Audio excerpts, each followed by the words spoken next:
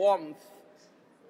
But I think it allows us an opportunity to start and prepare for campaigning. So we will speak a little bit with the rally voices so that you can be heard. And I'm sure by the time you go on full campaigning, all of you will be able to do so with eloquence. Thank you very much for your understanding.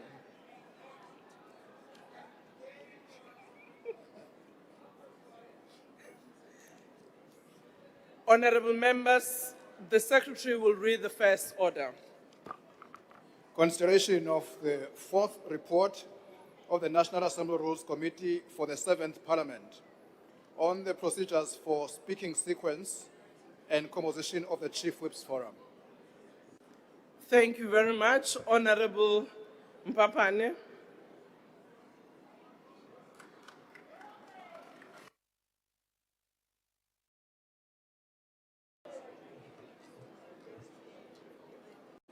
Thank you very much, Honorable Speaker.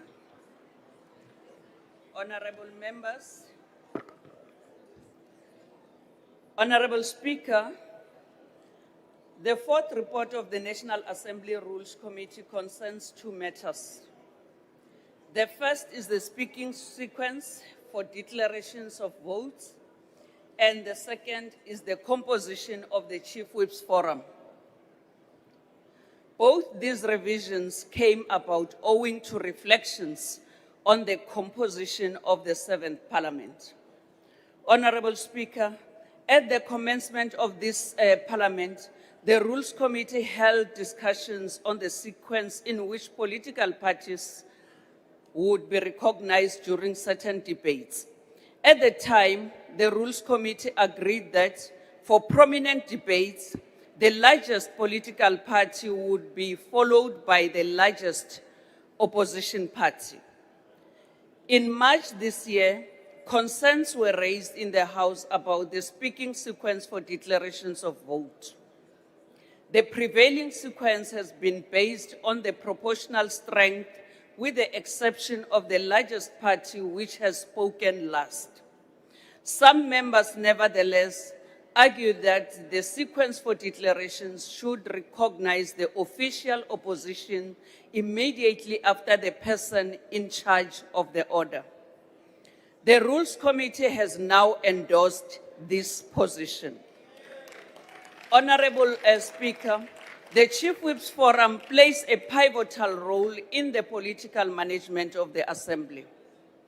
It is a forum where senior whips can raise and discuss internal issues that impact the work of the political parties they represent. The forum is necessarily convened by the chief whip of the largest party in government, but it remains important that all parties can attend. The membership of the forum must, however, be limited to ensure that discussions can remain focused and consistent. The proposed amendments to the Chief Whips Forum acknowledge both the principles of proportionality and participation while accommodating any changes to the composition and political arrangements in the Assembly. Indeed, the rules should not ordinarily have to be amended to address changing political circumstances. Honorable Speaker, I hereby table the report of the Rules Committee for the consideration of the House, and I thank you. Thank you very much, Honorable Chairperson. I will now recognize political parties wishing to make declarations. The usual time for declaration of votes will apply. The sequence for declaration is as agreed by the Rules Committee on the 26th of March. Honorable, thank you.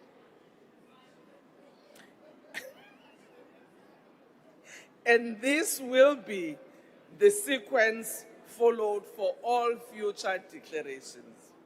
I now recognize 𝐬𝐮𝐬𝐜𝐫𝐢𝐻𝐈 Party.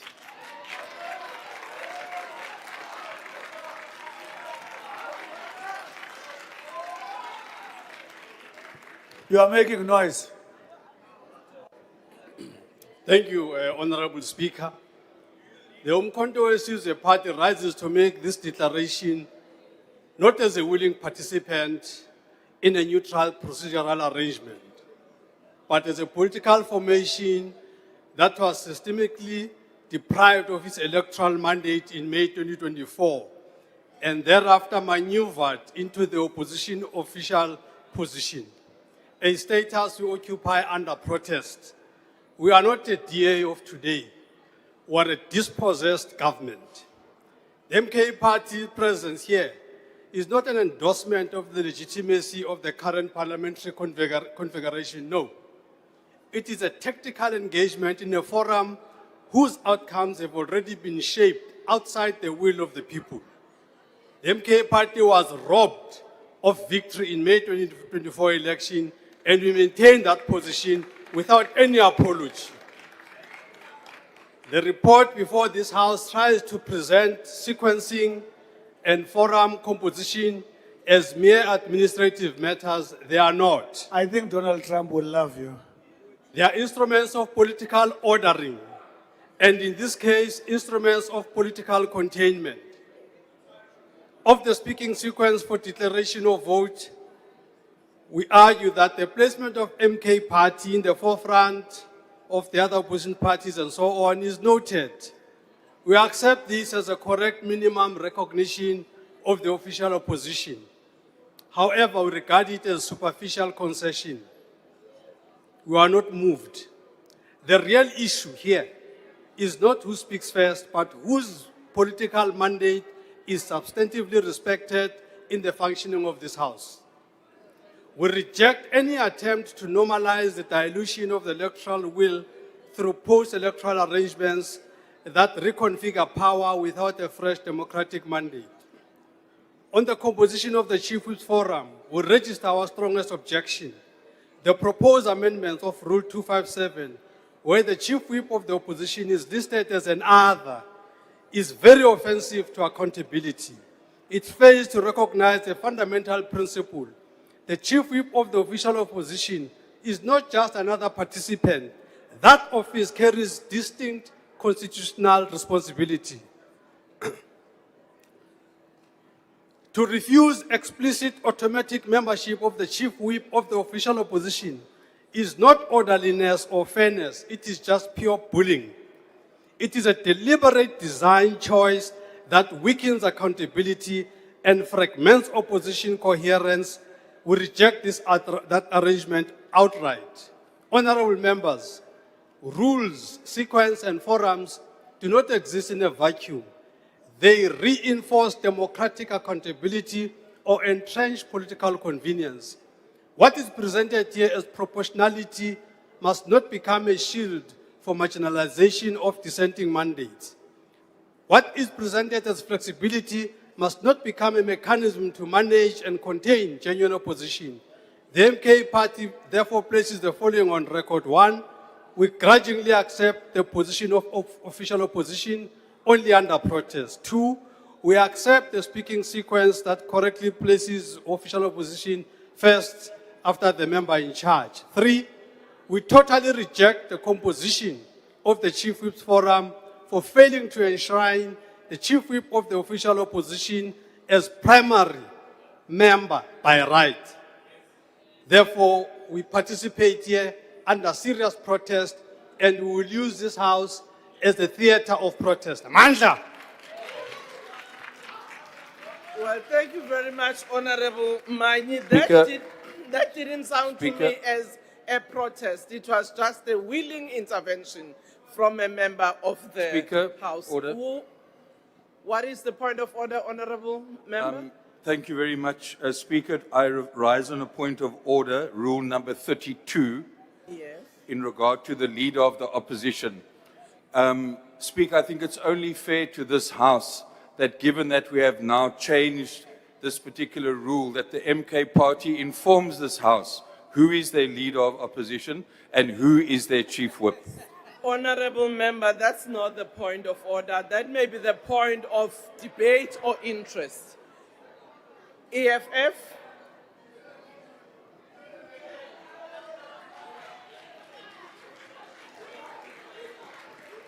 Thank you, Chairperson. Chairperson, Parliament, even though made out of just 400 elected members, it represents the true wishes of the majority of our citizens.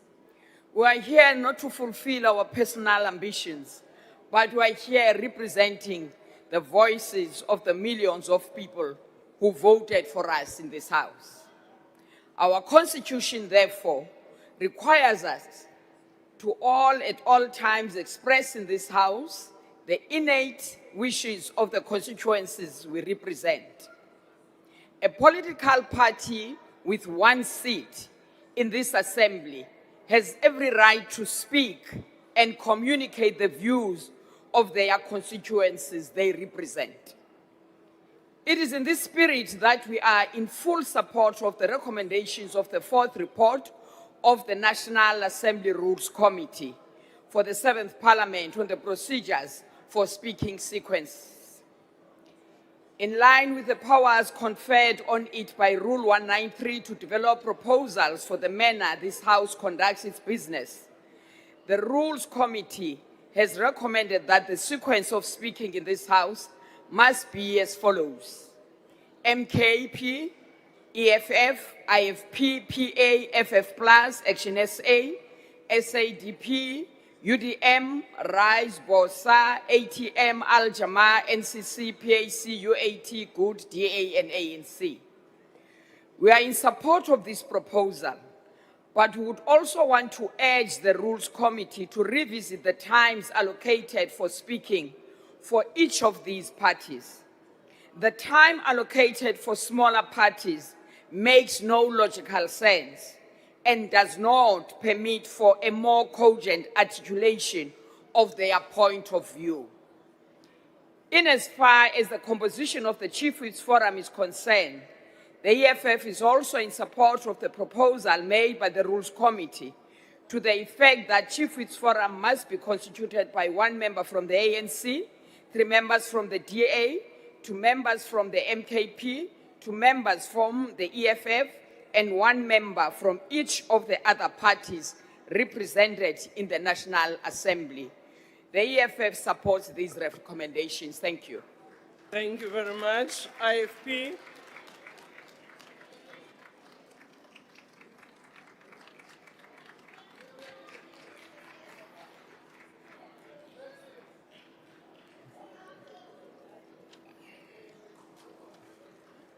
Thank you, Honorable Speaker. The business of the National Assembly must be conducted in a manner that upholds the high standard of respect, dignity, and decorum. The IFP believes that rules should not be viewed as instruments of suppression, but of democratic enhancement. Within an institution as vital as the National Assembly, they serve to safeguard orderly participation, ensuring that all parties are afforded a fair and meaningful opportunity to express their views and represent their constituencies. In light of the evolving political landscape, the IFP commends all parties for coming together in a spirit of cooperation to agree of these rules. Notwithstanding certain minor reservations, the rules are inclusive and it gives full efforts to the principle of proportional representation as investigated. Furthermore, the IFP welcomes the foresight of the rules committees in anticipation the various permutations that may arise in such future parliaments, thereby reducing the need for continuation amendments to the rules. In light of the issues raised, the IFP supports the report. I thank you. Thank you very much. PA.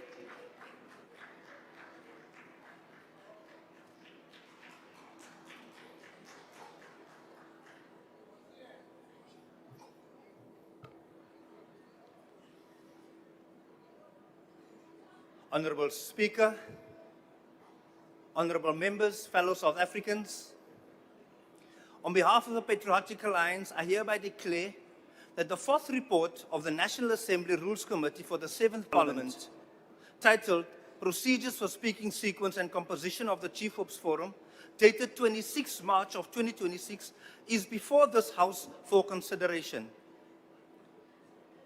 The report emanates from a duly constituted meeting of the Rules Committee held in terms of Rule 193 and addresses two critical procedural matters.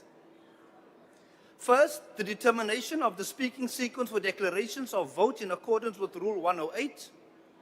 And second, the amendment of Rule 257 to realign the composition of the Chief Whips Forum with the political figuration of the 7th Parliament.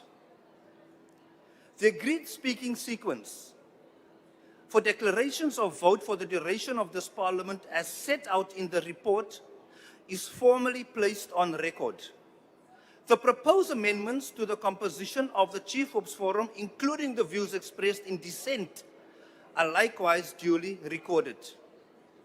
This declaration, it serves to confirm that the report has been properly tabled, formally seized by the House, and placed on record in full compliance with the rules and the procedures of this National Assembly. It is therefore, honourable members, that the Patriotic Alliance is in full support of this. Thank you so much. Thank you very much. FF+. Thank you, Honourable Speaker. No declaration. Action SA.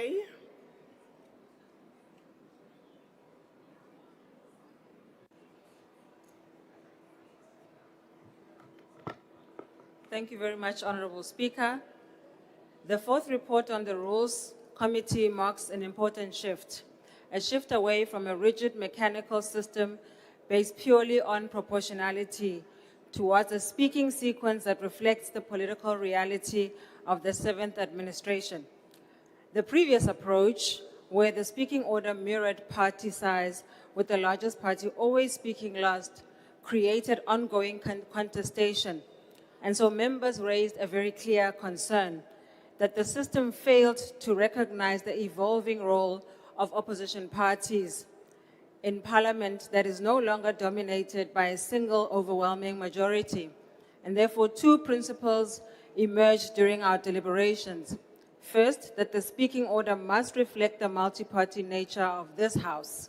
Second, it must provide clarity and predictability so that proceedings are not constantly disrupted by procedural disputes. And so Action SA agrees that a defined and fair speaking sequence for opposition parties strengthens accountability. It ensures that alternative voices are not pushed to the margins or reduced to an afterthought at the end of proceedings. And at the same time, it remains appropriate that the governing party concludes, because those who exercise executive power must ultimately account. This is what a maturing democracy looks like, and the rules that evolve to reflect a contested, plural parliament and not one that protects dominance. It is for this reason that Action SA supports this report. I thank you, Madam Speaker. Thank you very much. ACDP. Thank you, Madam Speaker. Madam Speaker, the ACDP welcomes the fact that clarity has now been given to this contentious issue. And whilst we appreciate the fact that there was quite robust engagement on the 24th of March, almost verging on disruptive conduct, I think the important point that needs to be made is that there are structures in Parliament that deal with grievances, as have now been graphically illustrated. Once one refers your grievance to the correct channels, the Rules Committee, it is very quick, where a credible and worthy cause can be heard and rules can be amended. So we support the amendment in that regard. And we also support the report relating to the composition of the Chief Whips Forum, which plays a crucial role in the effective running of Parliament and where matters affecting political parties can be canvassed.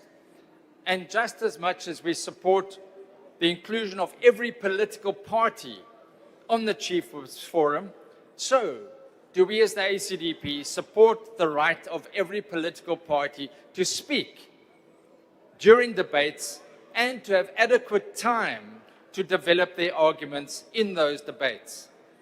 in that regard, we as the ACDP believe, in fact, that smaller growing parties shouldn't have less time, but should have more time. And so we differ with the Honourable Speaker from the EFF in that regard.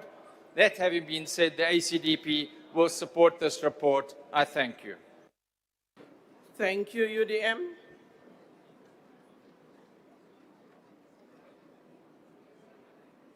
UDM, rise. We support the Speaker, no declaration. Thank you. Bosa, We support with no declaration. ATM,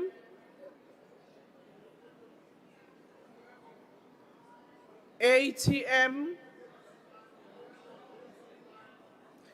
Al-Jama,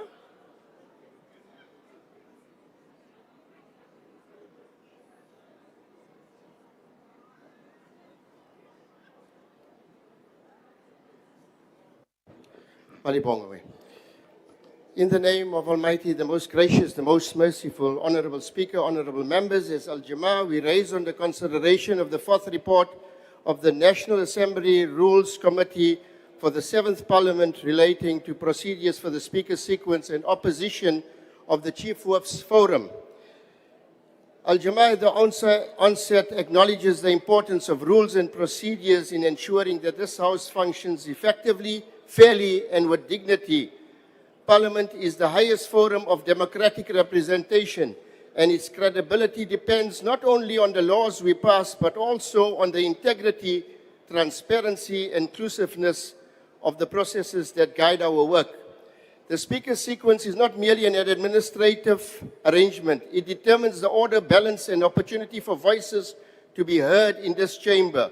Therefore, any procedures governing such matters must reflect fairness, impartiality, and equal recognition of all parties represented in Parliament, including smaller parties whose constituencies are equally deserving of representation.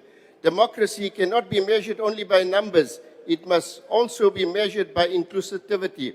Similarly, the composition of the Chief Whip's Forum carries significant responsibility. It is within that structure where consensus is often built, disputes are managed, and the businesses of the House is coordinated.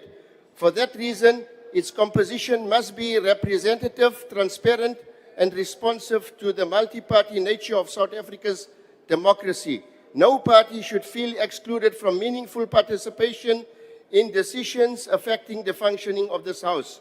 Honourable Speaker, in the 7th Parliament, the electorate has clearly signalled the need for cooperation, accountability, and maturity in governance. Our rules must therefore encourage dialogue over division, consultation over unilateralism, and fairness over dominance. Your time is up. Thank you. Malibongwe. NCC, PAC, We support Speaker, no declaration. UAT, Kanimambo.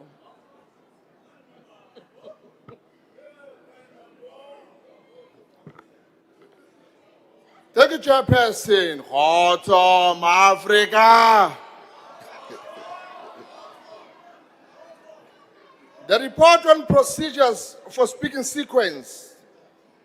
The Rule Committee maintained recognition based on proportional strength, with the largest party speaking last, a structure derived from the imported parliamentary conventions.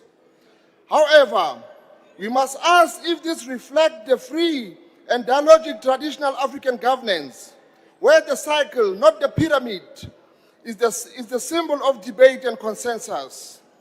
Pan-Africanism demands that even the small party representing the most marginalized communities should be heard with equal respect and time. The current sequence, with procedural sound, risks entrenching silence, diverse voice of the margins. On the composition of Chief Whip Forum, the move to expand representation is welcome. Yet the formula, 1 for the ANC, 3 for the DA, 2 for the MKP and EFF, and 1 for all small parties, remain a calculation rooted in arithmetic rather than the African consensus building. The objection raised, particularly by the MKP, regarding the role of chief whip of the opposition, highlight the persistent tension between inherited Westminster model and our evolving South African and Pan-African parliamentary culture. We must critically question, why do we continue to measure representation by formula that are foreign to our historical experience? Instead of seeking forms that are authentically African, that privilege dialogue over dominance, and that celebrate diversity as a strength, not as a problem to be managed with tactical rules. In conclusion, the United African Transformation call on this House to embrace the... Thank you very much. Good. Good. DA.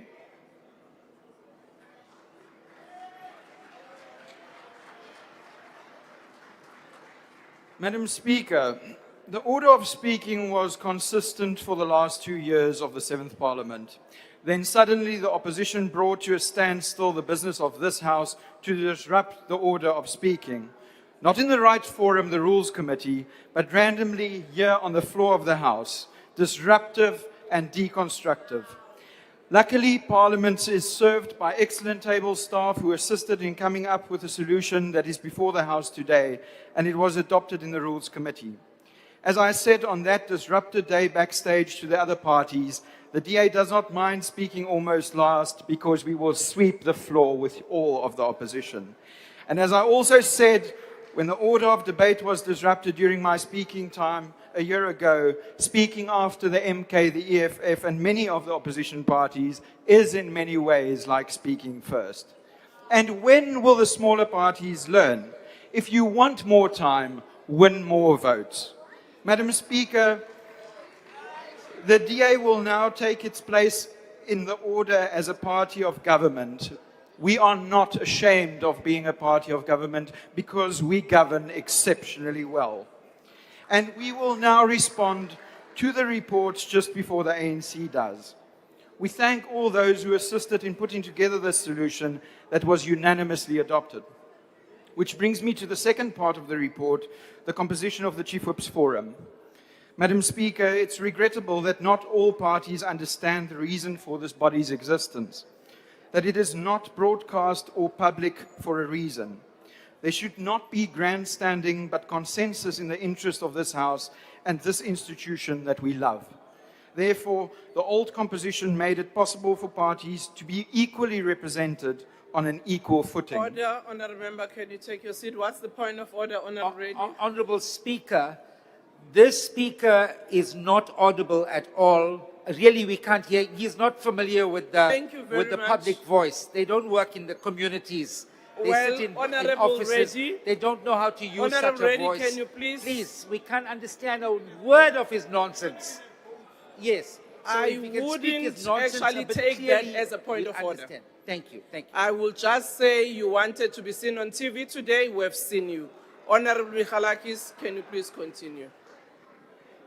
Thank you, Madam Speaker. I will give a printout to the Honourable Reddy that he can frame, put up in his office next to the photo of himself. The newly proposed composition reflects that of a decision-making body, such as a portfolio committee, rather than a body of consensus and consultation. And although the DA will now have 2 more representatives on this body, it is my sincere hope that those of us who put Parliament's interest at the forefront will remember the actual purpose of this forum and will continue to use it to advance decorum and efficiency so that we can get on with the business of the people. I thank you. Thank you. African National Congress.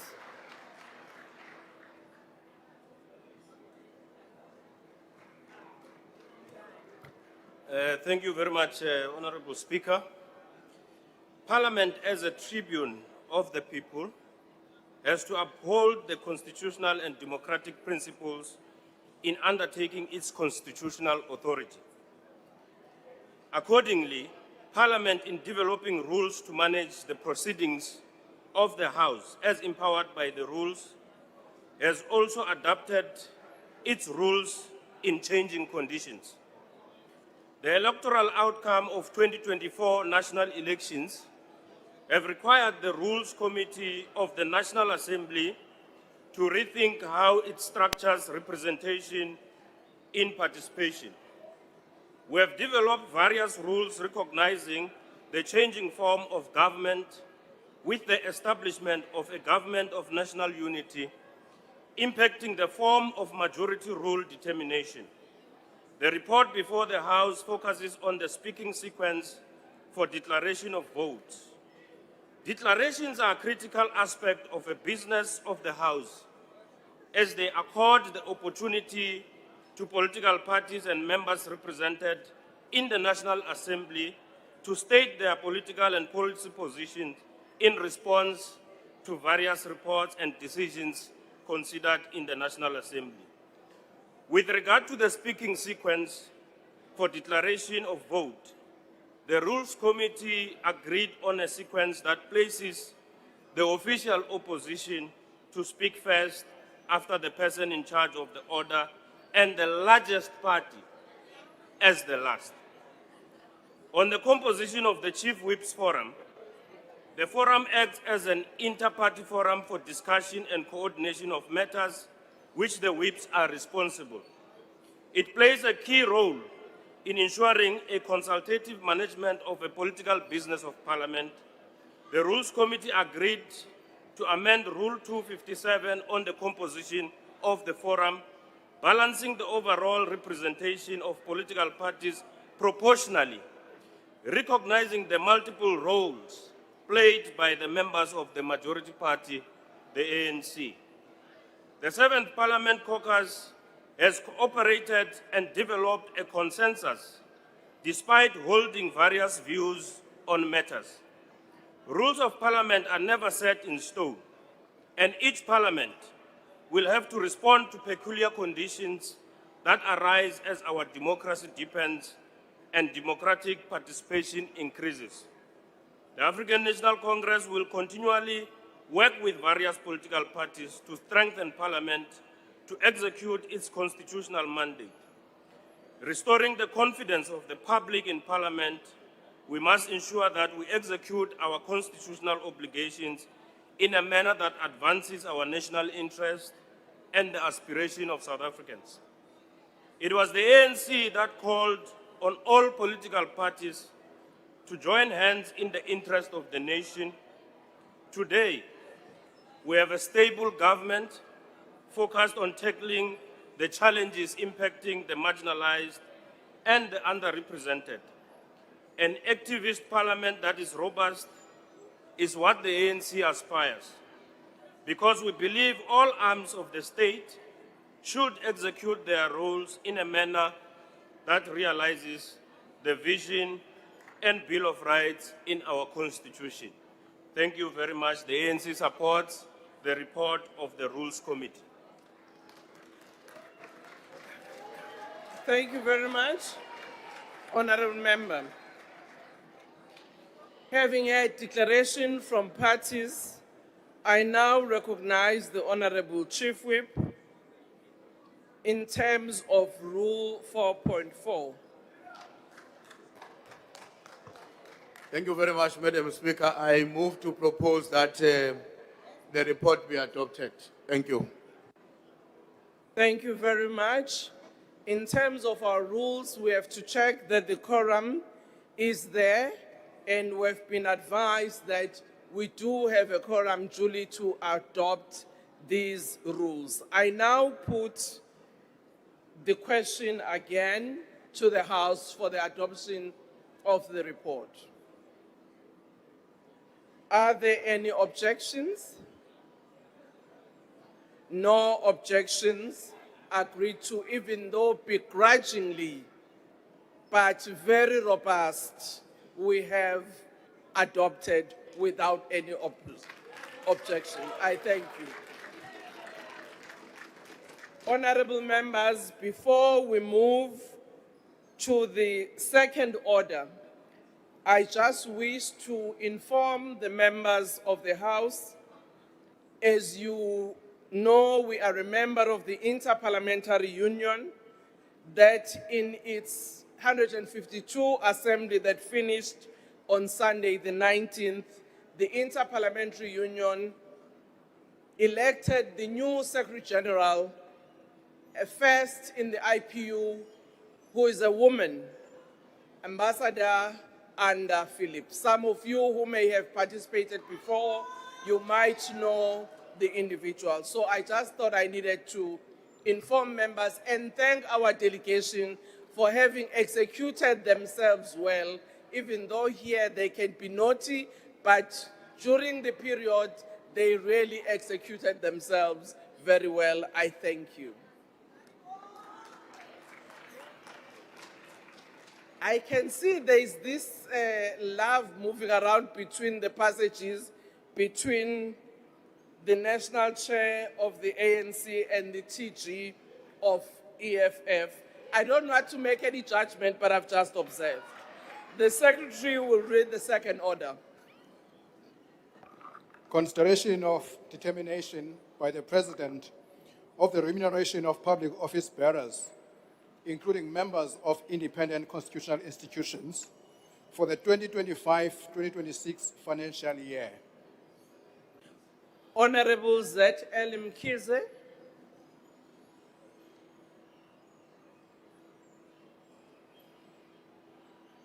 Thank you, Chairperson. Thank you, Madam Speaker. The Portfolio Committee on Cooperative Governance and Traditional Affairs deliberated on the remuneration of the public office bearers of the CRL Rights Commission and considered all factors, including the necessity of the adjustment of the remuneration and the percentages determined by the President in terms of the determination of remuneration of public office bearers and Independent Constitutional Institutions Laws Amendment Act of 2014. As a committee, it's important to note that while their deliberations are informed by the President's determination, we bear responsibility to ensure that there is value for money and that the entity is able to fully discharge of its responsibilities in line with government priorities. As an oversight body, our work must take it to a point that the Commission's mandate is felt by those it is intended to serve. In other words, the Commission must play a role in strengthening democracy and promote social cohesion in our country. It is the Portfolios Committee's view that the Commission, the leadership and the Commissioners have handled their work to the standard expected. Therefore, as a committee, we wish to declare the report as the reflection of our deliberations and that we approve and support the determination by the President. We ask that the House notes and approves of the report of the committee. Thank you. Thank you. There have been declarations requested. I now recognize the MK Party.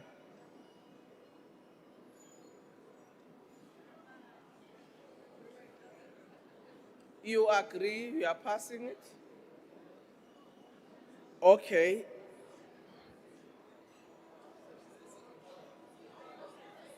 MK Party, you just want to change the order that we've just agreed.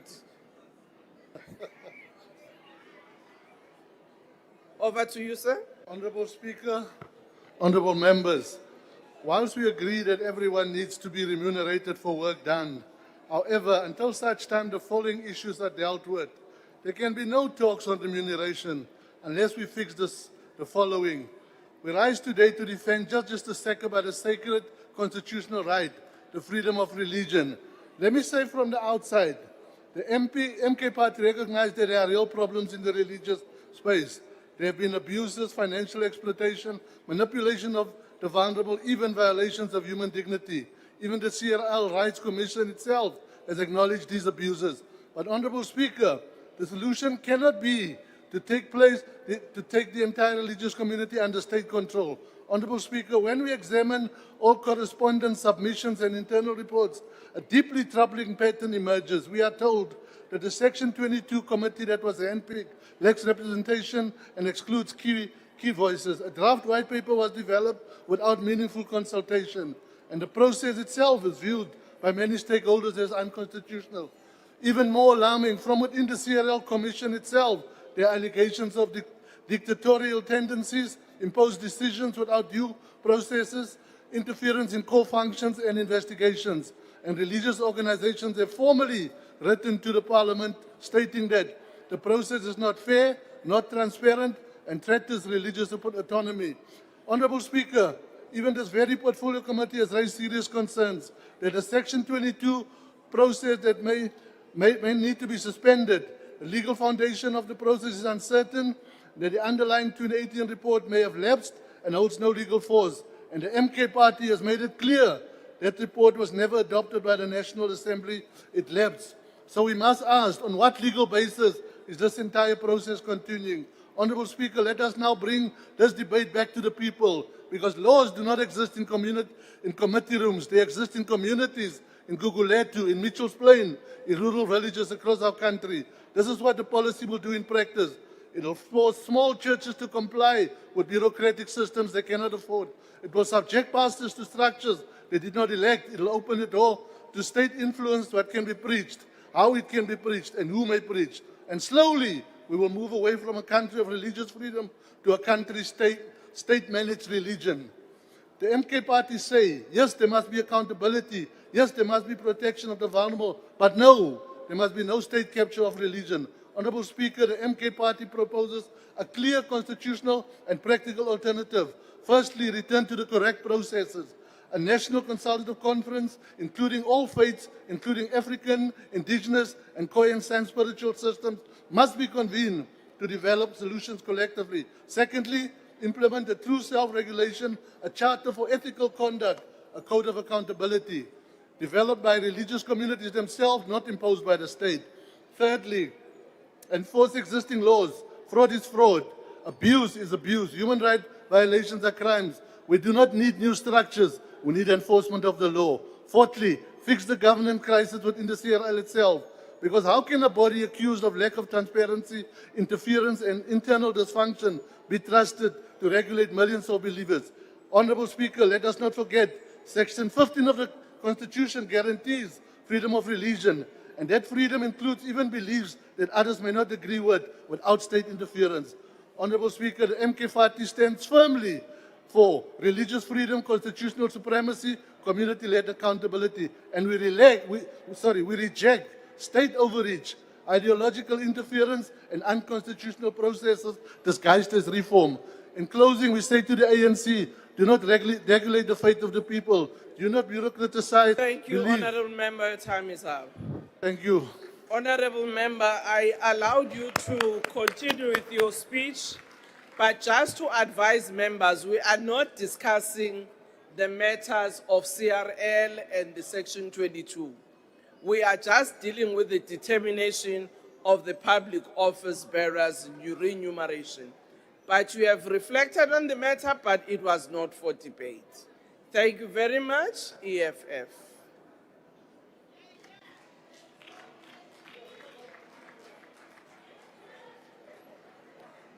Thank you very much, Honourable Speaker. Honourable Speaker, as a general principle, the Economic Freedom Fighters is in support of the provisions for salary increases of public office bearers, such as those services in the Commission for Religious and Cultural Rights. As much as we support, Madam Speaker, the salary increase for the CRL Chair, Deputy Chair, and Commissioners, that increase must be earned and match the Commission's work. Remuneration cannot be divorced from performance. The Commissions exist to protect heritage, resolve disputes, and safeguard vulnerable communities. Today, we are expected to approve salaries for commissioners who have practically neglected their work. There are too many unresolved cases that this commission is sitting over.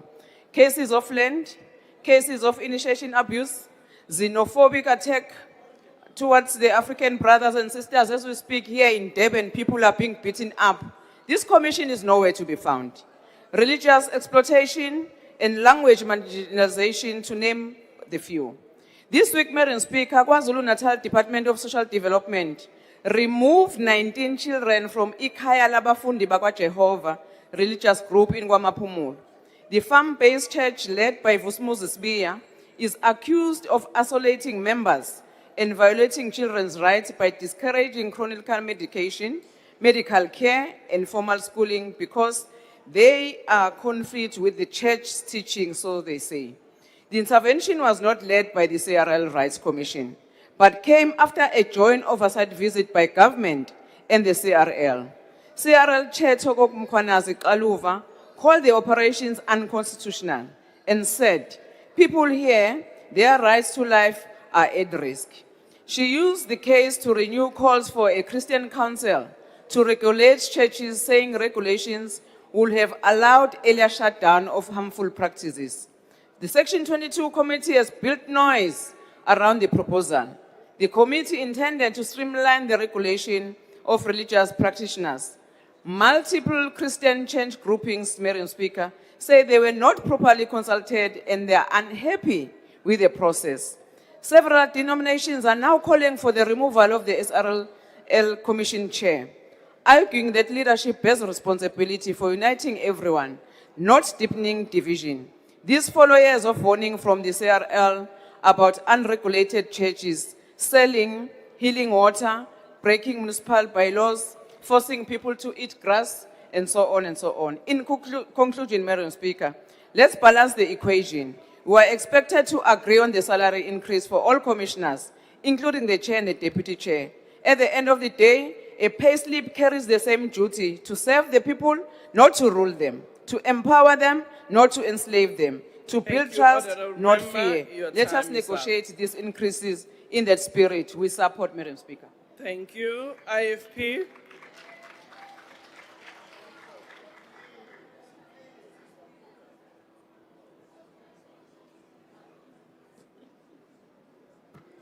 Honorable Speaker, culture occupies a place of profound importance within the IFP. It is through culture, together with language, that the identity, dignity, and heritage of South Africans are preserved and expressed. In a nation as richly diverse as ours, these very differences serve not to divide us, but to bind us together in a shared national identity. The Cultural, Religious, and Linguistic Rights Commission plays a vital role in safeguarding this constitutional vision. As a Chapter 9 institution, it stands as a cornerstone of our democracy, entrusted with the responsibility of promoting, protecting, and advancing the cultural, religious, and linguistic rights of all South Africans.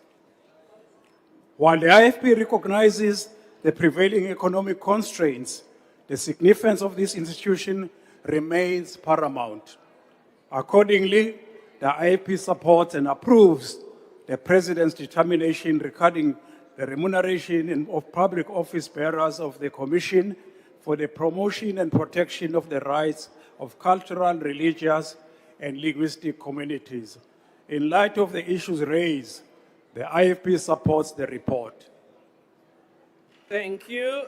PA. No declaration, Speaker. The PA supports. Thank you. FF Plus. No declaration, Honourable Speaker. We support. Thank you. Action SA.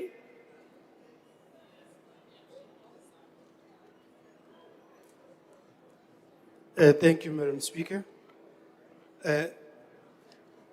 I'd like to put it up front that in terms of the increase to the Consultant General, Action SA supports. But the question that we raise is about the value for money from these institutions. Issues have been raised about what is happening in the CRL Rights Commission. And that question is a question that should be asked across the board from these institutions. Parliament needs to be able to evaluate value for money from these institutions.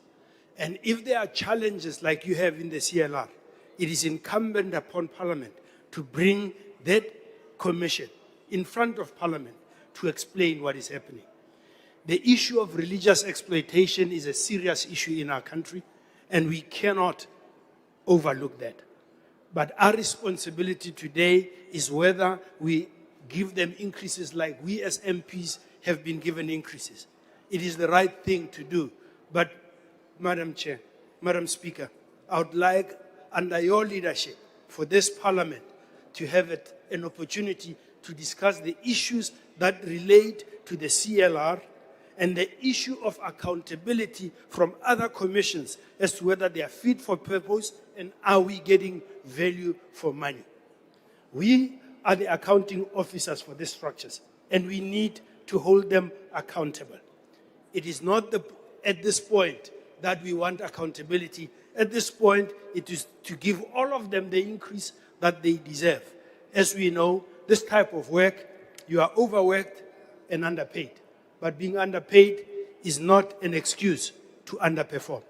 We support, but we want a climate of accountability to be created by this parliament. Thank you, Madam Speaker. Thank you. ACDP.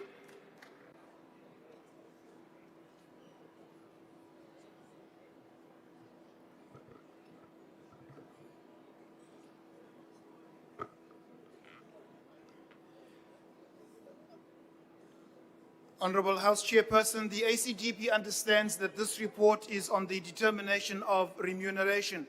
With that said, the CRL's core mandate as a Chapter 9 institution is the promotion, protection of cultural, religious, and linguistic rights in South Africa, including the respect for diversity. It is, however, unfortunate that under the leadership of Mrs. 𝐾𝐨𝐧'𝐭, rather than protect and promote the church in the religious sector, she has attacked, harassed, and threatened it. During her 2014-2019 tenure, she attempted to regulate against the church through a peer review council to be overseen by the CRL itself. This attempt failed, but since being reinstated as the chairperson of the CRL in 2025, she has renewed her attack on the church, this time through a Section 22 committee established irregularly to assist the CRL to carry out its nefarious agenda to regulate against the church. The High Court in Gauteng ruled that the CRL Commission cannot use the Section 22 committee to create or enforce binding regulations over religious institutions. 𝐾𝐨𝐽𝐾 appears to have ignored this ruling, seemingly becoming a law unto herself.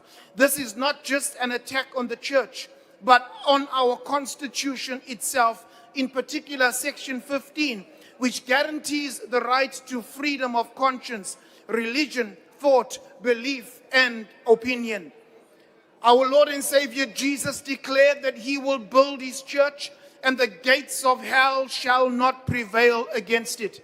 Any attempt by the state through the CRL to regulate the church will be met with a fierce, determined resistance by the ACDP.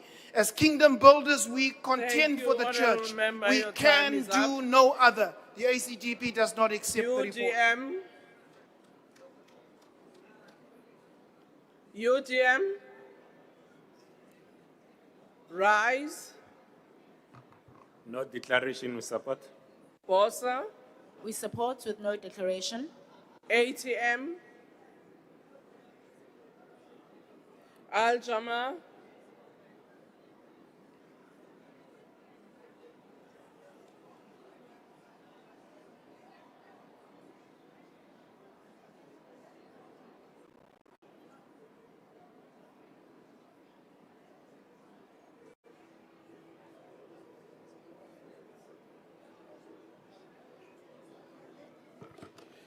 Thank you, Madam Speaker.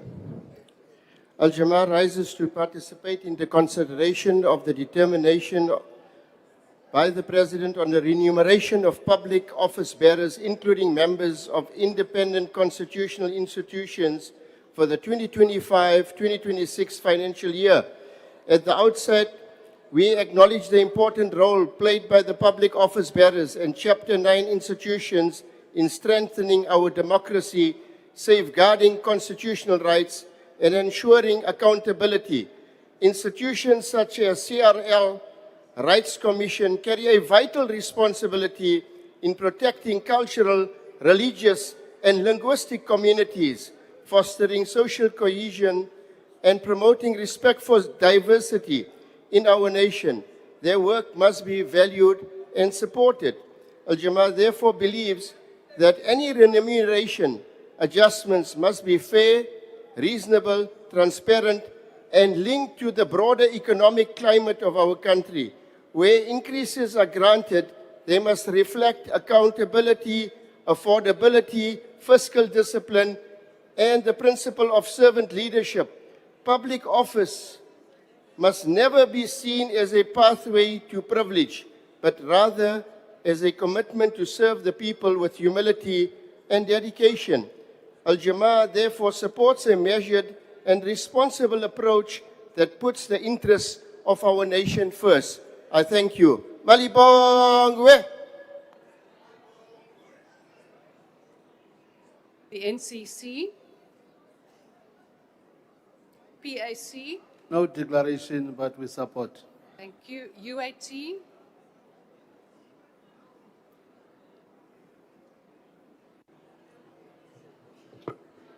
Thank you, Chairperson. Kgotso Africa.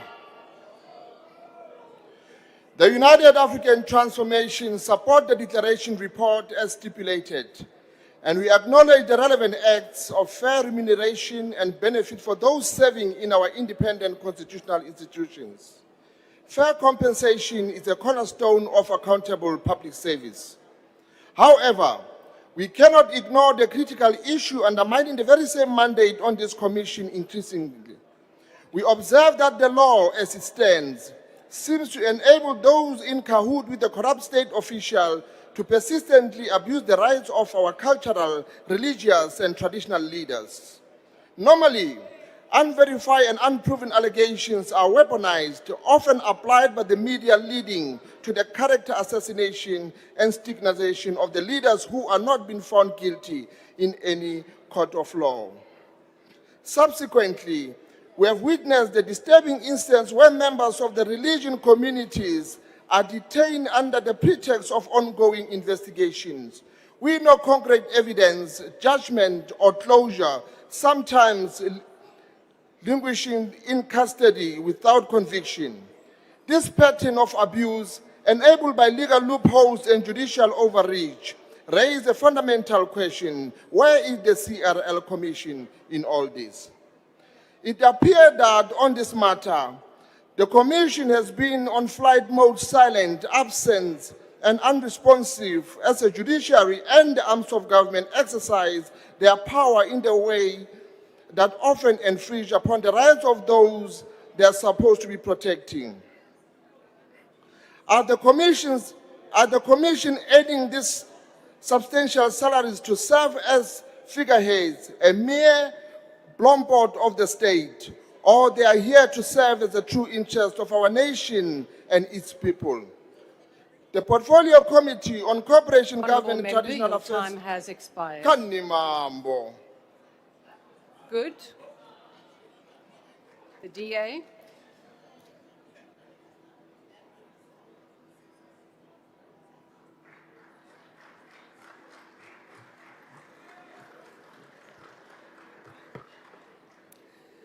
Honourable Deputy Speaker, our Constitution provides the Commission for Promotion and Protection of the Rights of Cultural and Linguistic Communities, or the CRL Commission, with an important mandate in our country's nation building.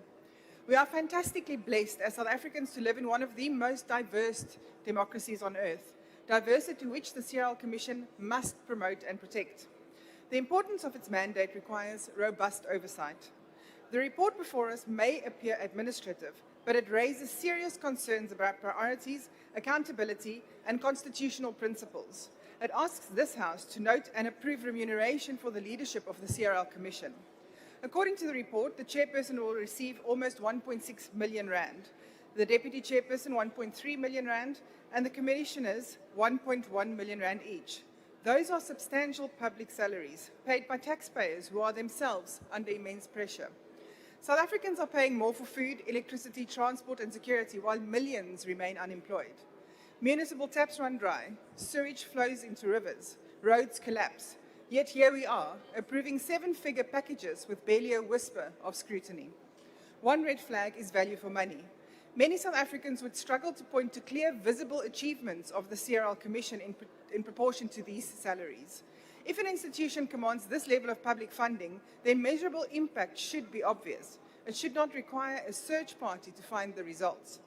But there's another matter that cannot be ignored. The current leadership of the CRL has generated deep public concern through attempts and statements suggesting greater regulation of religion. Let us be clear. South Africa is a constitutional democracy. We do not regulate belief. We do not place bureaucrats between citizens and their faith. Section 15 of the Constitution protects freedom of religion, belief, and opinion. The state may act against fraud, abuse, and criminal conduct, and it should. But that is very different from policing religion itself. Honourable Deputy Speaker, taxpayers are entitled to ask, why are they funding million-rand salaries for leadership perceived to be pursuing overreach into constitutional freedoms, while failing to demonstrate sufficient institutional impact? That frustration is real, and it is justified. This House must insist on a new standard, remuneration tied to transparent performance, audited outcomes, attendance, and public value. If institutions defend rights, they must show the evidence. Let them earn their remuneration. If they want to build public trust, they must explain it. Because, Deputy Speaker, in South Africa, public money is sacred. It belongs to the pensioner choosing between food and medicine. It belongs to the unemployed graduate sending out CVs. It belongs to the family waiting for water. And before we sign off on another salary package, we owe them more than silence. We owe them accountability. Thank you. The ANC.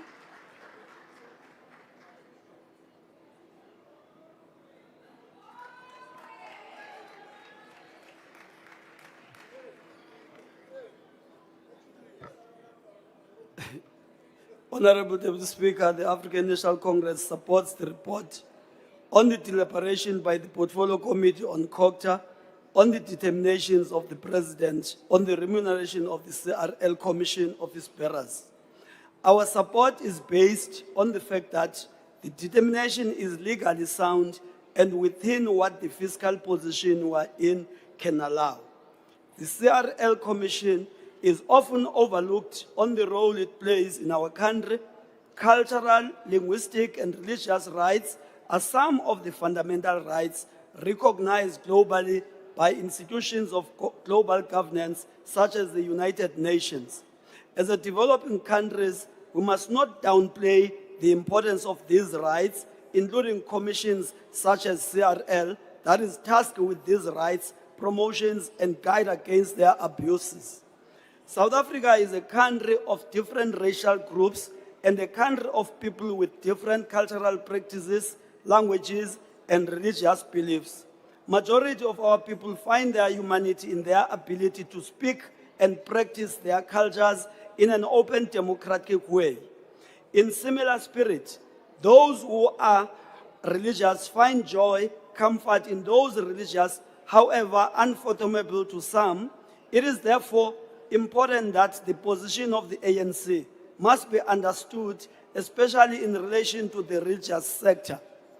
The ANC has no desire of regulating the church. Our view is that the church is an important pillar of our society's moral standing and regeneration. As Parliament and Portfolio Committee on Cooperative Governance and Traditional Affairs, we will continue to play our role and hold the CRL accountable. It is our hope that these determinations by the President will enhance the work and boost the morale of the commissioners to serve the people better and listen to them at all times. Thank you very much.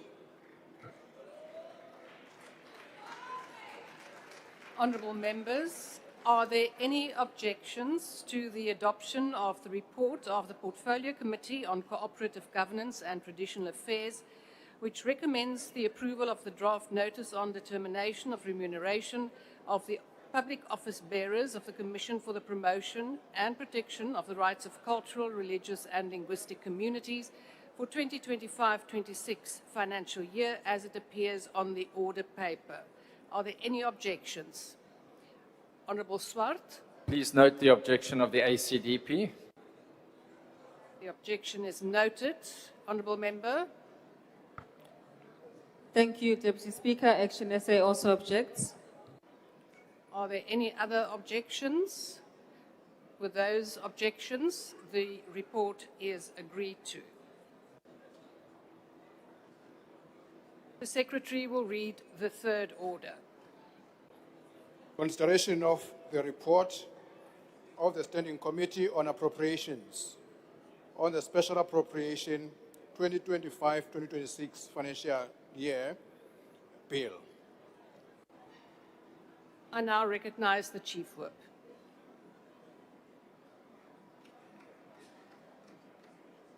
Thank you, Deputy Speaker. Good afternoon. And I want to propose that the report be adopted. The motion is that the report be adopted. Are there any objections? Honourable Motwe. We as Thank the you, MK Deputy Party Speaker. object. Please note the objection of the EFF, and we are calling for a division. Having a division being called, they will now, or the bells will now be rung for 5 minutes.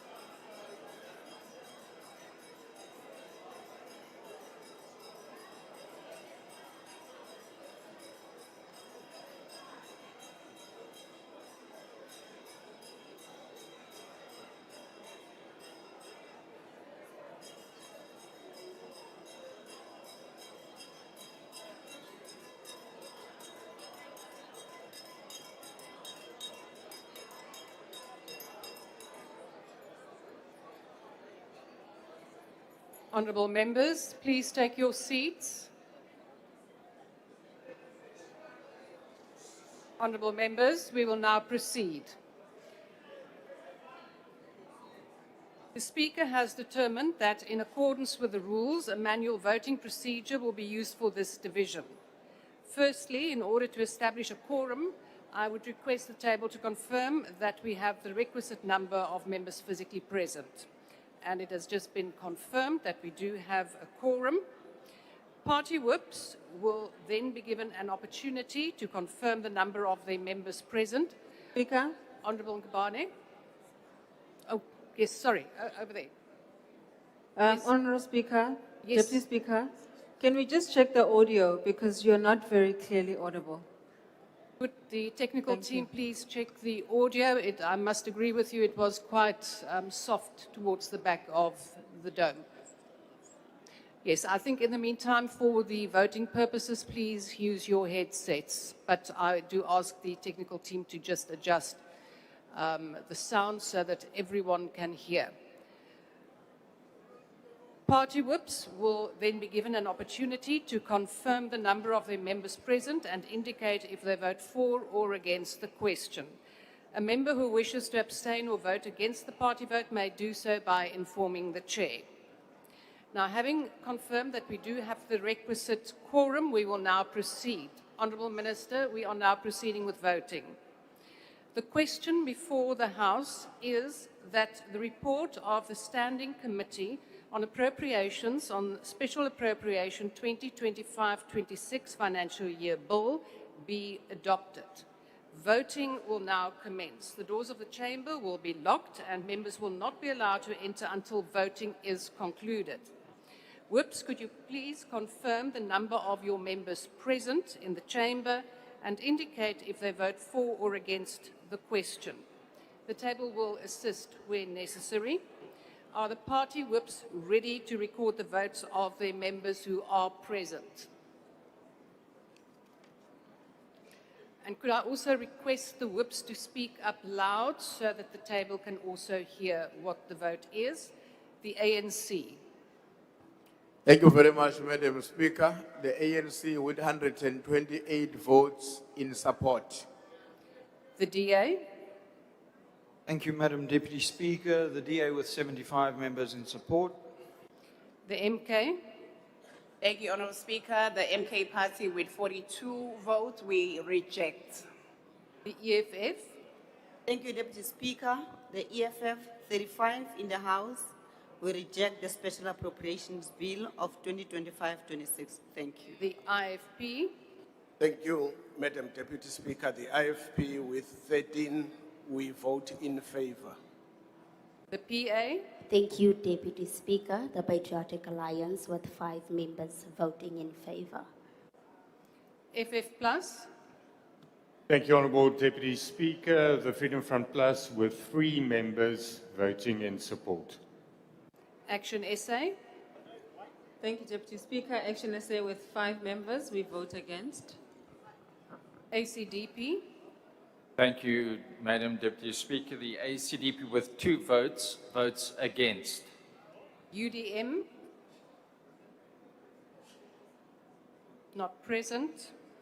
RISE. Rise 1 member, we support. BOSA. Also, 2 members of the House supports. ATM. Not present. 𝐿-𝐵𝐷𝐻. Thank you, Madam Speaker, Deputy Speaker. 𝐿-𝐵𝐷𝐻, 1 in the chamber and 𝐿-𝐵𝐷𝐻 in support. Thank you. NCC. Not present. PAC. Not present. UAT. Thank you, Deputy Speaker. The UAT rejects. Good. Not present. Is there any member that wishes to abstain or vote differently to their party? I do not see anyone. Thank you. The voting session is now closed.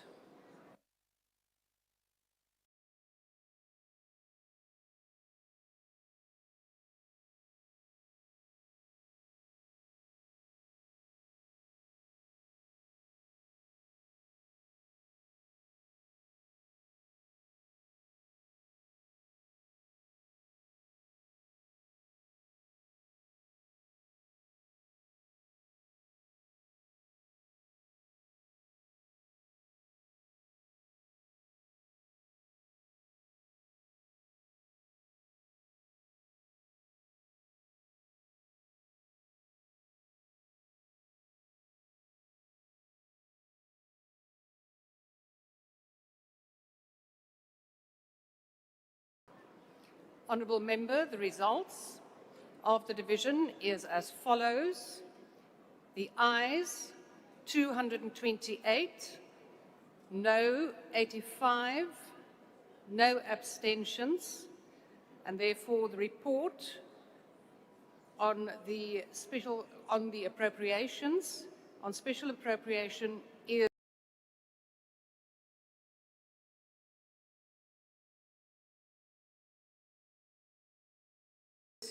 agreed to. The Secretary will now read the fourth order. First reading debate, Special Appropriations 2025-2026 Financial Year Bill. I now invite the Honourable Mai Mane.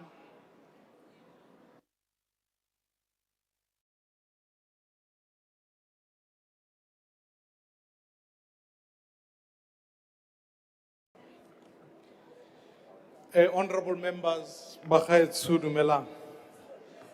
Today I stand on behalf of the Standing Committee on Appropriations to table the report on the Special Appropriations Bill of 2026. This bill takes place within a global context of geopolitical instability. It takes place in a context where our country is facing slow growth, and ultimately it takes place at a time where, as the Auditor General has reported, we face a crisis where certain entities are not meeting their audit opinion in a manner that they should. It is within this context that I want to affirm what Minister Godongwana has done in responding to this challenge.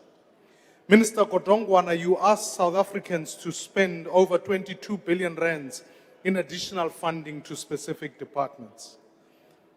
Honourable members, I think it is important that we remind ourselves that today is about a test in our spending and our ability to respond to this global crisis. When I undertook public hearings with the committee in KZN, citizens spoke, whether they were in informal settlements, whether they were students, whether they were workers. They asked us to think hard about the choices we have to make about CENTEC or SABC, about the Border Management Authority, the IEC and PRASA. Workers and communities keep constantly asking us to say they want transport so that they can get to work. They want to ensure they don't spend their money ultimately funding transport rather than feeding their families. So, honourable members, this bill, I commit to you for its support because it's an important response to the workers and the people of South Africa. It allocates 13.5 billion rands in Schedule 1 for approved expenditure, 8.5 billion rands in Schedule 2 for additional expenditure. So, in essence, some of the key items that are highlighted in the bill are the work that Parliament must do. And I would urge that 2 billion rands allocated to Parliament must be spent in an exemplary manner. It follows on that over 1 billion rands is sent to the IEC for the local government elections, ensuring the smooth runnings and that we can elect councillors who will serve the people. It proceeds to ultimately allocate 889 million rands to CENTEC, and the committee supports this view despite CENTEC's monopoly. But I want to urge honourable members, CENTEC and SABC have an intertwined relationship, and therefore this needs to be managed. We must modernize the SABC to make sure it can meet its obligations to CENTEC. Furthermore, honourable members, if Operation Vulindlela is going to succeed, it is going to require additional funding towards PRASA and make sure that our freight and rail logistics and corridors respond to the economic demands of the day. It further wants to ensure that the billion rands that has been put in port infrastructure in Durban is utilized, fulfilled, so that we can accelerate our ability to respond to our global needs in logistics. I want to urge the Minister of Transport to say, Minister of Transport, it is going to be important that we hold PRASA accountable for the execution of this project. There's a significant resource that's going here. South Africa is now dropping 5 places to number 12 out of 25 developing countries as far as 2026 foreign direct investment confidence. So we have to act. And so the committee will commit itself to exercising full scrutiny over these allocations, ensuring that PRASA can come and account. And Minister, I hope you will work with us in ensuring that this money is spent properly. I want to affirm that where there's public funding, departments that are failing to fulfill appropriate audit outcomes must be held accountable. It is the job of this House. It is not only the job of what National Treasury is doing. Therefore, the allocation that has been put forward in the special appropriation is duly supported. I want to endorse the work that the Minister of Finance is doing in ensuring that we can be, ultimately as South Africa, a number one as far as freight and logistics is concerned. I thank you, honorable members. I table this bill and I ask you to support it. Thank you. I now invite the Honorable 𝐾𝐨𝐧'𝐭 Mazibuko.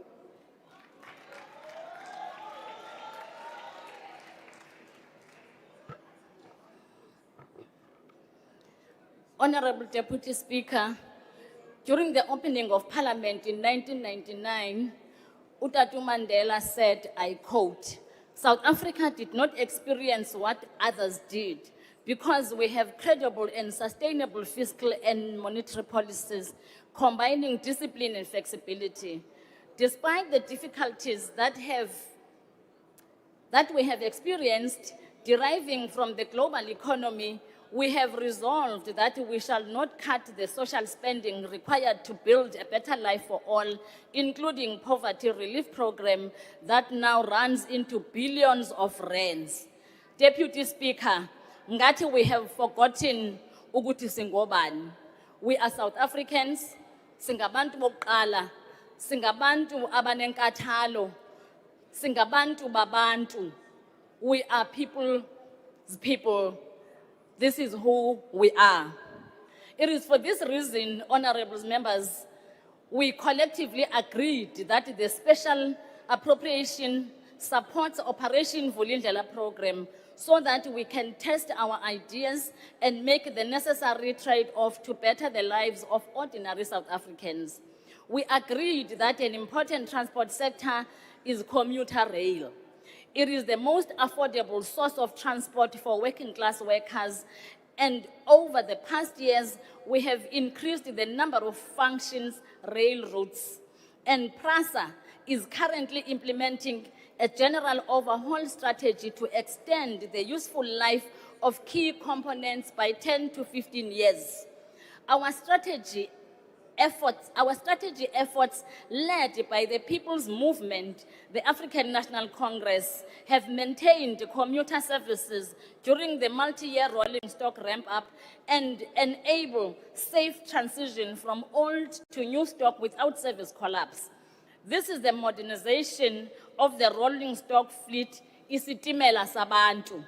Le sitimela ke, Madam Speaker, sikhiqizwa ulutsha nabasifazane balelizwe baseMzantsi Afrika. Khona la eNigel, eGauteng, eSouth Africa, at the Gibela manufacturing plant. Ngubani onga objector into efana naleyo? Namhlanje, Honorable Speaker, sithetha nge-fleet that is deployed in Gauteng, KwaZulu-Natal, nase-Western Cape. The current plan targets 600 new electrical multiple units with more than 300 received to date. The special appropriation bill, Honorable Deputy Speaker, allocates 5.7 billion to fulfill commitments with Gibela to ensure the rolling stock program is on track. Abasebenzi bazogibela and bazosave imali yokugibela ngokugibela ama-train. The ANC in Parliament will continue to play our oversight role of ensuring that PRASA manages allocated funds in an optimal manner. We shall monitor the conditions set by the Minister of Finance, and the ANC will continue to support the National Treasury in linking allocation with performance and compliance conditions which are linked to the realization of intended outcomes of spending. In the year of delivery, let us celebrate the doubling. We have doubled from 39 million to 77 million passengers over the past year. The agency expects to exceed 100 million passenger trips by the end of the financial year. These are not just numbers, Honorable Speaker, but a significant improvement from the foundation laid by the 6th administration. Sithi phambili ngezitimela phambili. Honorable Speaker, the Special Appropriation Bill allocates funds for the Iron Ore Corridor and North Corridor reinstatement, which will restore the functionality and efficiency of the routes. Zizoqinisekisa ukuthi imizila kaloliwe iyasebenza ngokuphelele. Supports the Transnet infrastructure of 8.3 billion, is part of the backbone of the functioning of our economy, and the ANC supports the allocation. Phakama, South Africa, Phakama.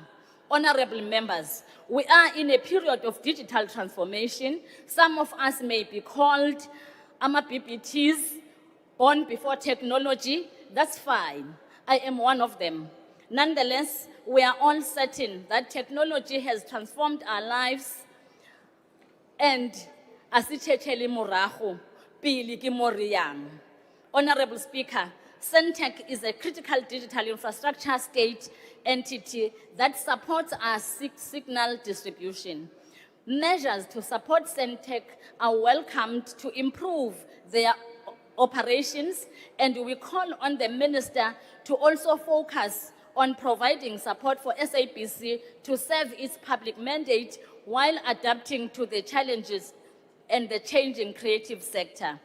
The special appropriation is about allocating funds to support areas already prioritized by the government for the period ending 2025-26.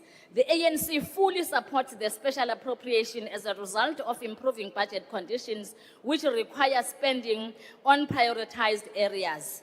Utatu Madiba had spoken, and I shall remind this House of the words he said back then in 1999.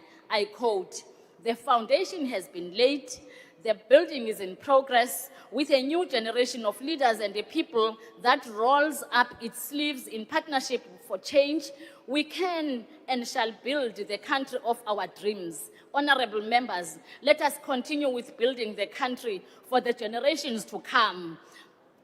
Asiliphathe kahle izwe lokhokho bethu. Phakama, South Africa. The next speaker is the Honorable Gamede.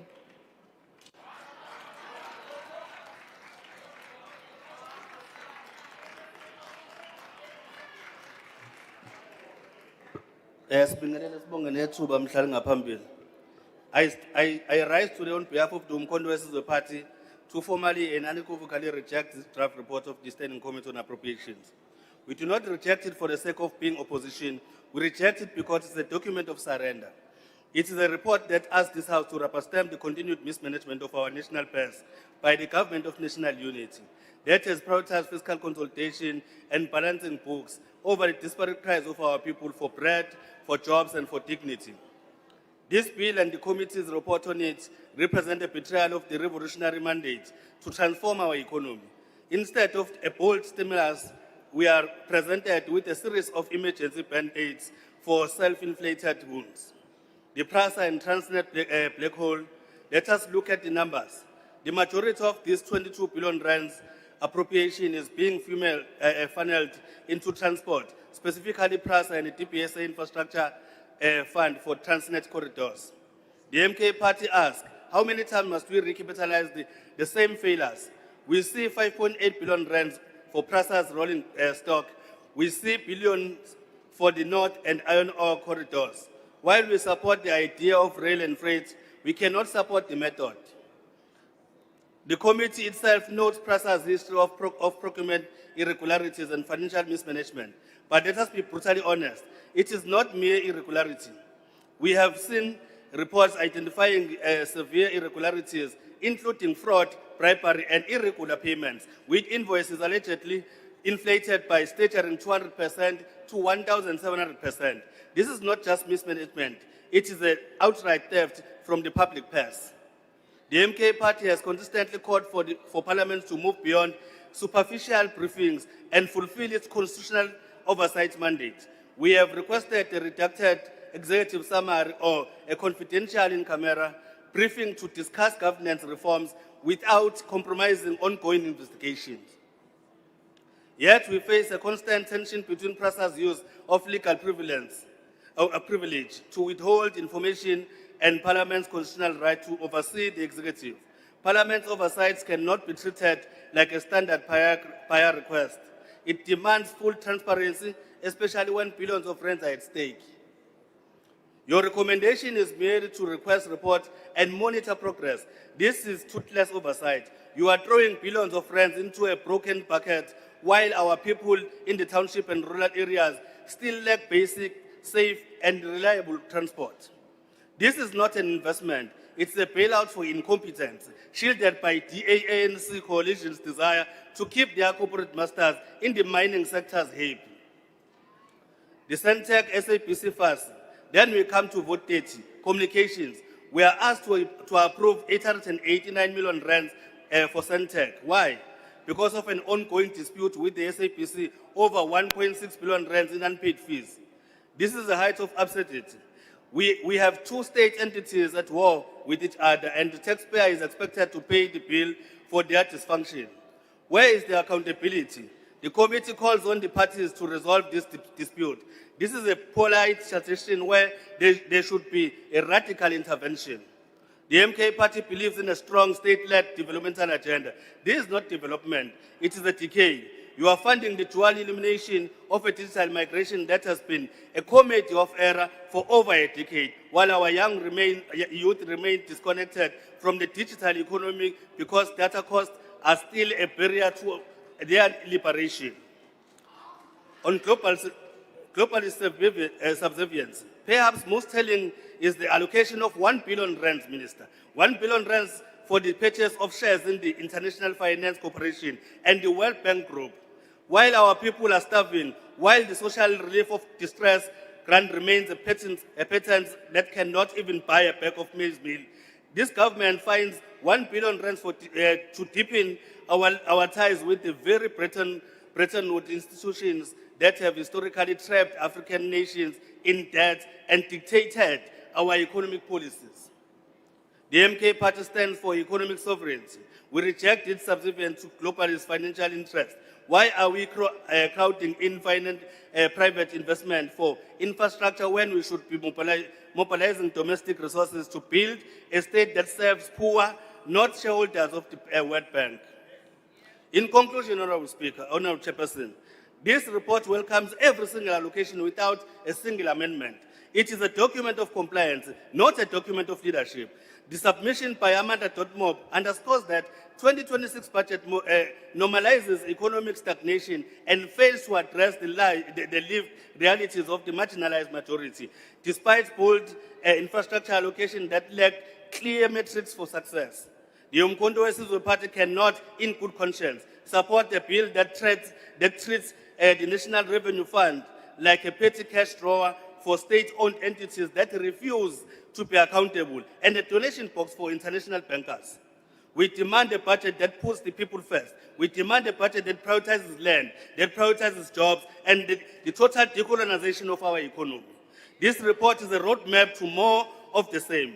More failures, more debts, and more poverty. We reject it, Honourable Chairperson, and we reject it in its entirety. I thank you, Honourable Chairperson. The next speaker is the Honourable 𝐬𝐻𝐫𝐿.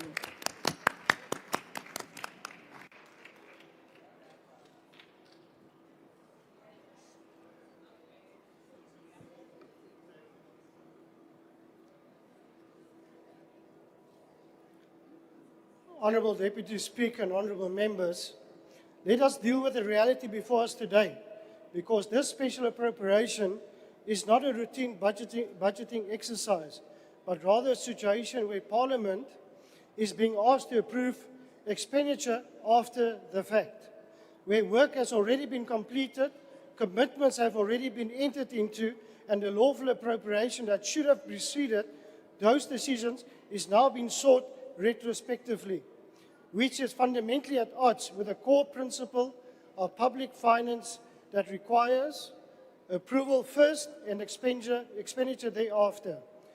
This is not an isolated incident confined to one entity, although 𝐼RZA represents the clearest and most visible example, because what this bill reveals is a broader and deeply concerning pattern across the whole government, where bad project planning and weak contract management is increasingly used as a justification for these submissions. This is where the weak planning in turn becomes the excuse for bypassing proper financial controls. The Schedule 2 of the bill is specifically framed as expenditure that could not reasonably be delayed. In reality, much of what we are dealing with reflects not urgency, but a failure to plan, prioritize, and execute with a framework of lawful appropriation. Honourable Deputy Speaker, in the case of 𝐼RZA, the situation is stark and cannot be avoided because trains have already been manufactured under a major contract with the necessary appropriation was not in place at the time those commitments were made. This creates a clear and material risk for possible irregular expenditure. And yet, instead of responding to that risk by strengthening controls, the committee rejected the simple and reasonable safeguard that was proposed by the DA. Approximately 8 billion is due under this manufacturing arrangement, of which only 5.7 billion is provided for in this special appropriation. This leaves significant balance that will be returned to this House, and when it does, members must ask themselves whether we will once again be placed under pressure to prove funding after the fact. If that becomes the pattern, then Parliament is no longer exercising oversight, but is instead being compelled to regularize decisions taken outside of its authority. The concern does not end with 𝐼RZA. Across many national departments, provinces, and SOEs, we see the same structural risk emerging consistently, where bad planning, weak project execution leads to types of submission, which then puts pressure on Parliament to regularize. 70% of the total allocation of this bill is directed towards infrastructure investment in rail, ports, and freight corridors.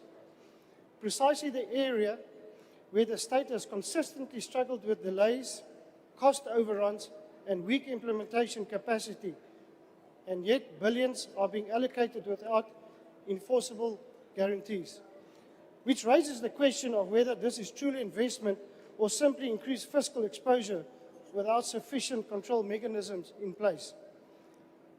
At the same time, we are allocating further resources to entities that are already under financial strain.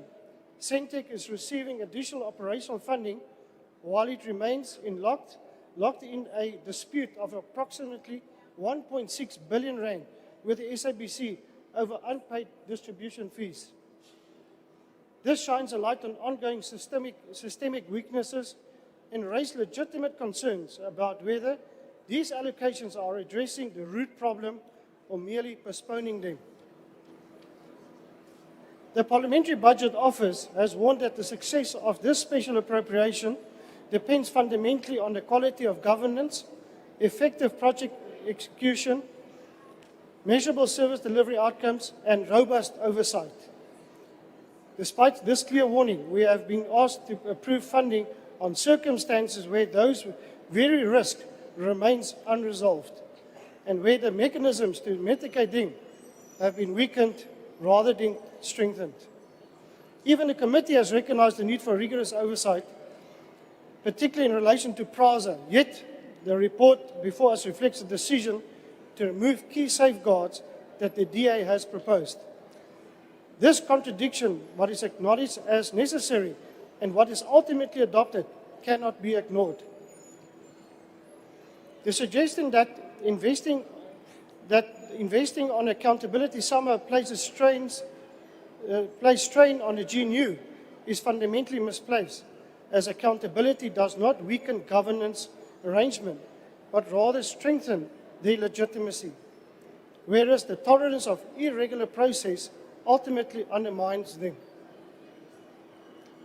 The position of the DA is therefore clear and grounded in principle. We recognize that obligation from this bill must be met, but we will not support the normalization of a system in which expenditure precedes approval. We thank the Minister and the Deputy Minister of Finance for intervening and agreeing with us that tighter controls are required, not just with PRASA, but a number of other entities and departments. The DA, based on the commitment made by the Minister, are prepared to support this special appropriation only on the basis that National Treasury imposes strict and enforceable conditions, which includes milestone-linked future disbursements, independent verification of work completed, formal determination of any irregular expenditure, clear consequence management for those that are responsible, and structured reporting back to Parliament to ensure ongoing oversight.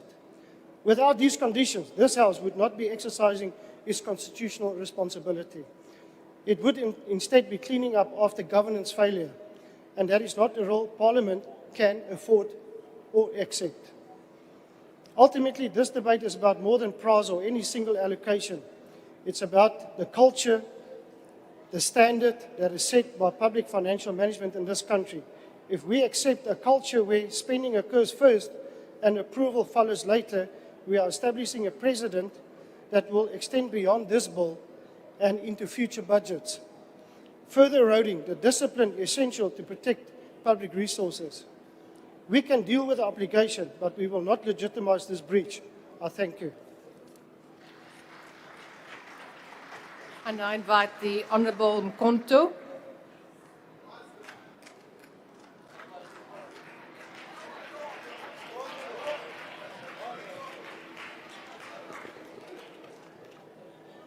Ngiyabonga sekela mqhubi tinkulumo ngibingelele kumkhuti wemasotsha emnotfo eSouth Africa Honorable Julius Malema phunyuka bemphethe mabona bulawe imambe elihlazana mqhubi tinkulumo. The Economic Freedom Fighters rejects the Special Appropriation Bill. We reject this bill not because the needs it seeks to address are unnecessary, but because it reflects a government that has lost the ability to plan, to account, and to govern in the interest of its people. Indzaba yekwakhiwa kabusha kwendlu yesishayamthetho sibonelo lesicacile sekwehluleka kwale GNU. When this project began, we were told that early assessments placed the cost at approximately 2.2 billion. Today, we are told that we must add another 2 billion, and still there is no certainty on the final cost. This is unacceptable. This is not just any infrastructure project, it is the Parliament of the Republic, and yet it is being handled in a manner that mirrors the worst excesses of waste, escalation, and lack of accountability that define public infrastructure in this country. We have it on good authority that when this project is complete, if it is ever completed, South Africa will require a full commission of inquiry. There are serious allegations of collusion involving the Department of Public Works, concerns about the role of the Secretary to Parliament, and the involvement of the Development Bank of South Africa. The myth that the DBSA is immune from corruption must be rejected. No institution in a system like this is beyond scrutiny. Sekela mqhubi tinkulumo, this bill further exposes the contradictions of government policy. We are allocating 1 billion through the DBSA for the reconstruction, deepening and lengthening of the Durban container terminal, while at the same time pursuing the privatization of ports and logistics. This is irrational. The state uses public money to build infrastructure only to hand it over to private interests whose sole objective is profit. The outcome is predictable: higher costs, exclusion, and the continued extraction of value from public assets by private capital. Instead of directing this 1 billion towards a reindustrialization, towards mineral beneficiation, and towards building domestic productive capacity, we continue to finance infrastructure that sustains a colonial pattern of exporting raw materials. This is not economic transformation, it is economic surrender. Deputy Speaker, the allocation of 5.7 billion to PRASA is necessary, but it is necessary because of failure. It is necessary because rail infrastructure in South Africa was allowed to collapse through corruption, neglect, and in some instances, deliberate destruction. We are one of the few countries in this world rebuilding rail infrastructure, not because of war, but because of systemic governance failure. Rail system designed to endure, yet in South Africa, they were dismantled, creating opportunities for tenders and looting. While we support the rebuilding of rail to reduce congestion, lower transport costs, and improve the lives of working people, we cannot ignore the political economy that produces this crisis in the first place. House Chairperson, Honorable Deputy Speaker, the most fundamental problem with this bill is that it comes to us as a special appropriation. This confirms what we have constantly argued: the budgeting system of this country is broken. Expenditure that could and should have been placed for its it is instead presented as urgent and unavoidable. Parliament is expected to respond to crisis rather than shape development priorities. This undermines oversight and weakens the democratic control over public finances. Asikwati ukuqhubeka ngalendlela.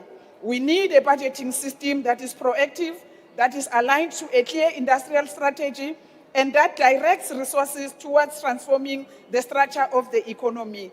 This bill does none of that. It reflects a government that reacts, that patches, and that manages decline instead of leading development. Sekela Mqhubi Tingulumo, asihambisani nale special expropriation bill, siyayirejecta. Ngiyabonga. The next speaker is the Honourable Marche.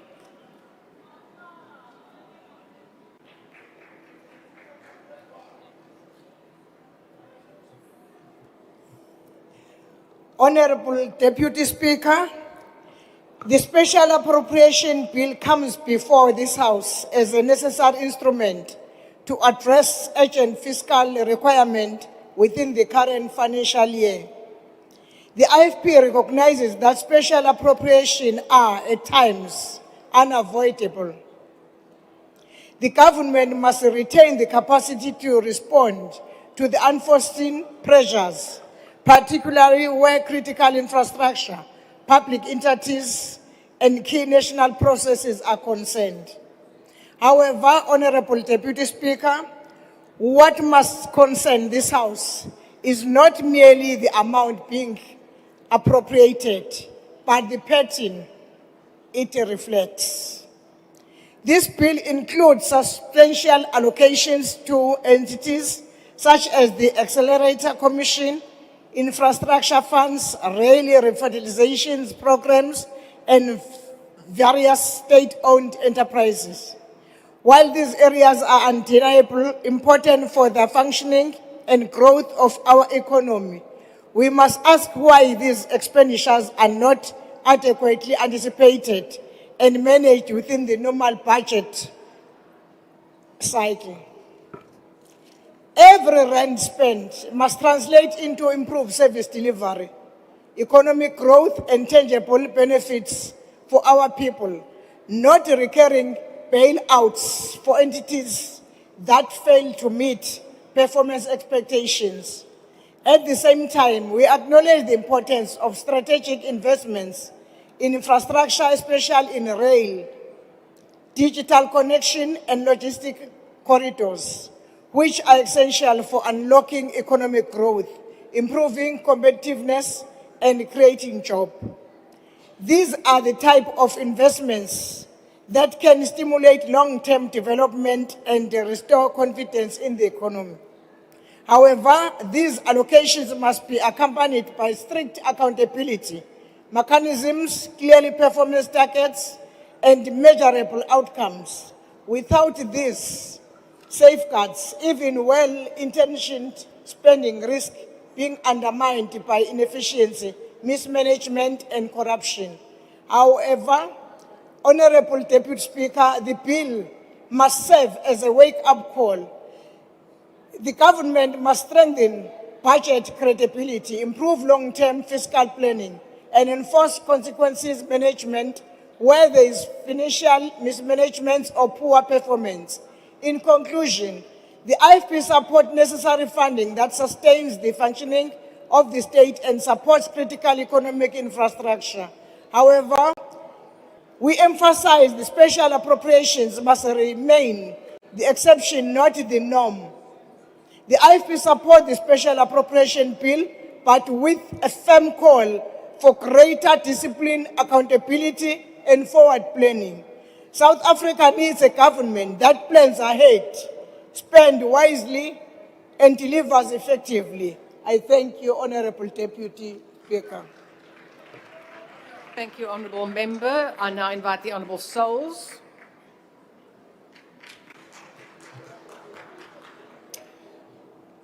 Greetings in the wonderful name of our Lord and Savior Jesus Christ. Scripture warns us clearly in Matthew chapter number 6 verse 24 that no one can serve two masters. You cannot serve both God and Mammon.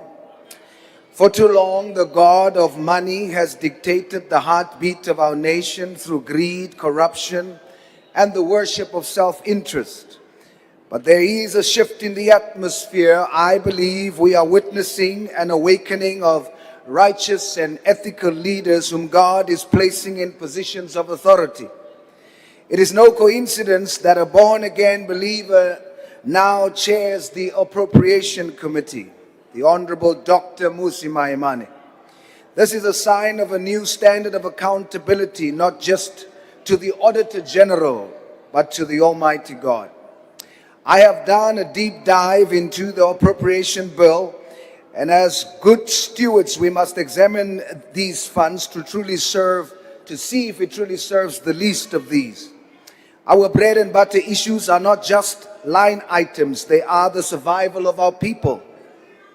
Looking at vote number 3, cooperative governance, we see a massive 135 billion allocated to enable service delivery and at local government level. Of this, the local government equitable share stands at over 110 billion. This money must reach the taps that are dry and the streets that are dark. There is also 37.9 billion under National Treasury for economic growth and rising living standards. But numbers without integrity are clanging cymbals. This brings me to a message I encountered whilst in KZN this weekend through a book authored by Pastor Shaylin Singh, The Kairos of Mercy. With a master's degree in sociology, he speaks of a 10-year window of change for South Africa. A Kairos moment where the window of God's mercy is open for us to turn the ship around. We are currently in that window. If we manage these billions with the heart of a steward, we fulfill the 10-year promise of a transformed South Africa. The GNU is already showing that we are no longer a country in despair. We are a country in repair. As we deliberate on these appropriations, let us remember that every rand diverted, every cent misappropriated is a prayer unanswered of a mother in a rural clinic. May the wrath of God come on those who does not ensure that the 101 billion health budget reach clinics in Opanzi Clinic in Jozini local municipality KZN. We must choose today to stop worshipping the golden calf of the National Revenue Fund and start serving South Africans with the righteousness that God demands. The awakening is here. The young leaders are rising. Let us use this appropriation bill to bring justice to the poor and honor to our Creator. I thank you. AO. PA supports. The next speaker is the Honourable Wessels.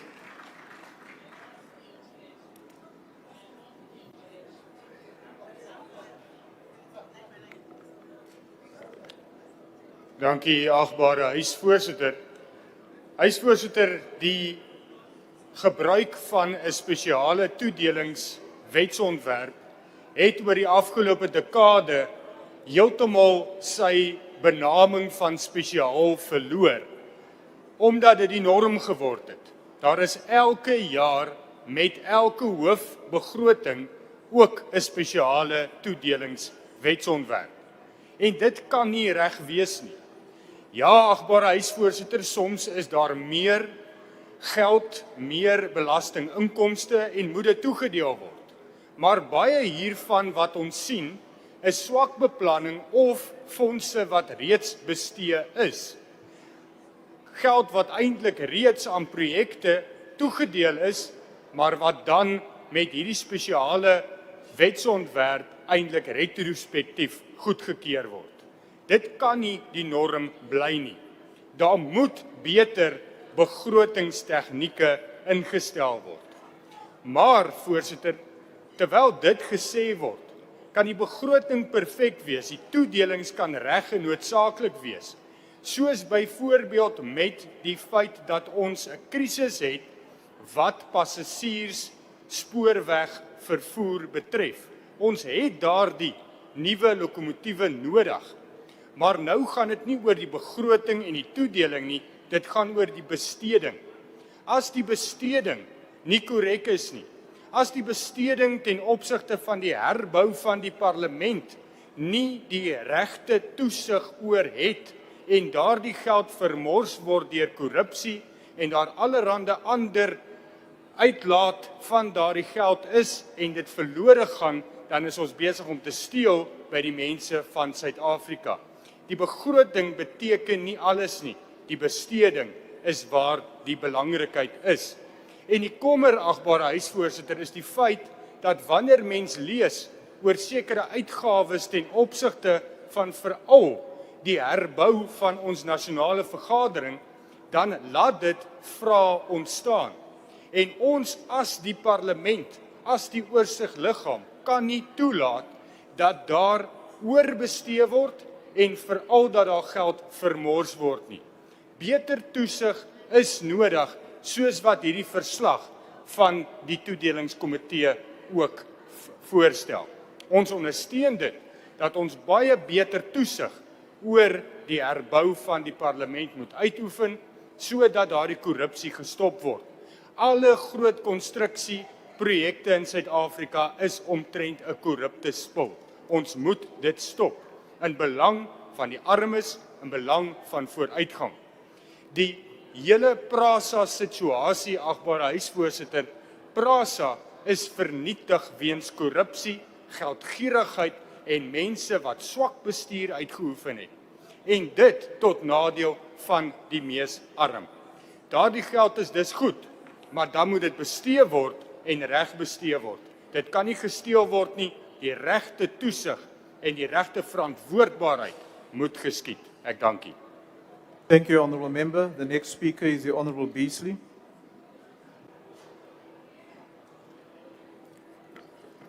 Honourable House Chair, the Special Appropriation Bill before us provides 13.5 billion in the 25-26 financial year for expenditure already authorised under Section 61C of the Appropriation Act of 2025. It further allocates 8.5 billion for what is described as urgent and unavoidable expenditure. Action SA's primary concern lies with this additional 8.5, how this additional 8.5 billion is being allocated. Of this amount, 5.8 billion is directed to PRASA for its rolling stock fleet renewal program, ostensibly to meet contractual obligations linked to modernising community rail. But House Chair, PRASA no longer moves passengers, it moves money. And for too often that money flows away from commuters and into the hands of those who exploit a broken system. Despite years of bailouts, grants and subsidies, PRASA has been hollowed out by corruption and incompetence. A recent presentation to SCOPA by its board and executive management laid bare the extent of the damage and the scale of taxpayers' funds that have been wasted. The decline in performance is stark. In 2014-15, PRASA facilitated approximately 500 million passenger trips. 10 years later, this figure has collapsed to 77 million. In the current year, the past financial year, PRASA recorded an operating loss of 8.5 billion. As funding has increased, delivery has deteriorated. PRASA has shifted from a public transport provider to a pipeline for public funds, extracting value rather than delivering it. House Chair, the evidence of failure is overwhelming.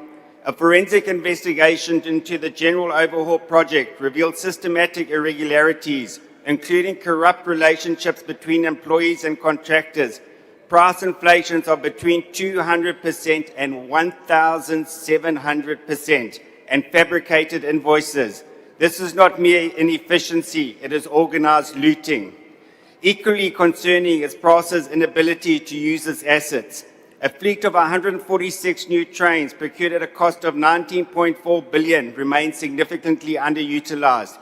The Auditor General identified this as a material irregularity. 17 trains worth 2.78 billion did not operate at all, while 37 trains valued at 6.9 billion traveled less than 300 kilometers in the 2023-24 financial year. So we must ask, what are we funding today? A recovery in commuter rail or the continuation of failure?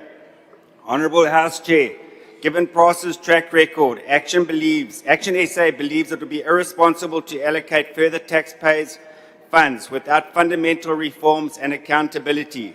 South Africans should not be expected to bankroll corruption and efficiency. In the past, our government has spent billions on buying trains that don't fit our networks, and have spent billions refurbishing rolling stock that will never roll again.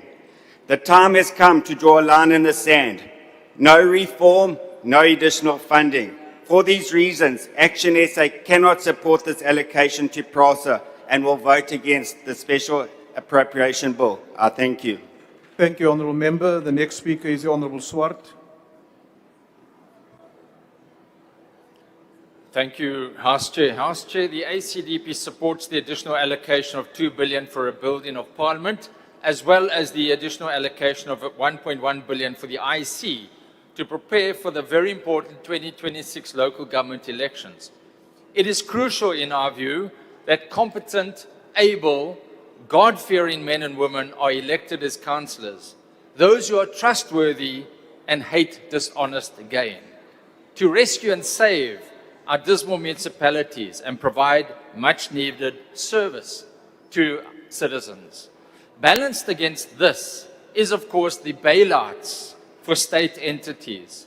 And as far as the 7 billion rand allocated to PRASA is concerned, and whilst fully acknowledging the social importance of commuter rail, the ACDP remains deeply concerned about this additional allocation, given not only the fact that it is after the fact, but that there have been damning findings of the Zondo Commission against PRASA, which remain largely unresolved.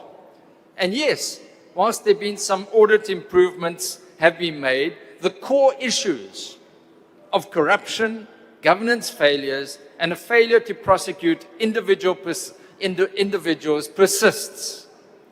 It is interesting that the 2020 High Court ruling, which found the 𝐶𝐿𝐵𝐿𝐵𝐿 contract, that's 5 billion rand, unlawful, has seen hardly any recovery of those funds.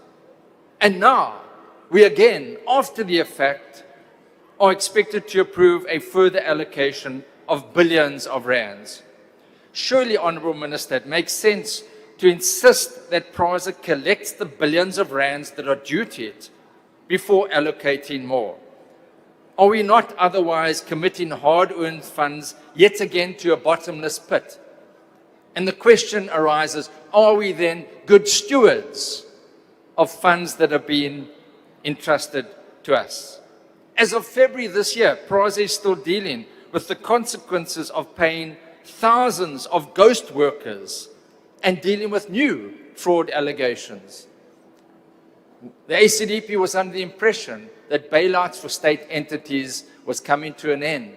But again, Honourable Minister, we see this.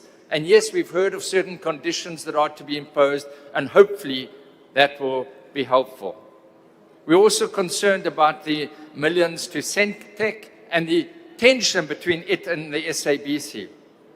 Every hard-pressed taxpayer demands increased transparency and tighter control over state expenditure. We see the ship is starting to turn in the right direction, but until that is achieved, Honourable Minister, we as the 𝐸CDP cannot exercise good stewardship in approving these funds after the fact, which basically excludes parliamentary budgeting process and oversight. We will regrettably not be able to support this bill, whilst there are certain aspects of it. Honourable Member, your time has expired. Thank you. The next speaker is the Honourable 𝐻𝐿𝐵.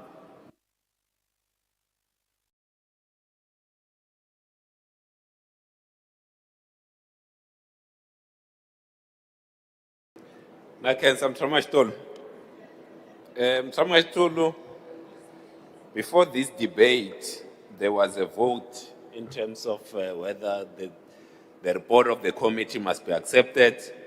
And as 𝐟𝐸𝐫𝐬𝐻𝐿𝐵, we voted in support of the report. We therefore also support the special appropriation bill.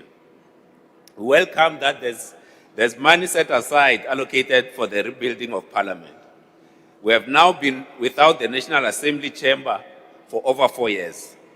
Let this funding ensure that the rebuilding process moves swiftly so that we will not have to spend 4 more years in this dome. The allocation to the Electoral Commission will also go a long way to ensure that the upcoming local government elections will be free, fair, and accessible to every South African. This is a vital opportunity for South Africans to shape how their municipalities operate and are governed, and that new leaders are indeed elected in these municipalities. We are also encouraged by the over 15 billion appropriated for the vital transport infrastructure projects. This investment is desperately needed, not only to recover from the years of underinvestment into our transport infrastructure, but also to build the foundation needed for a brighter future. Our economy cannot move without working rail, roads, and ports. While we welcome these allocations, we cannot help but be reminded of how public funds have been wasted in the past to unfinished projects and project delays, tender irregularities, and just pure corruption and stealing of the public funds. I'm reminded of a newly built road that I saw in 𝐾𝐨𝐧'𝐭 just a few months ago, where brand new roads meant to accommodate the much needed bus routes in eThekwini. But the buses were nowhere to be seen, while communities still have to walk kilometers in the dark. We urgently need investment in infrastructure, but it is vital that the benefits of these investments reach residents, communities, and local businesses. This can only be achieved through strict monitoring and oversight to ensure that every cent goes where it needs to go and every project is implemented on time. Let us ensure that the entire 22 billion rand appropriation contained in this bill will go towards building a safe, a prosperous, and a united South Africa in one generation. Thank you, Honourable Member. The next speaker is the Honourable 𝐟𝐸𝐫𝐬𝐻𝐿𝐵.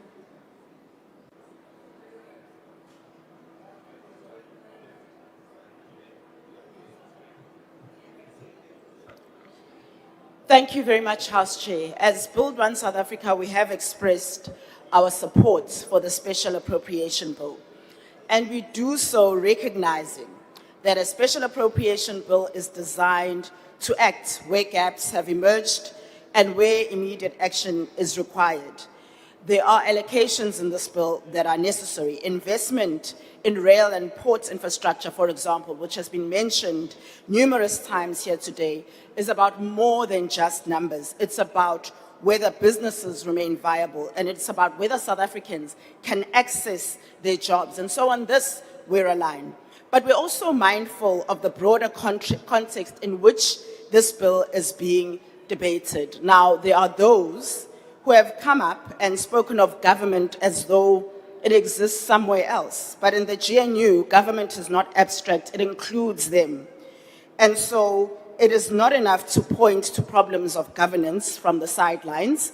Those within the GNU carry a responsibility to ensure that where budget is allocated, better governance follows, not to simply distance themselves from the outcomes.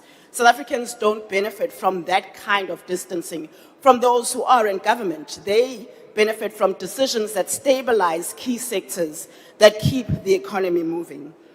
And from a BOSA perspective, supporting this bill, though, doesn't mean we ignore the pressures that continue to define everyday life for South Africans. The commuter that's facing rising transport costs, households adjusting to higher food prices, the learner that's still dependent on a system that requires sustained investment. These aren't abstract concerns.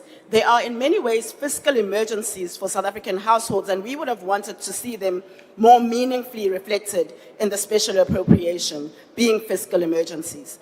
The temporary fuel levy relief is very much welcome, but the pressure on households does remain real. And while this bill addresses immediate economic infrastructure, it also reminds us that long-term drivers like basic education do require continued attention. Speaker, a special appropriation bill cannot do everything, but it must do what is necessary and it must do it in time.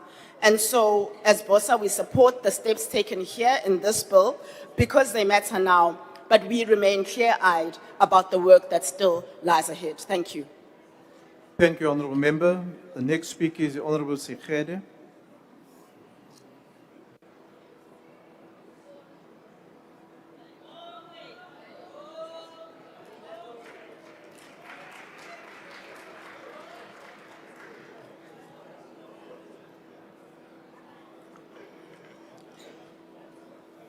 Thank you, Honourable House Chair. Strengthening our democracy through support for Parliament and the IEC local government elections. The year 2026 marks a significant phase in our constitutional democracy as we celebrate 30 years since the adoption of our Constitution in 1996. Our Constitution set a path for a constitutional democratic state that protects the human rights of all South Africans and embeds the principles and values of the Freedom Charter. Our history as a nation is one of colonialism and apartheid, which excluded the black majority from participating in the policy and governance of the country. As we celebrate 30 years of our Constitution, we will hold our 2026 local government elections, which give expression to the aspirations of the people as exposed in the Freedom Charter, which declared that the people shall govern. Our journey in local government has brought about transformation in our communities. Our Constitution further embeds the rights of all citizens to participate in deciding a local councillor to represent the interest of the community in local governance. Local government is a sphere of government closest to the people, responding to the most basic needs such as sanitation, housing, water, roads, and planning local development. The ANC is currently focused on ensuring measures are implemented to fix local government. It is important that all eligible voters take an interest in local governance. Thus, the special appropriation bill we are considering support exercises of this fundamental democratic right of all citizens to vote. As a nation, we must take pride in the fact that the Independent Electoral Commission has conducted free and fair elections in our country. The allocation of the 1.1 billion for the IEC is critical to ensure that the IEC conducts a successful local government elections this year. As a country, we have been experiencing a decline of voter registration percentages and voter turnout on election day. As public representatives of the people and the IEC, we have a duty to ensure civic awareness and promote and encourage participation of all eligible South Africans to participate in elections. The ANC is committed to democratic principles, and we will mobilize our people in all wards and in all voting districts and in all streets. We further call on South Africans to remember that our right to vote was born out of the blood of the black oppressed South Africans. Another critical allocation from the Special Appropriation Bill is funds for the rebuilding of Parliament. The project of rebuilding the Parliament is about our heritage and providing adequate facilities to ensure an accessible and well-functioning Parliament. The impact of the burning of the Parliament has resulted in major financial implications and also impacted the function of Parliament. The allocation funds will go a long way to ensure the project is completed in a timely manner. The Parliament that is being rebuilt should serve as a source of pride for coming generations. As the ANC, through the Standing Committee on the Finance Management of Parliament, we will ensure that the administration of Parliament and the Speaker are held accountable for allocated funds in a manner that improves the impact of members of Parliament. Support for constituency work in other key areas which requires all members of Parliament from different political parties to stay in contact with their people to ensure this House becomes a true tribune of the people. Furthermore, the Special Appropriation Bill provides an allocation to assist political parties represented in Parliament.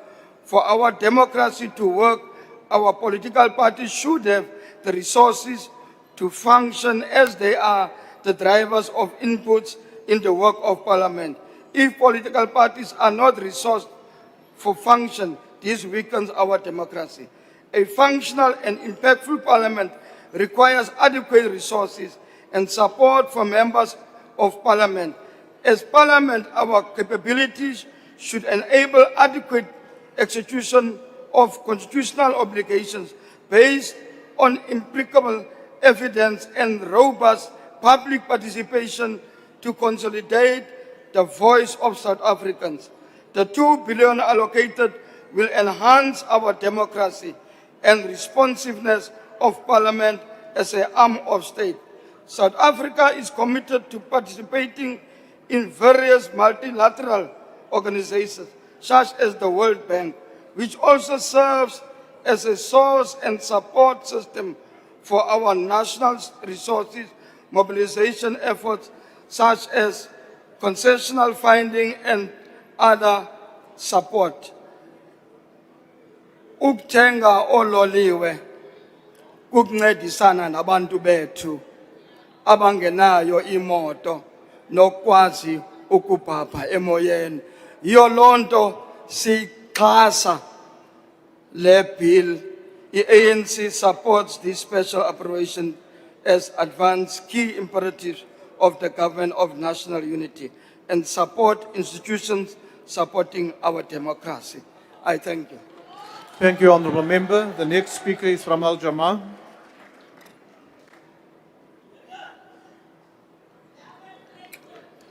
In the name of Almighty, the most gracious and the most merciful, I greet our fellow beloved nation in the name of peace. Honourable Chairperson, let me first begin with taking the opportunity to commend the sterling work in the Department of Social Development of one of the greatest dedicated leaders in today's time, day and age, which is none other than the leader of 𝐿-𝐺𝐻, Honourable Ghanif Hendricks. And I also take the opportunity to pray for his speedy recovery in order to continue his dedicated services and contributions to many nations. In the best interest of our nation, 𝐿-𝐵𝐻𝐷 supports this bill. 𝐿-𝐵𝐻𝐷 understands that when urgent and unforeseen circumstances require Parliament to act decisively in the national interest, Parliament carries a constitutional responsibility to ensure that public funds are allocated where needed most, at the same time maintaining strict oversight and accountability. Let us face truth and reality. Many of our beloved countrymen are facing enormous pressures, burdened by unemployment, rising food prices, falling infrastructure, crime, and inadequate service delivery.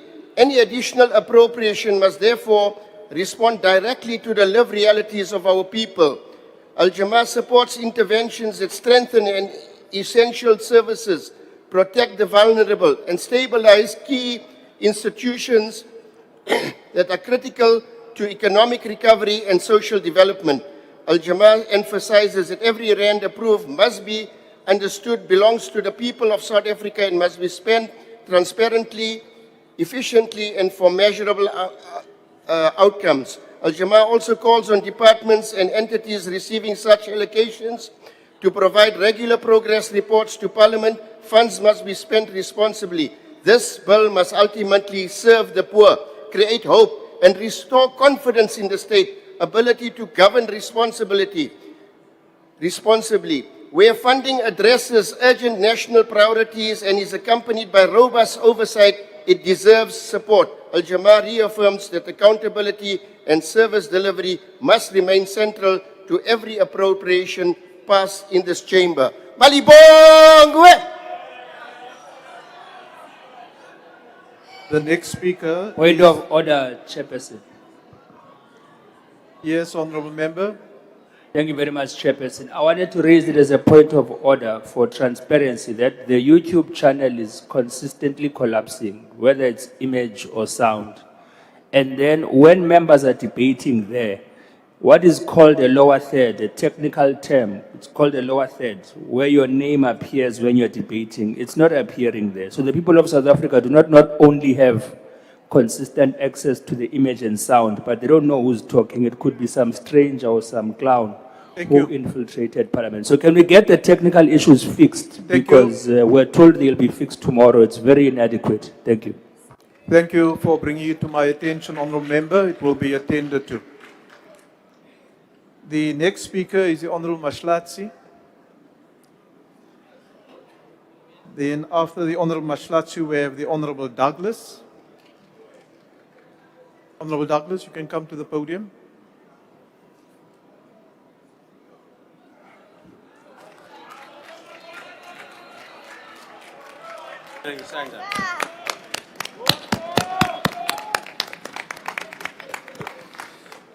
Thank you, Honourable Chair. I want to greet you all in the name of our Lord and Saviour, Jesus Christ. And I want to greet you all in the language of the Khoi and San people, the First Nation people of South Africa, 𝐶𝐾𝐳. MK rejects this special appropriations bill as it asks this House to approve over 22 billion rand in emergency spending, not to build the economy, not to create jobs, but to fix failures created by this very GNU government, a coalition of convenience. This is not a stimulus, this is not transformation, this is a bailout budget, an SOS. Honourable Maimani mentioned 1 billion rand to the IEC for elections, but will the MK's votes be stolen again with this 1 billion rand? Billions are being poured into PRASA and Transnet, 5.8 billion for rolling stock, billions more for plate corridors. But we must ask, how many times must we recapitalize failure under this GNU? Even this committee admits PRASA has a history of procurement irregularities and financial mismanagement over the past 8 years. Yet, what is the response? Monitor the progress, request reports. That is not oversight or accountability or transparency, that is compliance, where we look the other way. But MK will no longer look the other way. You are pouring billions into a broken system while our people in townships and rural areas still wake up at 4 a.m. to unsafe, unreliable, collapsing transport systems. This is not investment. This is rewarding incompetence. This is bailing out political and economic bankruptcy. Then we come to Centec and SABC disaster. 889 million gone because two state entities cannot resolve a dispute of 1.6 billion. So instead of accountability, cooperation, amicable settlement, the taxpayer must step in to pay the bill. Where's the leadership from the GNU to tell the officials to stop fighting and sort out their stuff so that we don't have to pay for it as taxpayers? This is the height of dysfunction. Two arms of the same state are fighting each other. There's no consequences, no intervention, just more money thrown at the problem. We have 1 billion rand to the World Bank Group and IFC while our people are starving, while the SRD grant cannot even feed a family. This government finds money to invest in global financial institutions that have historically dictated policies that are austerity to African nations and trapped us in cycles of dependency. Over 400 billion in payments we have to make, and over R1 billion a day our people have to make in payments to these people. We reject these confidentialities and these payments to the IMF and the IFC. The MK party rejects this completely. We do not believe in outsourcing our development to Washington-based institutions who believes in the extractive economy. Mr. Speaker, we believe that this is the time for voters to wake up and to see who's in the House. We are standing for the people who want land back. We want our people to start seeing how we take special appropriations for land transformation, special appropriations for job creation, special appropriations to make sure that mines and minerals are beneficiated at source for our people. Where is that special appropriations bill? All you do is more of the same. And it's only MK that's standing up for the landless, for the poor. Look at what they're trying to do here in the Western Cape. They're building walls to hide the poverty. They are busy hiding our people, evicting people from Krofok's and taking their land. It's only MK that will take the land back and give it back to the people. It's only MK that will stand up and transform what we were supposed to do in 1994. Enough is enough. Vote MK for a change. These people are already in coalition together and they've done nothing but fail our people for 5 years. Vote MK if you want change in 2026. Order, honourable members. The next speaker is the Honourable Burke.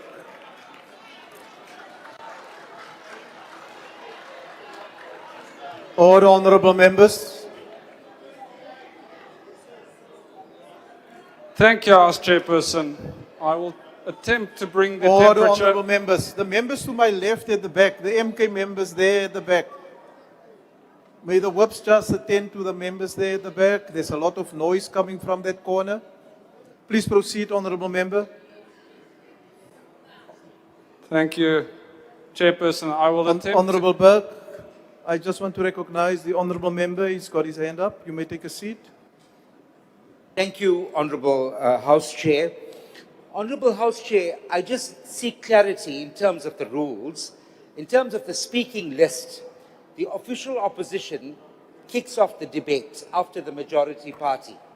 Surely, at the end of the debate, the majority party needs to speak after the DA in this case. I just need to get a clarity on that. We've settled the first part, the last part going forward.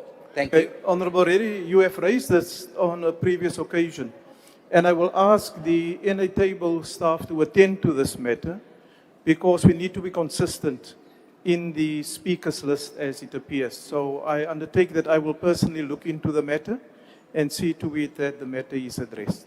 Honourable Burke. Thank you, House Chairperson.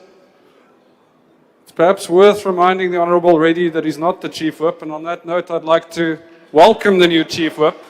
I have no doubt that by my next speech, I will extend the same welcome again.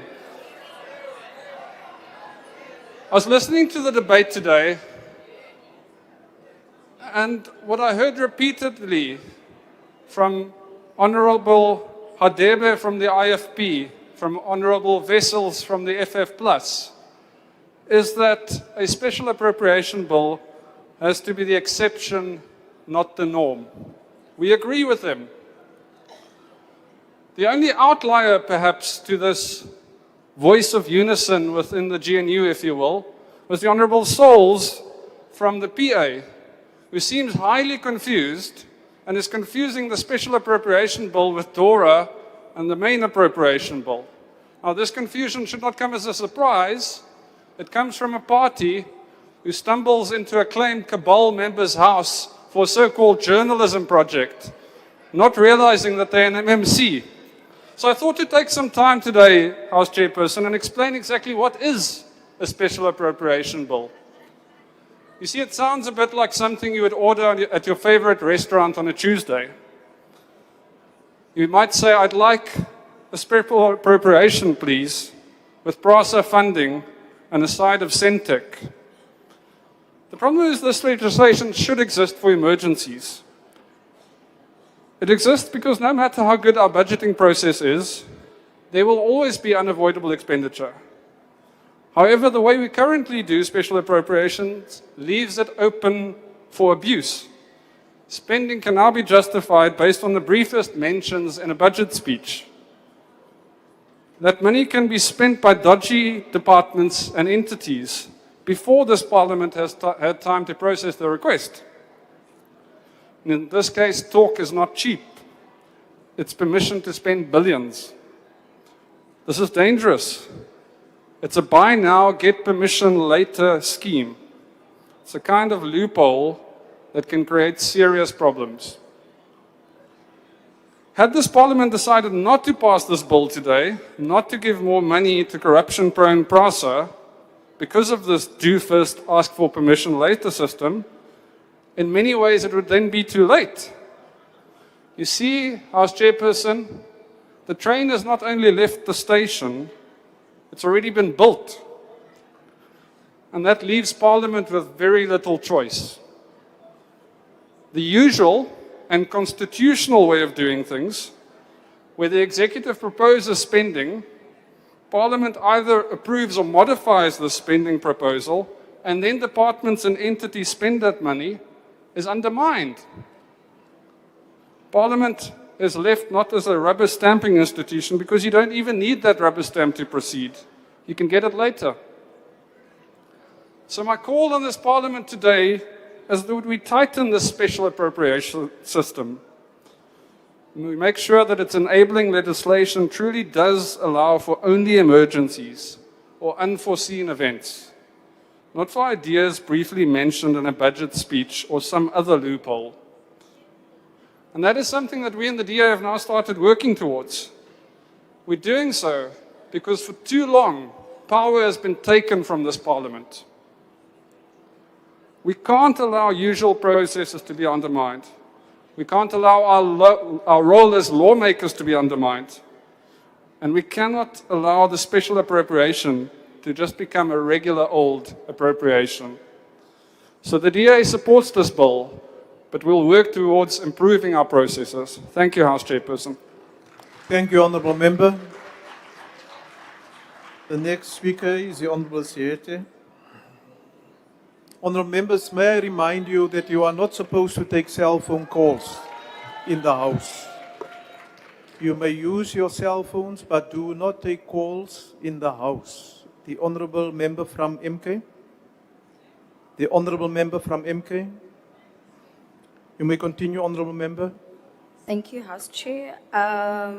Greetings. A special appropriations bill would like to put it to this House and show the strategic role of a development financing institution as a pocket of excellence within the state.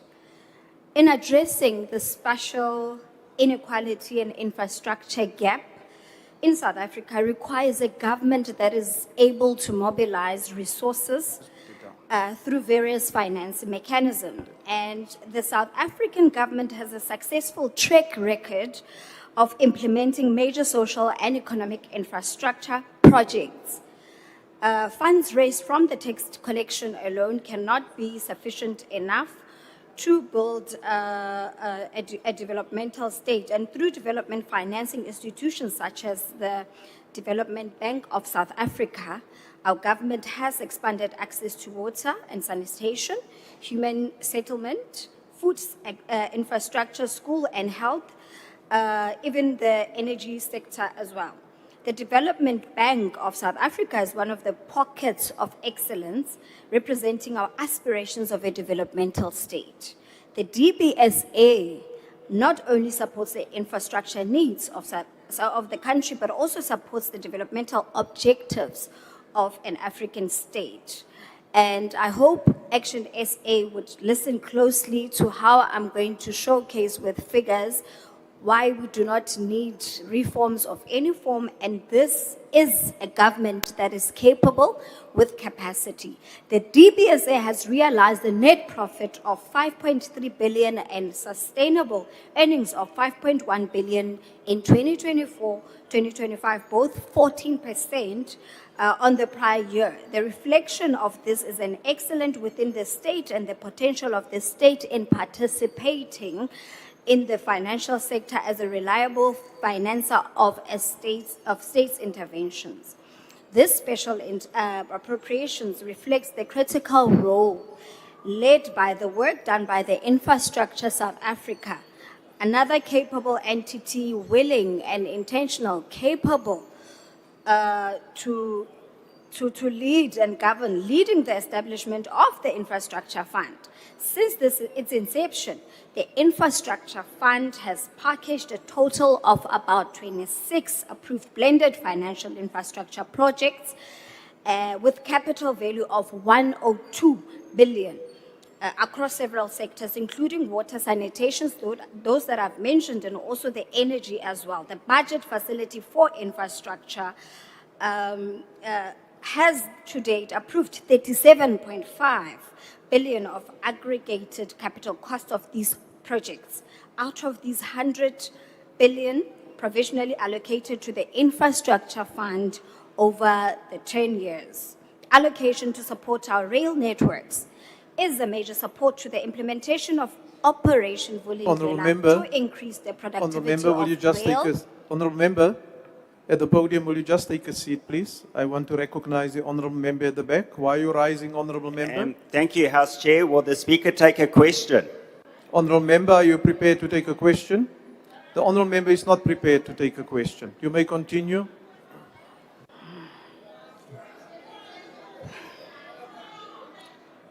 The DBSA, once again, and reports of various organs of the state have reported on the backlog of infrastructure, whether economic and social.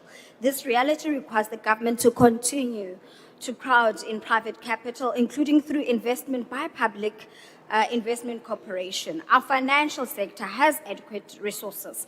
The gap is in asset allocation and inadequate capabilities and the capacity to invest funds in a timely manner.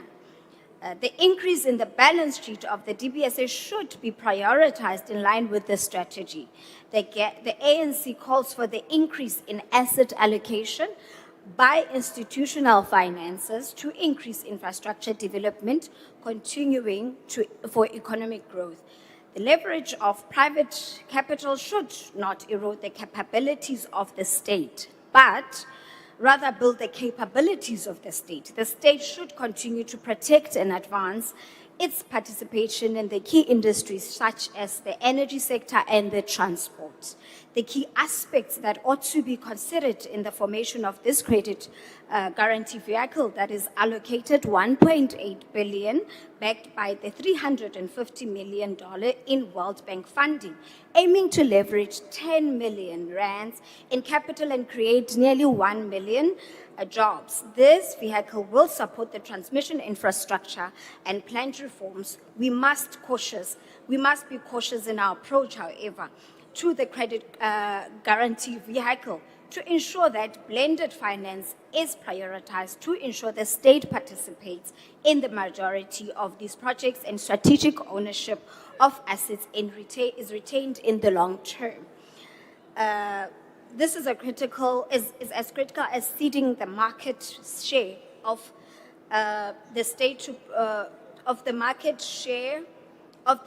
to private sector players using the state capabilities with severe long-term implications for the country. Many countries that have enabled the participation of private sector players in key network industries have reversed their decisions, as private provisions of bulk public services can be impacted by higher market prices and inefficiencies due to private players prioritizing profit margins. The implementation of the Public Procurement Bill is also a key instrument to support localization and domestic beneficiations of minerals and other primary goods. Our increased infrastructure should support businesses owned by youth, women, and people with disabilities. Infrastructure should have a developmental, lasting legacy impact for domestic producers and local producers of infrastructure inputs. The credit guarantee vehicle should also prioritize social infrastructure to improve access to education, enhance our health system for the implementation of the National Health Insurance. Achieving the universal access to healthcare is an important priority. Ensuring our schools have adequate infrastructure that meets the minimal norms and standards is also fundamental enabler of the education system that responds to the needs of our children. Overcrowding and multiple temporary classrooms are not sustainable, and the understanding of labor migration patterns should shape areas of investment. The ANC welcomes the increased contribution of the GTAC, AC, DBSA, and MISA in support of local municipalities. Fixing local government requires a whole of government approach through the DDM. Our government has the capabilities and government systems to harness the pockets of excellence and specialities within the state entities to produce positive social economic outcome.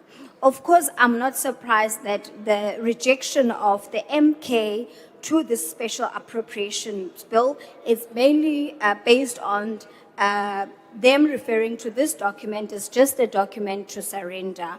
As the African National Congress, we refuse to surrender our middle class, our working strata group into drowning into exorbitant transport costs which stifle their livelihood and not transform their livelihood, and continue to have increases in all other costs, food, health, and others. And a developmental state, again, is our aspiration to have an entity such as the SABC compete globally. And being competitive does mean that we have to allocate appropriately. We have to allocate adequately to avoid being subjected to doing this damage control of a narrative that is false, of a South Africa that is a genocide, which SABC seems to be failing in leading this narrative. Of course, lastly, I'm not surprised with why the EFF is just rejecting, because their chronic desire to grandstand on any solution that is not coming from them, or any solution that is pro-developmental state of South Africa for the people of South Africa. And it's rather a disability of theirs if any solution does not come from them, even if it works. So there is in this special appropriation bill, we seek to show that there is capability, there is intentionality of a developmental agenda, and there's no need to go around. Honourable Member, please take your seat. What's the point of order, Honourable Member? House Chair, Order, Honourable Members. I want to hear the point of order. will the member take a question, because I don't think she's reading with comprehension. No. Will she take a question? Are you prepared to take a question? The member is not prepared to take a question. Please proceed. Order, Honourable Members. They have many chronic diseases. So now they're talking understanding and so forth. It's their chronic desire, really, to grandstand on anything.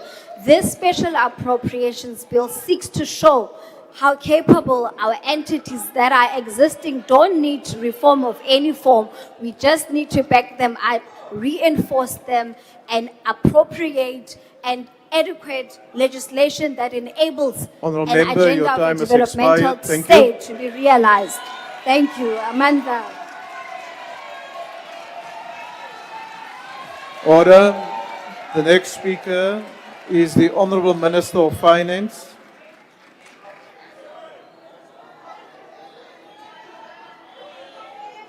Order, honourable members.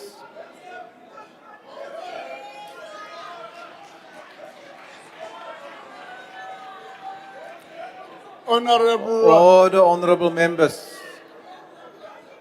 Honourable House Chair, I suspect I must start by doing a bit of education. A bit of education. Section 30, subsection 2 of the PFMA suggests the following: that I come to Parliament and say, within the available resources, I couldn't find A, B, C. That's subsection 2. However, should the resources be available, I will come back to Parliament. When you mention something in the budget speech, you are not putting back door, as some honourable member trying to suggest.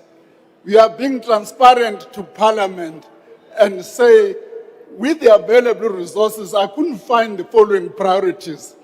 But should the resources be available, I'm going to come back to Parliament. That's what I've done. It's not a back door. The second issue I want to raise is the issue of the transport sector. As the issue of the transport sector. There's a distinction. I don't think all of us understand what privatization is. Privatization is selling a state-owned asset to the private sector. That's what privatization is. The current approach we are doing on the freight rail side is to say with the existing capacity within Transnet is insufficient. And therefore, we're inviting private sector to augment. That's not privatization. That's not privatization at all. And what you are doing, somebody says, no, we're trying to please the mining industry. Of course, yes.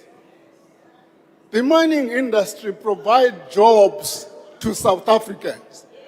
Like any other sector in the economy, we've got an interest in that sector being functional in order to provide the required jobs in this economy. It also provides income to support all of us. Even the increase you were voting for last time is because of the taxes paid by, among others, the mining sector. On the passenger rail side, I'm more than happy to come to the committee and explain how the Gibela contract works. It seems to me people do not understand how that contract works. But let me, before that, explain what the MTF is about. When we introduced the medium-term expenditure framework, we were allowing departments to plan over a longer time horizon. What that means is that you can commit a budget because you know the numbers over a 3-year period. There's nothing wrong with that at all. And failure to understand that what PRASA did was to contract with Gibela to supply 600 locomotives. And therefore, Gibela will pay every time Gibela delivers locomotives. There's nothing that says you are paying wrongly in doing that. So people must understand what is happening in that environment. Somebody complains about the 1 billion for the IFC. Let me say how much is the IFC spending in this country right now. Honourable Minister, will you just take your seat, please? I want to recognize the Honourable Member who has his hand up. Thank you, Honourable House Chair. No, I'm not going to pick on any of this clothing today. Please address me, Honourable Reddy. Thank you. Thank you. will the Minister be prepared to take a question on his role in the Fidentia Group of Honourable companies? members, I can't hear the Honourable Reddy. I can't hear the Honourable Reddy. Honourable Reddy? Yes, I would like to know if the Minister would like to take a question on his role. No, in the Honourable Fidentia- Member, let's first Fidentia determine if the Group of Honourable companies. Minister will take a question or not before I allow you to put the question. Are you prepared? The Honourable Minister is not prepared to take a question.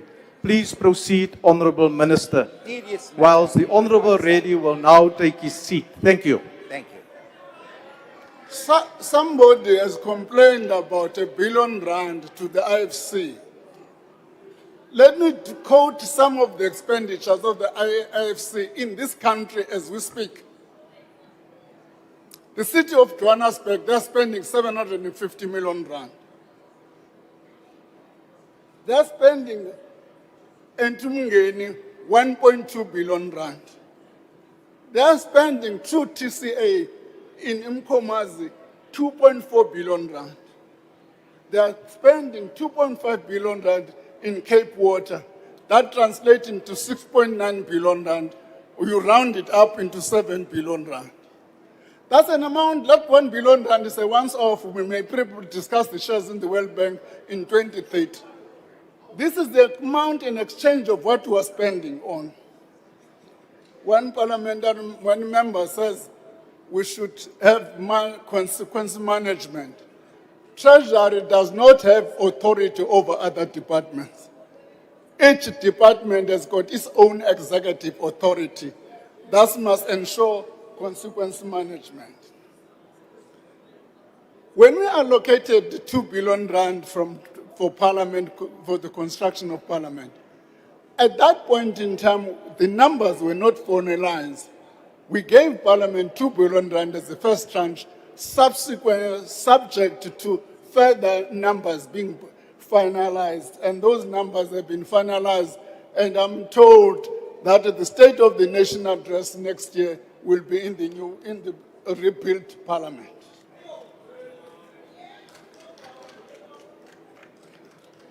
In this budget, we're providing, supporting democracy. We're supporting democracy. An efficient and an effective IEC is in the interest of the democratic dispensation of this country. It's in the interest of that order. Among other things, we're providing disaster money for disasters in a number of areas which has been affected by floods.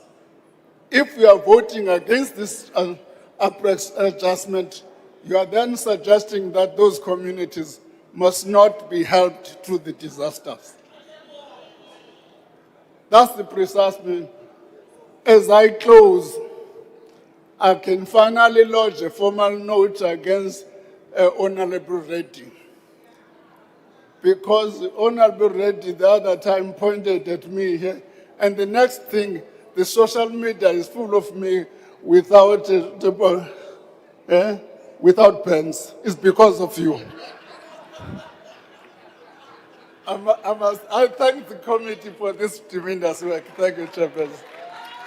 Thank you, Honourable Minister. Honourable members, that concludes the debate. Are there any objections to the bill being read a first time? There are objections. Yes, Honourable Member.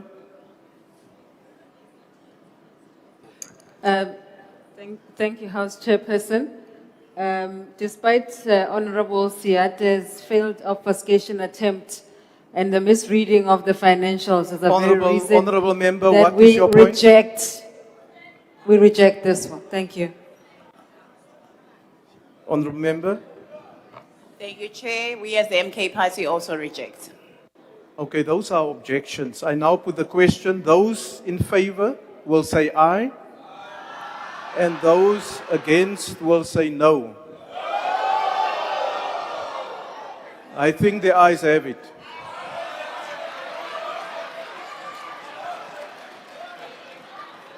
You see, Honourable Reddy, numbers count. You can scream loud, but numbers still count if you look at this. Honourable members, I indicated I think the ayes have it. The objections of those parties that have indicated will be recorded. The bill will be read a first time. Special Appropriations 2025-26 Financial Year Bill. The Secretary will read the fifth order. Second reading, Special Appropriation 2025-26 Financial Year Bill. As there is no list of speakers, are there any objections to the bill being read a second time? House Chair, Yes, Honourable Member. please note the objection of the EFF and you call for a division. A division having been called, the bells will be rung for 5 minutes.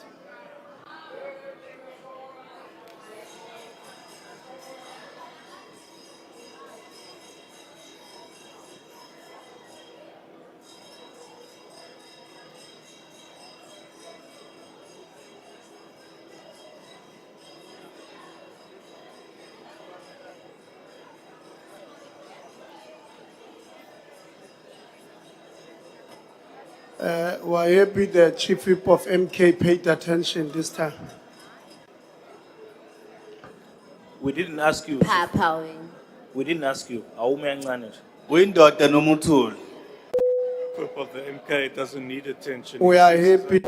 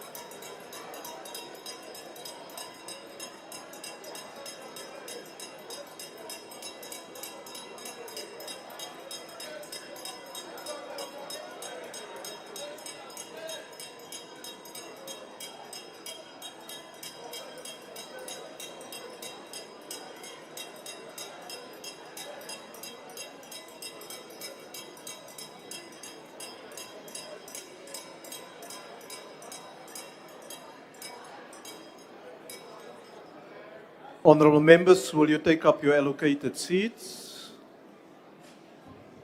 The doors will remain closed.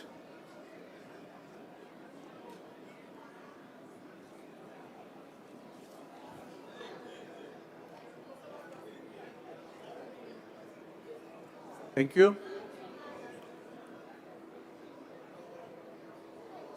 Honourable members, will you take up your allocated seats?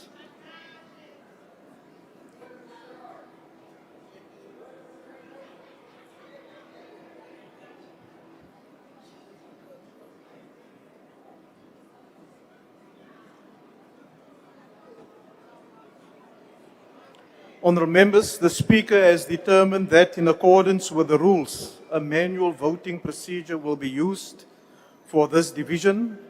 Firstly, in order to establish a quorum, I will request the table to confirm that we have the requisite number of members physically present in the chamber to take this decision. Party whips will then be given an opportunity to confirm the number of their members present and indicate if they vote for or against the question.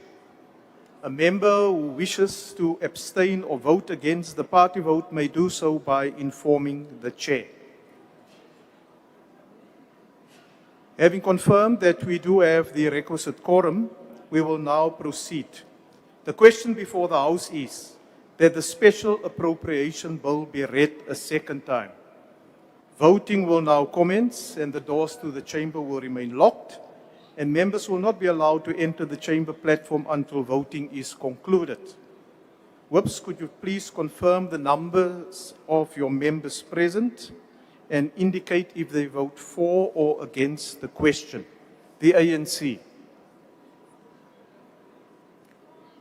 Thank you, Chair, and good afternoon. The ANC with 132 members is voting in support. Thank you. The DA. Thank you, House Chair. The DA with 75 members votes in favour. MK.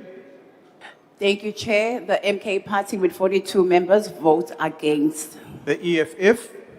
Thank you, House Chair. EFF, 35 members in the House, voting definitely against. Thank you. IFP. Thank you, Chair. The IFP with 13 vote in favour. Thank you. The PA. Thank you, Chair. Patriotic Alliance with 5 members voting in favour. Thank you. FF Plus. Thank you, House Chairperson. We are 4 members and we vote in support. Thank you. Action SA. Action SA with 5 members, we vote against. Thank you. The ACDP. The ACDP with 2 members votes against. The UDM. UDM. Rise. Rise, 1 member, we support. BOSA. BOSA with 2 members in the House votes in support. Thank you. ATM. 𝐿-Jamaah, 1 member in the House, votes in support. The NCC. The PAC. UAT. The UAT vote against. Thank you. Good. Is there any member that wishes to abstain or vote differently to their party? There's none. Thank you. The voting session is now closed.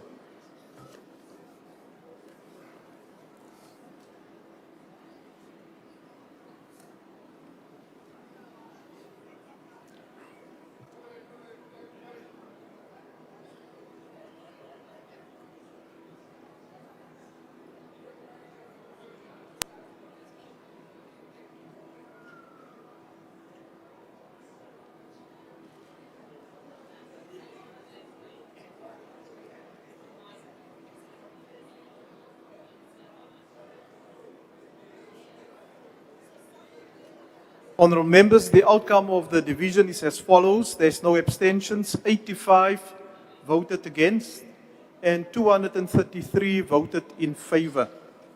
The question is accordingly agreed to and the Secretary will read the bill a second time. Special Appropriation 2025-26 Financial Year Bill.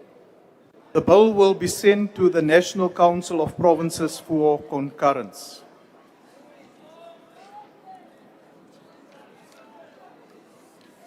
Honorable members, the secretary will read the sixth order.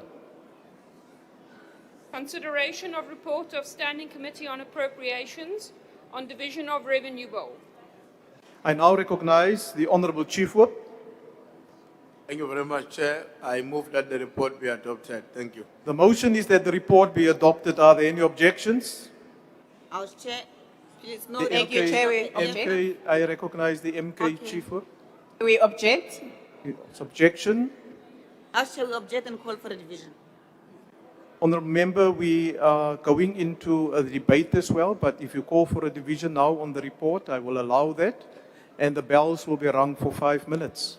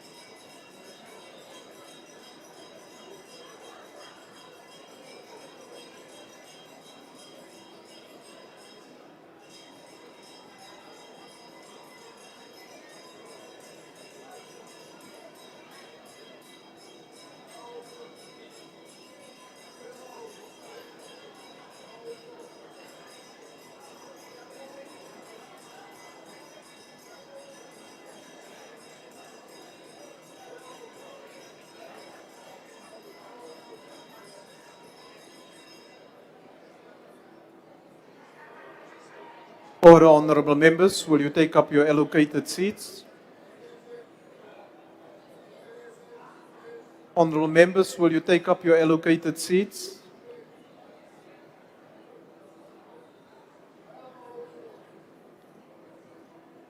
Honorable 𝐬𝐮𝐬𝐫𝐞𝐭, will you take up your seats there, please? Thank you.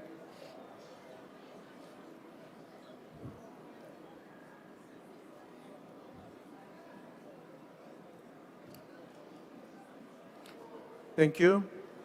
Honorable members, as previously indicated, a manual voting procedure will be utilized. And once a quorum has been established from the table, we will ask party whips to indicate whether they vote for or against. Members wishing to abstain or to vote differently from their party position may do so by informing the chairperson. Having confirmed that we do have a requisite quorum, we will now proceed. The question before the House is that the report of the Standing Committee on Appropriations on the division of revenue bill be agreed to. Voting will now commence and the doors will remain locked, and members will not be allowed to enter or to exit the chamber. I will now request the whips to confirm the number of their members present and also indicate if they vote for or against the question. The ANC. Thank you, Chair. The ANC with 131 members is voting in favor. Thank you. The DA. Thank you, House Chair. The DA with 74 members in the House vote in favor. MK. Thank you, Chair. The MK Party with 42 members votes against. Thank you. The EFF. Thank you, House Chair. EFF with 35 members in the House vote against. Thank you. IFP. Thank you, Chair. The IFP with 13 votes in favor. Thank you. PA. Thank you, Chair. Patriotic Alliance with 5 members voting in favor. Thank you. FF Plus. Thank you, House Chair. The Freedom Front Plus with 4 members voting in favor. Noted. Action SA. Action SA with 5 members, we support. Thank you. ACDP. The ACDP with 2 members supports. Thank you. UDM. RISE. Rise, 1 member with support. Thank you. POSA. POSA with 2 members supports. Thank you. Al-Jamaa. Al-Jamaa, 1 member in support. Thank you. NCC. PAC. The UAT. The UAT vote against. That's 1 against. And Good. Good is not in the House. Is there any member that wishes to abstain or vote differently to their party?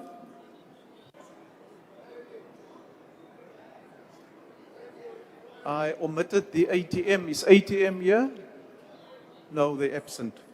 Is there any member that wishes to abstain or vote differently to their party? There's none. The voting session is now closed.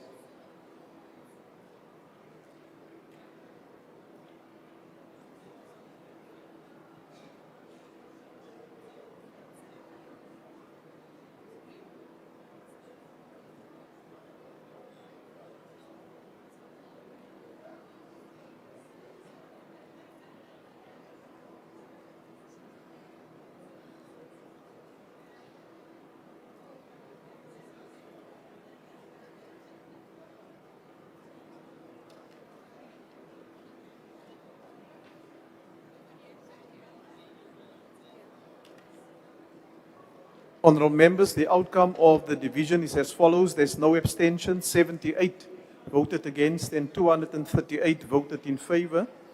And the question is thus agreed to. The Secretary will read the 7th order. Second reading debate, Division of Revenue Bill. I now recognise the chairperson of the committee, the Honourable Maimane, to introduce the report.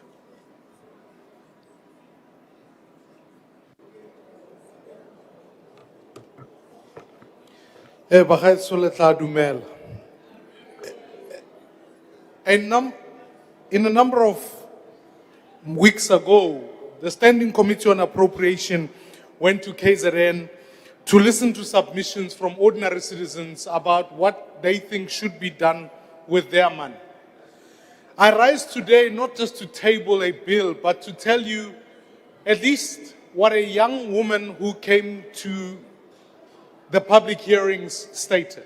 This was a South African who suffered with albinism. She stood up in the meeting and spoke about how she was unemployed. She lived in a community that had no water. She was still fighting the government to get her house. And worst of all, when she went to a hospital, I remember this, it struck me deeply, because she said, for what you and I, suntan lotion, might or might not mean, for her, it was a health necessity. When we deal with the division of revenue bill, we must recognize we are responding to citizens like her and the 57% of citizens who live below the upper poverty line. We do so reflecting about how the 1 rand is structured in the 62% of the social wage. But honorable members, these crises that citizens face indicate the fact that people are running out of money before the end of the month. These are citizens who are all saying they can't afford to live in our country. So when the Auditor General says that there are 161 material irregularities in spheres of government that amount to a staggering 9.7 billion rands, all of us should make a stand and we should take on those departments. The Standing Committee on Appropriations recognizes the fact that this budget is an indicator of the fact that 48.9% is allocated to national, 41.7% to provinces, and 9.4% to local government. It also tells us a story about the fact that 63% of municipalities are in financial distress. 3/4 of municipalities fail to meet the basics in clean audit. So, against this backdrop, rising inflation, where food inflation is now at 4.5%, where housing and utilities inflation is at 5%, electricity is up at 68% in the last 5 years, we have to act and we have to intervene. So I want to welcome a few additions that have been put in the special appropriation, in this division of revenue bill. Firstly, to say to the Minister of Finance, Madiba, thank you for hearing the cries of that woman in Westville and reducing the fuel levy by 3 rands last month. I want to thank you for that. Ndifuna ndikucenge kwakhona, ndithi the next month and the month that's coming, given the continued war, masenzi into, uKhiziveta uchilo pha, uba we've got 2 trillion rands that's already, they've exceeded. If we can afford it as government, masincede abantu bethu, bayasokola. Furthermore, honorable members, I want to affirm the fact that ultimately, if we continue the work of shielding consumers against this, we must work even harder to ensure that we can grow the economy, hold entities that are not performing to account, and as the committee wanted to focus on a number of key aspects. We welcome the allocations that have been done, particularly into provinces in the sectors of education and health. In conclusion, honorable members, what we ought to do in shielding citizens against this affordability crisis is make sure we deliver on the services that they require. We welcome the peaking of the debt to GDP ratio. We welcome the fact that we've done interventions to move South Africa out of grey listing. Now the hard work of growing the economy begins. Now the hard work of ensuring that we increase gross capital formation is increased. We welcome the work that must be done through TARS to make sure that agencies that are not delivering against what they are doing must be held accountable. And so, in reflection of this bill and the efforts that have been made by National Treasury, I want to welcome the Division of Revenue Bill for 2026 and commit it to this House for adoption. As Bill 1 South Africa we support. Ndiyabulela enkosi. The next speaker is the Honorable 𝐼𝐶𝐬𝐫𝐿𝐵.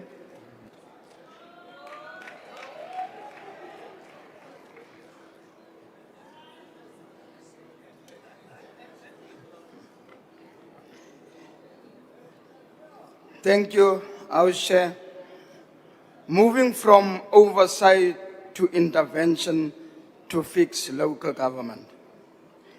We debate the 2026 Division of Revenue Bill in a time when the world is confronted with economic volatility due to the aggression of the USA and Israel against Iran. The blockade of the Strait of Hormuz has reminded us again that we are part of a global interconnected economy. The assumptions that informed the 2026 fiscal framework have changed, and the National Treasury will be required to make various adjustments in the medium-term budget policy statement in October. We welcome the fuel levy reduction by the Minister as a measure to lessen the impact of the fuel increase. One of the major shifts in the orientation of the National Treasury is moving from oversight to intervention. The ANC welcomes this orientation as our Constitution requires cooperative governance that ensures the three spheres of government are collectively responsible for the realization of the Bill of Rights. Interventions by the Presidency to resolve load shedding and the establishment of the 𝐜𝐴𝐻𝐾𝐿 Task Team and the Johannesburg Task Team are some of the key flagship interventions which have improved living conditions in 𝐜𝐴𝐻𝐾𝐿, and load shedding is a thing of the past. In Mpumalanga, SANRAL was involved in road infrastructure projects, supporting municipalities, and a number of municipal routes are being supported by SANRAL. With regards to water infrastructure, the National Department is currently supporting a number of municipalities beyond the provision of bulk water infrastructure to ensure reticulation is developed and water reaches households. A major aspect that should be developed is ensuring that interventions lead to improved capabilities with local municipalities. With 63%, 162 of municipalities in financial distress in 2023-2024, and provinces struggle to balance compensation costs and service delivery outputs, this approach has reached its limit. The Division of Revenue introduces measures that seek to enhance policy implementation at a local government level through clauses that allows the National Treasury to reallocate funds in non-performing local municipalities to its district municipalities that have the capacity to spend the funds and to serve the constituencies allocated such budgets. Furthermore, the DORA includes a clause to allow for the conversion of Schedule 5 to Schedule 6 allocations for non-performing local municipalities to ensure national implementation either directly or via another organ of state, including SOEs. These provisions in the DORA bring about a new approach that demands performance from municipalities, and failure of implementation should lead to the state utilizing some of its critical entities to execute the projects because communities lose the most due to municipalities in distress. These are the tangible measures to fix local government and to improve service delivery, thereby leaving no one behind. The Division of Revenue is allocated considering various factors and further aims to close the inequalities across different municipalities due to their capacity. This is evident with the higher per capita allocation for municipalities in rural areas and those with revenue limitations. The vertical divisions of revenue allocated 48.2% to the national government, 42.3% to the provincial government, and 9.5% to local government. The provincial equitable share is largely allocated to provide critical social services that support economic development and growth while ensuring the well-being of all South Africans.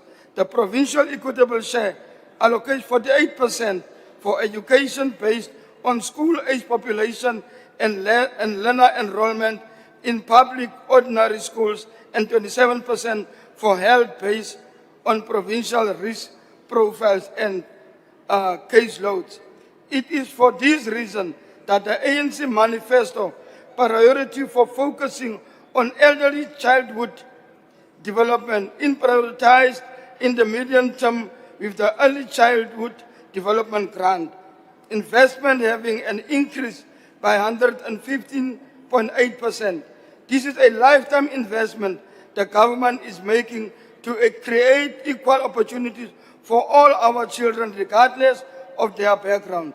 The massive access and support for learners such as the school nutrition program and scholar transport are there to support the success of our children, and areas we need to increase on our focus and have allocation to support its programs that prepare our children for the digital economy and the changing world. Our education should produce innovators and place the country at the cutting edge of global innovation and production of new technologies indeed.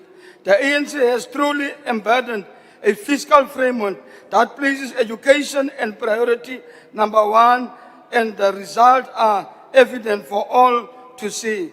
Today, having a degree, a master's, or a doctorate is no longer a privilege of the few and those who can afford. Through NSFAS and the National Research Foundation, we provide a pipeline for children to succeed to the highest level of education. As public representatives, we should focus on the cultivation and culture that prioritize education in our constituencies and ensure we encourage our children and youth to succeed. The allocation for the municipal largely support infrastructure programs for municipal disaster recovery, urban resettlement development, public transport network, regional bulk infrastructure, amongst other direct conditional grants at the tune of 57 billion. This is a direct supplement of local generated revenue, and the equitable share increase overall support the municipalities. The ANC is confident that through the white paper review, a reimagined system will be implemented to improve local government funding and functioning. The white paper proposal includes a more differentiated system in which functions are assigned according to demonstrated capacity. As part of the stimulus to respond to the coronavirus pandemic impact, the President introduced a presidential employment stimulus as a mechanism to tackle the high level of unemployment and to give the youth and the unemployed opportunities to acquire skills while providing support to government programs, acquiring real-life work experience which open doors for other work opportunities. The DORA allocates 1.2 billion for the presidential employment stimulus, continuing with the critical work of job creation. The creation of jobs requires the participation of all organs of state and the private sector to increase investment in programs and projects that create decent jobs opportunities. The ANC support the Division of Revenue Bill as an instrument to support government policy implementation to improve the living conditions of all suffragans, particularly the poor and the marginalized. I thank you, Chair. Thank you. The next speaker is the Honourable Mwale.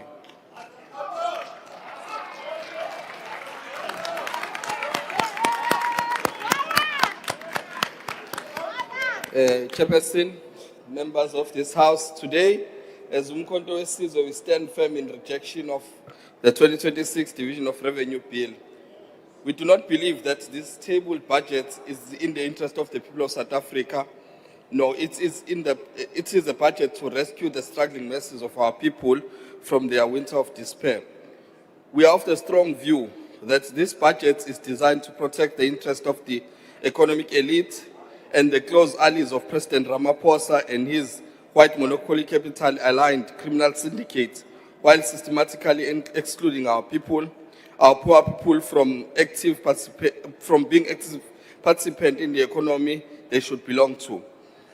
What the so-called government of national unity present here is not unity. Instead, it is governance through managed compliance, government by memo, not by mandate. This GNU formed through a glaring contradictions and political opportunism now governs at the instruction of the unelected elites acting as proxies of multinational corporations, global rating agencies, and neoliberal forces and billionaires' interests. What has this GNU delivered to our people? It's increased fuel levies driving up the cost of food and transport and education at administered prices, a real-term per capita decline in the essential budget for health, education, and policies. Because of the lack of engineering capability and capacity, billions remain unspent in school infrastructure, in school infrastructure fund, left untouched while our children sit on overcrowded classrooms without textbooks, without desks, without water and toilets. The GNU has gifted our people with high electricity tariffs that strangle small businesses and poor households alike. The GNU is now moving briskly to privatize water again taking from the poor to give the few elite. The hypocrisy of this government is staggering. Some fringe political parties support a budget that protects the rich and inflates fuel levy, which disproportionately harm the poor. The so-called GNU is a state capture by different means. It is the real capture, not the persuade or state capture tale of yesterday, but the one where economic decisions are made by unelected actors behind closed doors. While Parliament became a rubber stamp, the Operation Vulindlela is a nerve center of the elected elites, rubber stamping the wishes of the unelected white privilege. The numbers paint a glaring picture of this economic betrayal manufactured by the so-called GNU. 41% on national unemployment, 35.5% unemployment amongst women, 65.5% amongst the youth, and 11.7% unemployment amongst university graduates. Is it a developmental state or is it a broken economy in terminal decline? Billion in unspent local government infrastructure funds, while communities face collapsing roads, broken clinics, non-existent sanitation. A projected GDP growth at a rate of 1.8, a number so fancifully and creative that even the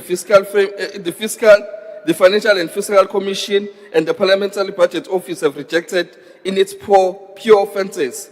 We cannot build a credible nation on the economy. We cannot build a credible nation on economic fiction. We cannot claim to serve the people while we suppress the wages of frontline workers and pump billions in bailouts or on state-owned enterprises, which the ANC deliberately collapsed by employing managers that are incompetent. Rising debt service costs as a percentage of GDP are as a result of stagnant economy. This bill is not just economically reckless, it is socially explosive. Service delivery riots in Eastern Cape, KwaZulu-Natal are no accident. They are a direct result of rolling blackouts, unaffordable electricity tariffs, government's refusal to intervene meaningfully in the economy to reduce poverty. Now we have fashion-based laws that allows the Road Accident Fund to legally pay undocumented foreign nationals in this republic. Who does that? While our republic does not manage and control the influx of illegal and undocumented foreign nationals, this division of revenue bill provides no relief on the poor, and prioritizes debt payment while local government collapse and communities sit in darkness. So as 𝐬𝐻𝐾 𝐻𝐶𝐬𝐿, we reject this division of revenue bill out of a commitment to justice, sovereignty, and true economic liberation. Enye into eyenza ukuthi singayisupport le bill, ngeke support ibill ezothatha imali ifake emaphaketheni abantu abathile abakhona la. Abanye bayavela lapha kwimadlanga ngoba bazi ukuthi imali yahulumeni futhi emaphaketheni engabe imali esiza abantu. Abantu abakhumbuleke nje besovota ukuthi baniphuce amandla bawanikeze abantu abazodeliver. Siyabonga. Thank you. The next speaker is the Honourable Wakeland.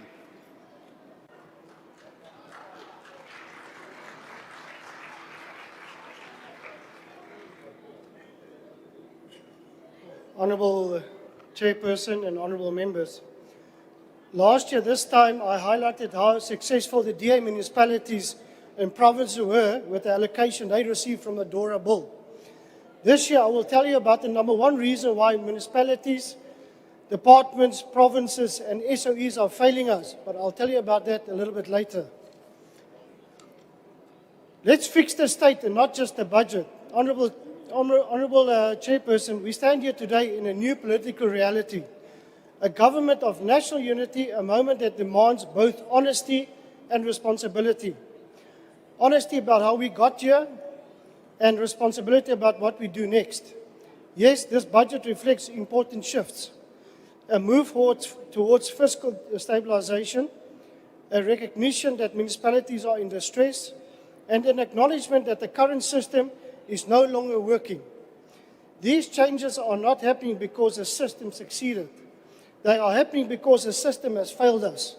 And that failure has been building over more than 30 years. After 3 decades of ANC government, we are faced with a state where 63% of municipalities are in financial distress. Infrastructure backlog continue to grow. Service delivery is deteriorating, and economic growth remains low. This is not a temporary downturn. It's a systemic governance failure, and it did not happen by accident. It is the result of political choices. At the heart of this choice lies the ANC policy that has weakened the state to its core, and that is called the cadre deployment policy. For years, the state was not built on merit, capability, or professional administration, but on political loyalty to and deployment of the ANC of its cadres. Cadres filled positions not to strengthen the state, but to secure political control over it. And the consequences are now visible everywhere. A weak financial management, a poor projected execution, a collapsing municipality, and a complete absence of consequence management. You cannot build a capable state on a foundation of ANC political deployment. And until we confront that truth honestly, no reform will be deep enough to fix what is broken. This is why we now face the central contradiction of this budget. We are spending more, yet we are delivering less.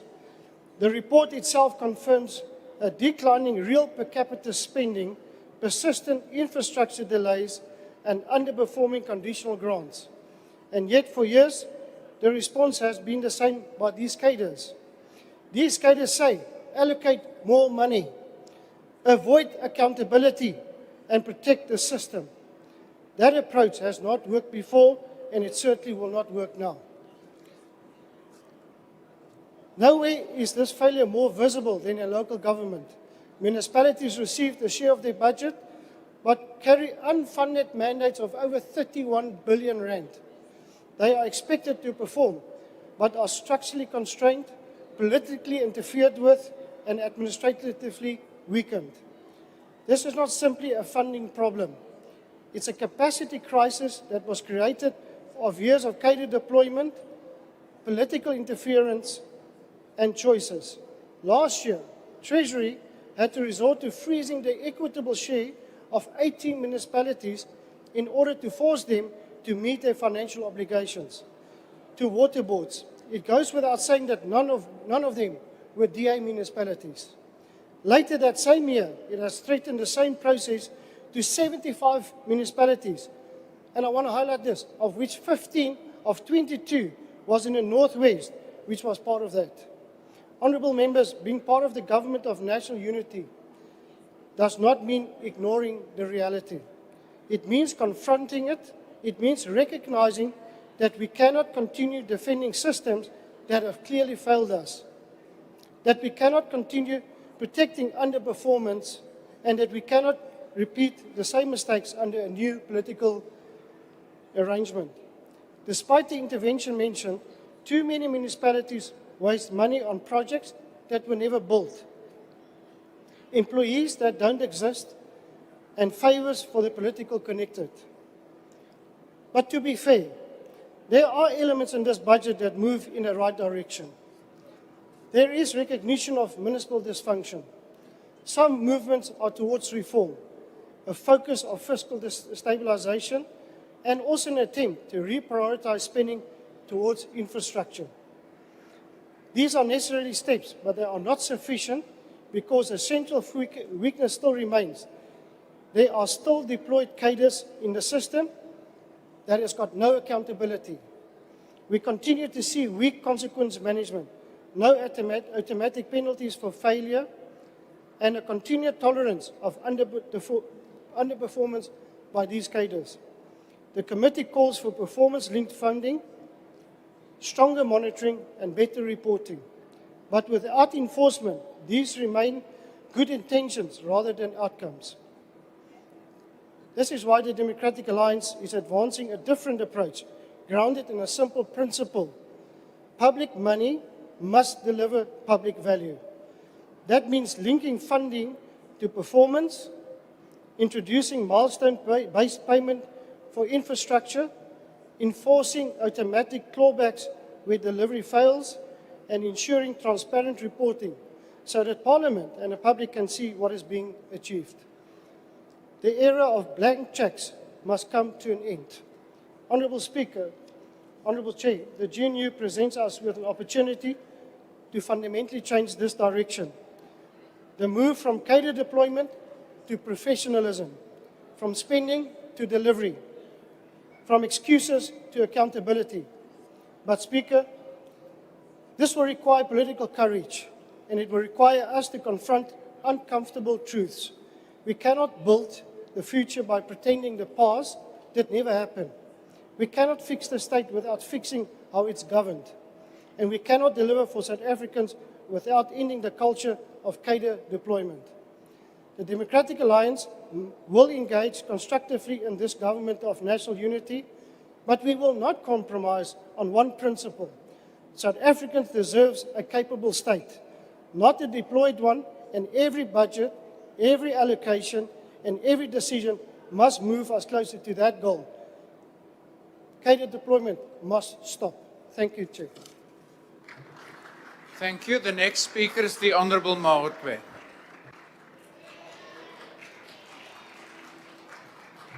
Thank you very much, House Chair. Greetings to the Commander-in-Chief of the only credible economic emancipation movement formed by the blood of Marikana massacred workers that continues to belong to the poor, the working class, and all progressive South Africans.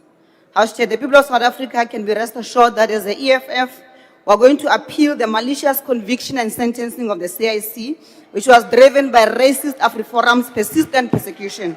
It was a racist-driven conviction and sentencing delivered by a racist judge who seeks to strip us as a people with a long and proud history of honoring, celebrating, and saluting our heroes, as was the case during the funeral of Chris Hani.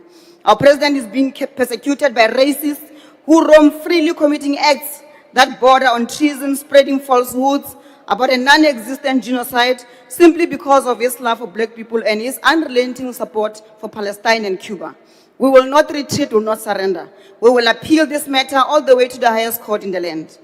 House Chair, the bill before the National Assembly, the Division of Revenue Bill, is the legal instrument that allocates 2.4 trillion budget across the national, provincial, and municipal spheres of government. It is arguably the most important fiscal framework before this House because it determines whether our people in municipalities will have water, electricity, sanitation, functioning roads, waste collection services, internal state capacity, and adequately resourced municipal police to enforce bylaws. We want to remind this House that in 2025, we reached a progressive agreement at the Standing Committee on Appropriations that the proposed DOR tabled by the Minister of Finance must be amended. We agreed on this at the majority of committee members, including the chairperson of the Standing Committee, Dr. Musa Maimane, before the Minister of Finance withdrew the bill. We had all agreed that the fact that municipalities receive only 9.4% of nationally raised revenue is fundamentally flawed and unsustainable. We had further agreed that municipalities continue to adopt unfunded budget to the tune of more than 30 billion rand, and that the majority of them do not adequately budget for infrastructure repairs and maintenance. It is an undeniable fact that the majority of municipalities are in distress. We are told that more than 63% of municipalities are in financial distress, and we are of the view that this figure is in essence, much higher. We say that all municipalities in the country and many others are in varying degrees of financial distress. We took all of these factors and many more into account and agreed that the DOR bill must be amended. What remained was to agree on the quantum of the increase. We proposed that it be increased to at least 14% of national raised revenue. Others suggested a phased incremental increase, while the chairperson himself proposed that we consider the submission by SALGA. But what is critical is that we had reached a consensus.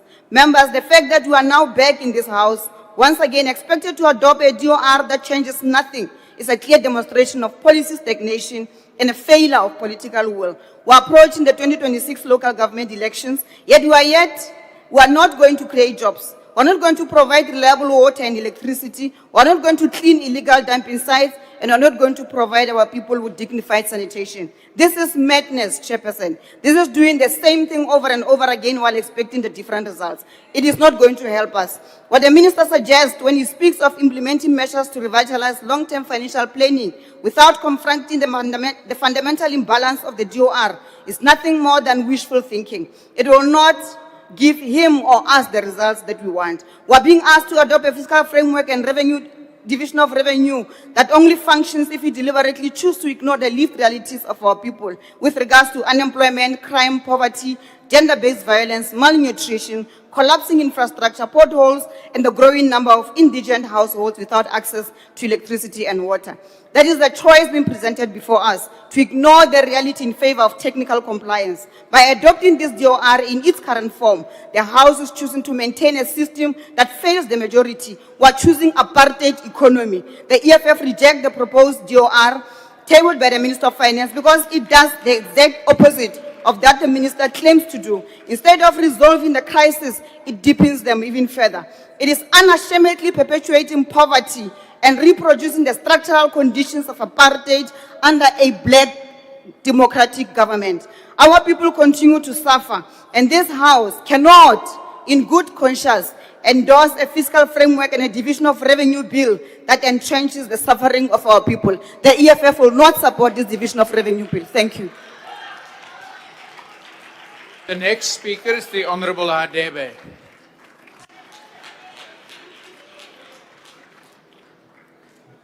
Thank you, House Chairperson.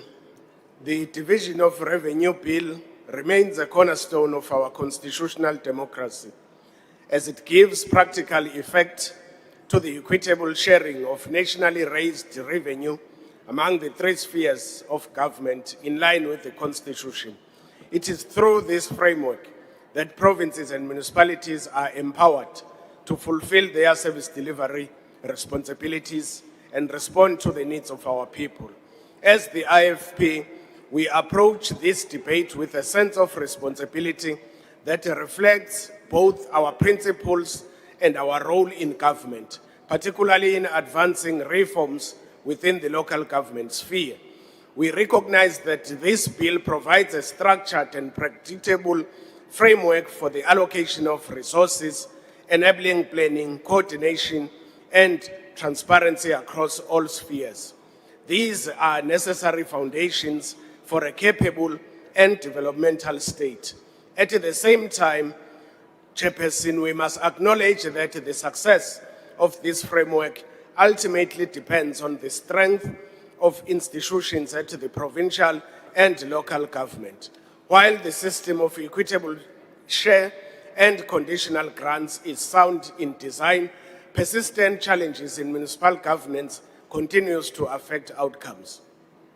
Issues such as underspending on infrastructure, weaknesses in financial management, and administrative inefficiencies remain evident in several municipalities across the country. The IFP recognizes that meaningful steps are already being taken to address these challenges, including efforts to stabilize municipalities, improve financial oversight, and build institutional capacity. These reforms are important and must be supported as they form part of a broader effort to restore functionality and public confidence in local government. However, progress must be sustained and strengthened as communities cannot afford delays in service delivery. The bill also provides mechanisms for the withholding and reallocation of funds in instances of non-compliance. While these are necessary safeguards to protect public resources, they must be applied with care and balance. Interventions should correct governance failures without inadvertently penalizing communities that depend on these funds for essential services. In this regard, a cooperative approach that combines accountability with targeted support is essential. Chairperson, many municipalities continue to operate under significant structural constraints, including limited revenue bases and increasing service delivery demands. The equitable share must therefore continue to fulfill its redistributive purpose, while reforms focus on improving governance, enhancing capacity, and ensuring that allocated funds are spent effectively and in line with their intended purpose. In conclusion, Honorable Chairperson, the IFP supports the Division of Revenue Bill as a necessary instrument to advance cooperative governance and equitable development. At the same time, we emphasize that the true measure of this bill lies in its implementation. It must translate into improved service delivery, strengthened institutions, and tangible improvements in the daily lives of South Africans. I thank you. I now recognize the Honourable Silves.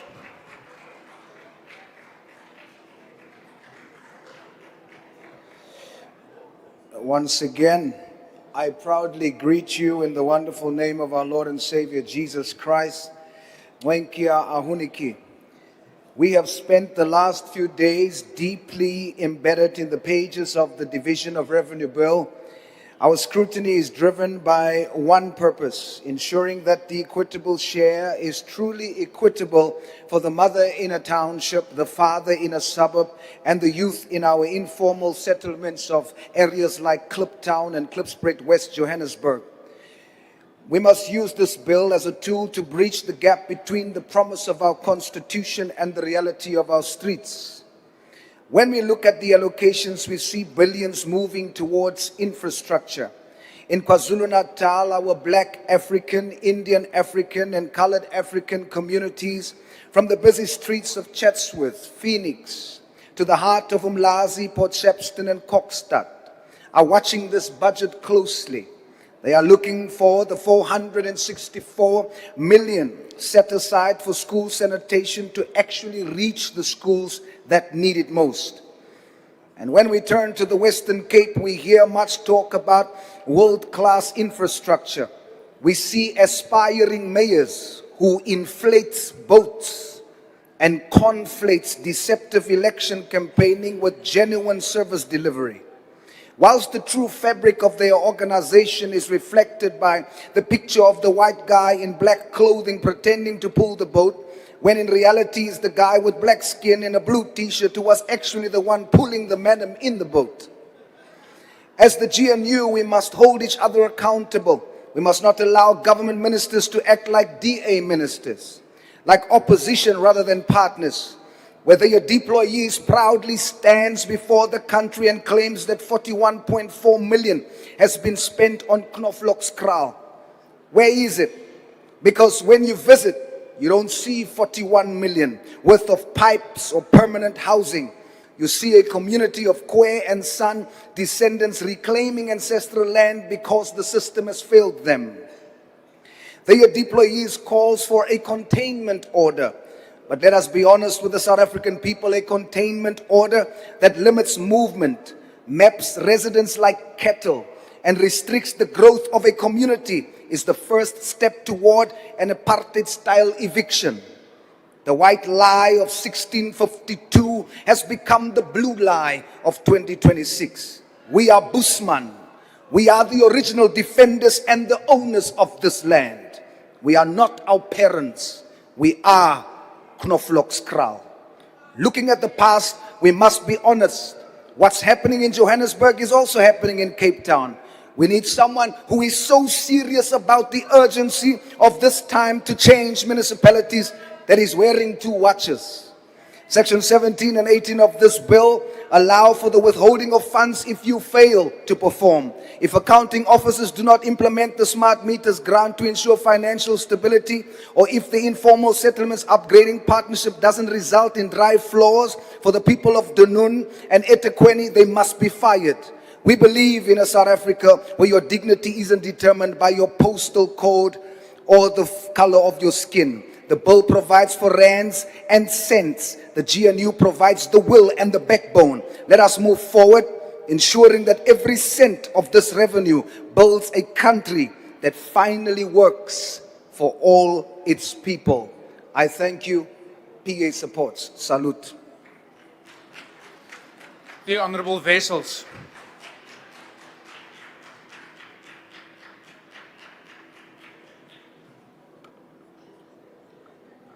Thank you, Honourable House Chairperson. House Chair, there is no doubt that municipalities across South Africa are in serious trouble.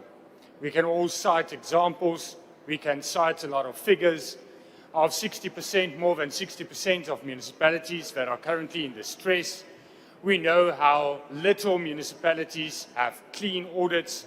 We know that municipalities across the country owe third parties, such as pension funds, such as medical aids, such as the South African Revenue Fund, monies that they deduct from municipal officials but don't pay over to those third parties. We know that people are not receiving services. We know that infrastructure are not maintained and that it's collapsing, that people are suffering due to a lack of water supply, due to those shortcomings. The question is, will funding solve the problem? And when one goes and looks at two important aspects. Since 2010, the municipal revenue has increased by an average of 360%. Annually, that's about 10% per year that the municipal revenue has increased. Yet, municipalities owe their creditors more and more. They can't pay salaries to officials. They can't maintain the infrastructure, etc. So does the problem lie with revenue? Does it lie with the equitable share formula? Or is there a more deeper crisis in our municipalities which goes to a lack of merit-based appointments, a lack of leadership, and a lack of political stability? Because that is what we see, where there is no actual accountability, where there's no municipal councillors, officials in these municipalities that are in distress that actually stands up and does the right thing. They are not there to serve the people, to serve their communities, but rather the majority are there to serve their own needs, to have power, to make certain decisions, to enrich certain contractors, but not to spend the money where it should be spent. The other factor that points to the fact that it can't be a lack of funding is the fact that municipal infrastructure grants are underspent by billions. Those municipalities that can't maintain their infrastructure do not spend it. So they have the money to maintain the infrastructure, to improve the infrastructure. They get these grants from the national fiscus, from national taxpayers' money. that they do not spend it and they return it to National Treasury. That shows a lack of financial management, and that needs to be addressed. We can't say that the problem lies with the funding model of municipalities. The danger, though, Chairperson, is that it's very easy then to say we should centralize.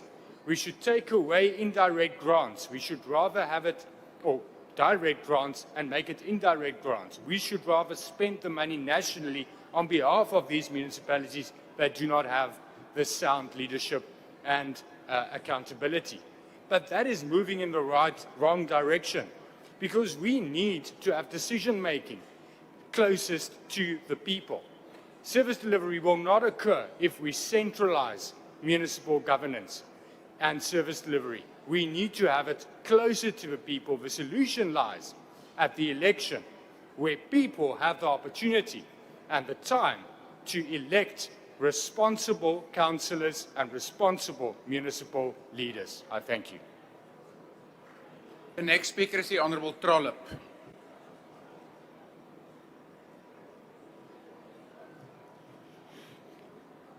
Honourable Chairperson, the Division of Revenue Bill before this House gives effect to the equitable allocation of nationally raised revenue across the three spheres of government.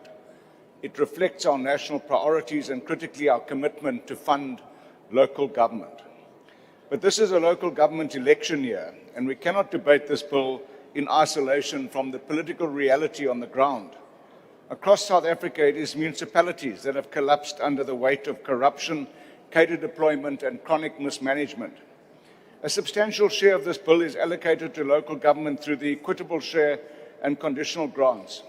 These funds are meant to deliver water, sanitation, electricity, refuse removal, and to maintain critical infrastructure, not to fund elections, not to enrich municipal officials, councillors and other politicians. Yet in municipality after municipality, these basic services are failing. Communities are left without reliable water services, wastewater flows in our streets, into our rivers and into our oceans. Roads disintegrate, electricity supply becomes increasingly unstable. Honourable Speaker, or Chairperson, the House is not simply the problem is not simply how much we allocate. It's what happens after the money arrives at its destination, the municipality, the coalface where service delivery is to take place. Too often, municipal funding has become a revolving credit card for the governing party, repeatedly topped up by national government, while the same political actors preside over their decline. Billions are transferred, yet infrastructure continues to collapse, and service delivery continues to deteriorate. And equally criminally, underspending has also become the hallmark of dysfunctional municipalities. Money is returned unused to Treasury at the expense of citizens living in dysfunctional municipalities. The Auditor General has consistently highlighted irregular expenditure, weak financial controls, and near total absence of consequence management. But those responsible are rarely held accountable. Instead, they are protected, redeployed, and simply allowed to continue. And the division of revenue continues. Not in Action SA, however. Tshwane Mayor Dr. Nasipi Moyo showed what you do with people who misappropriate public funds or involved in impropriety. Within 1 week, she fired a mayoral committee member who had been implicated in the Madlanga Commission. Many in this House have succumbed to impropriety, but still sit here with no consequence. This is the real crisis facing local government, not just a failure of administration, but a failure of accountability. Action SA supports this bill because municipalities must be funded and communities cannot be punished for the failures of those who govern them. But let us be clear, this support is not an endorsement of the status quo. We must fix local government, which incidentally is Action SA's slogan. We cannot continue to transfer billions to municipalities governed by those who have demonstrated time and again that they cannot be trusted to manage public funds or deliver services. Funding must be matched with strict conditions, measurable performance, and real consequences for failure. Honourable Speaker, while this House will pass this bill today, The South African people will have their opportunity to assess the division of revenue later this year. At the ballot box, voters will decide whether to keep entrusting their municipalities to those who have broken them, or whether to choose a new path, one grounded in accountability, competence and service delivery. That is where real consequent management will take place. Thank you. Thank you. The next speaker is the Honourable Swart. Thank you, House Chair. House Chair, this bill must be considered against the dramatic geopolitical changes that have occurred since February's budget. And at that time, Honourable Minister, the ACDP said that the ship of public finances was starting to move in the right direction. The economy was expected to grow much faster on the back of improving investor sentiment, healthier state finances and easing financial conditions. However, the Middle East war, falling commodity prices and increased pressure has resulted in the IMF cutting South Africa's growth forecast to 1% for 2026. That is below the 1.1% growth rate achieved last year. Now, as we know, lower than projected economic growth results in lower tax revenues, increasing pressure on the budget and on DORA allocations. Chairperson, higher economic growth cannot rely only on consumer spending. It must be driven by fixed investment and improved business confidence. Fixed capital investment contracted sadly last year and remains well below levels needed to generate sustained growth. Surge in fuel prices are combined with rising water and electricity tariffs are placing households under immense financial pressure. And the result is that taxpayers are correctly demanding value for every rand of tax that they are paying.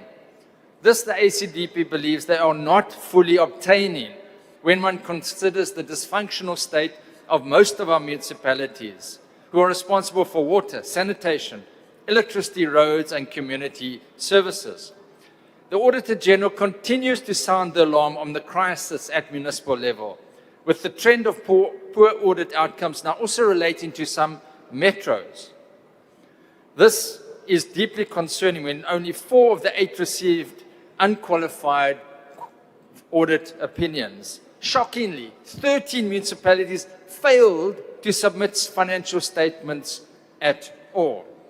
Now, the Minister of Water and Sanitation has correctly last week read municipalities the Riot Act, stating that the time for talk is past.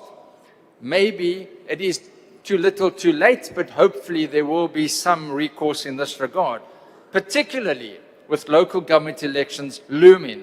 And it is clear that a new model of political leadership is needed.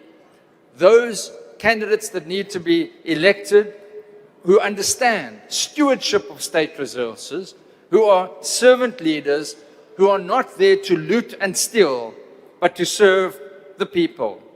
We need councillors who are competent, able, God-fearing, trustworthy, and who hate dishonest gain. Just think how we could turn around our municipalities if we have those type of councillors elected. And those are the candidates that the ACDP offers. Despite our reservations, the ACDP will support this bill. I thank you. The Honourable Ghana.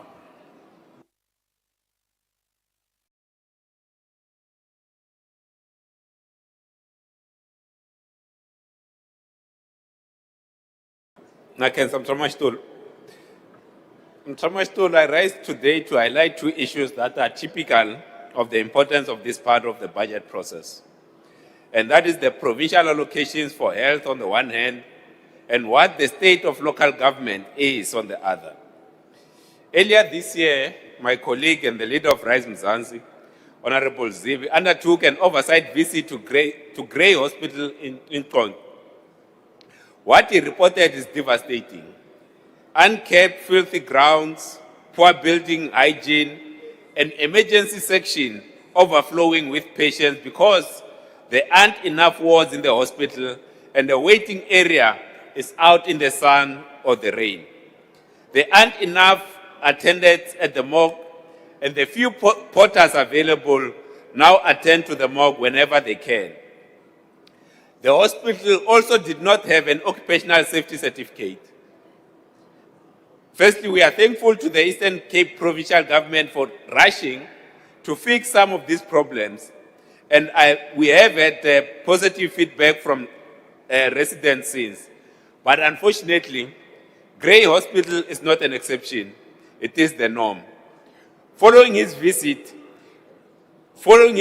there, he was inundated with complaints that Bishop Hospital, St. Barnabas Hospital, and many others are also found wanting. Millions of South Africans depend on the public health system, but it is essential. But it essentially abuses their rights and dignity through systematic failures. Yes, there are rogue officials, but this is mainly a funding problem. We appeal to the Minister of Finance and the House to start making serious reallocations to the health sector, especially provinces like the Eastern Cape and Limpopo, where most South Africans are poor and can't afford private doctors and hospitals. Health is a basic human right. We have an obligation to provide for it, especially to the most vulnerable. The second area is local government. Municipalities are at the forefront of our national moral obligation to provide basic services. Unfortunately, they are failing. While the funding model needs to be revised as soon as possible, the reality is that municipalities waste funds and are riddled with corruption. The Auditor General is increasingly making findings of causing public harm. House Chair and members, we must enable Treasury to place conditions for the transfer of the local government portion to certain municipalities if we are to stop the wanton theft of public funds. South Africans deserve a better, and only the power of the purse can create the accountability structure so lacking in municipalities. We will support this bill. Councillor Mtramashtur. Thank you. The Honourable 𝐿𝐴𝐵𝐻𝑒.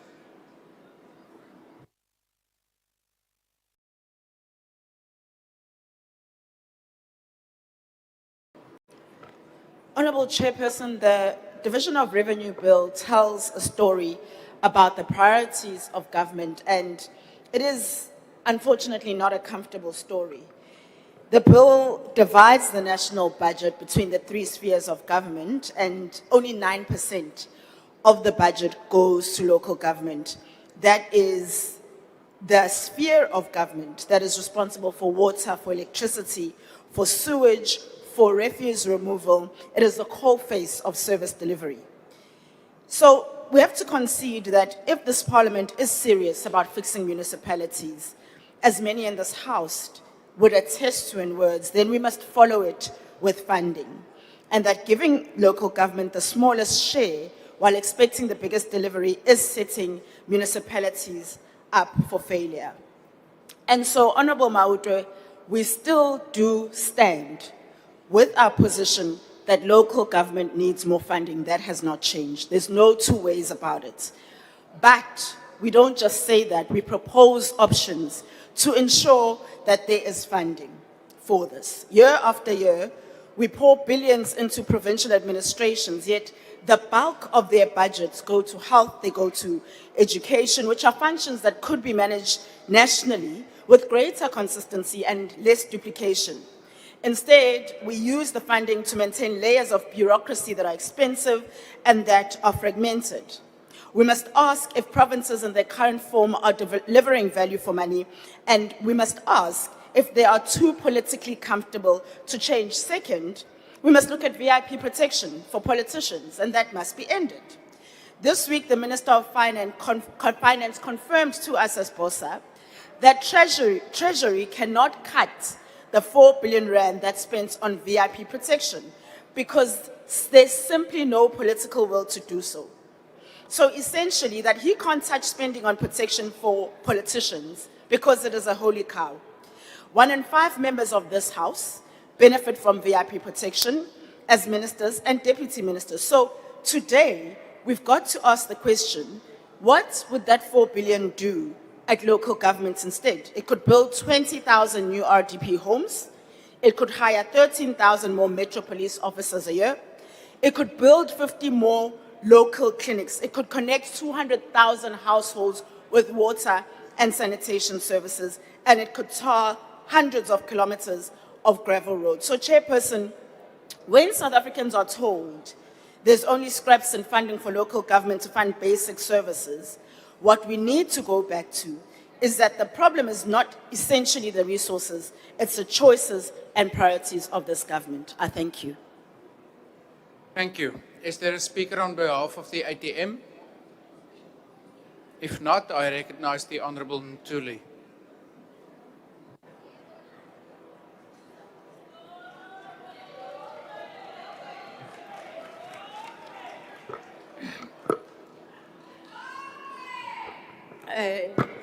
Honourable House Chair, honourable members, fellow South Africans, I rise in today in support of the review of the white paper on local government, a matter of profound national importance. It is the municipality that must ensure water flows from taps, refuse is collected, roads are maintained, street lights functions, and communities experience the dignity of basic services. When local government works, communities thrive. When it fails, our people suffer first and suffer most. Hence, the African National Congress had declared 2026 as the year of fixing local government as a priority.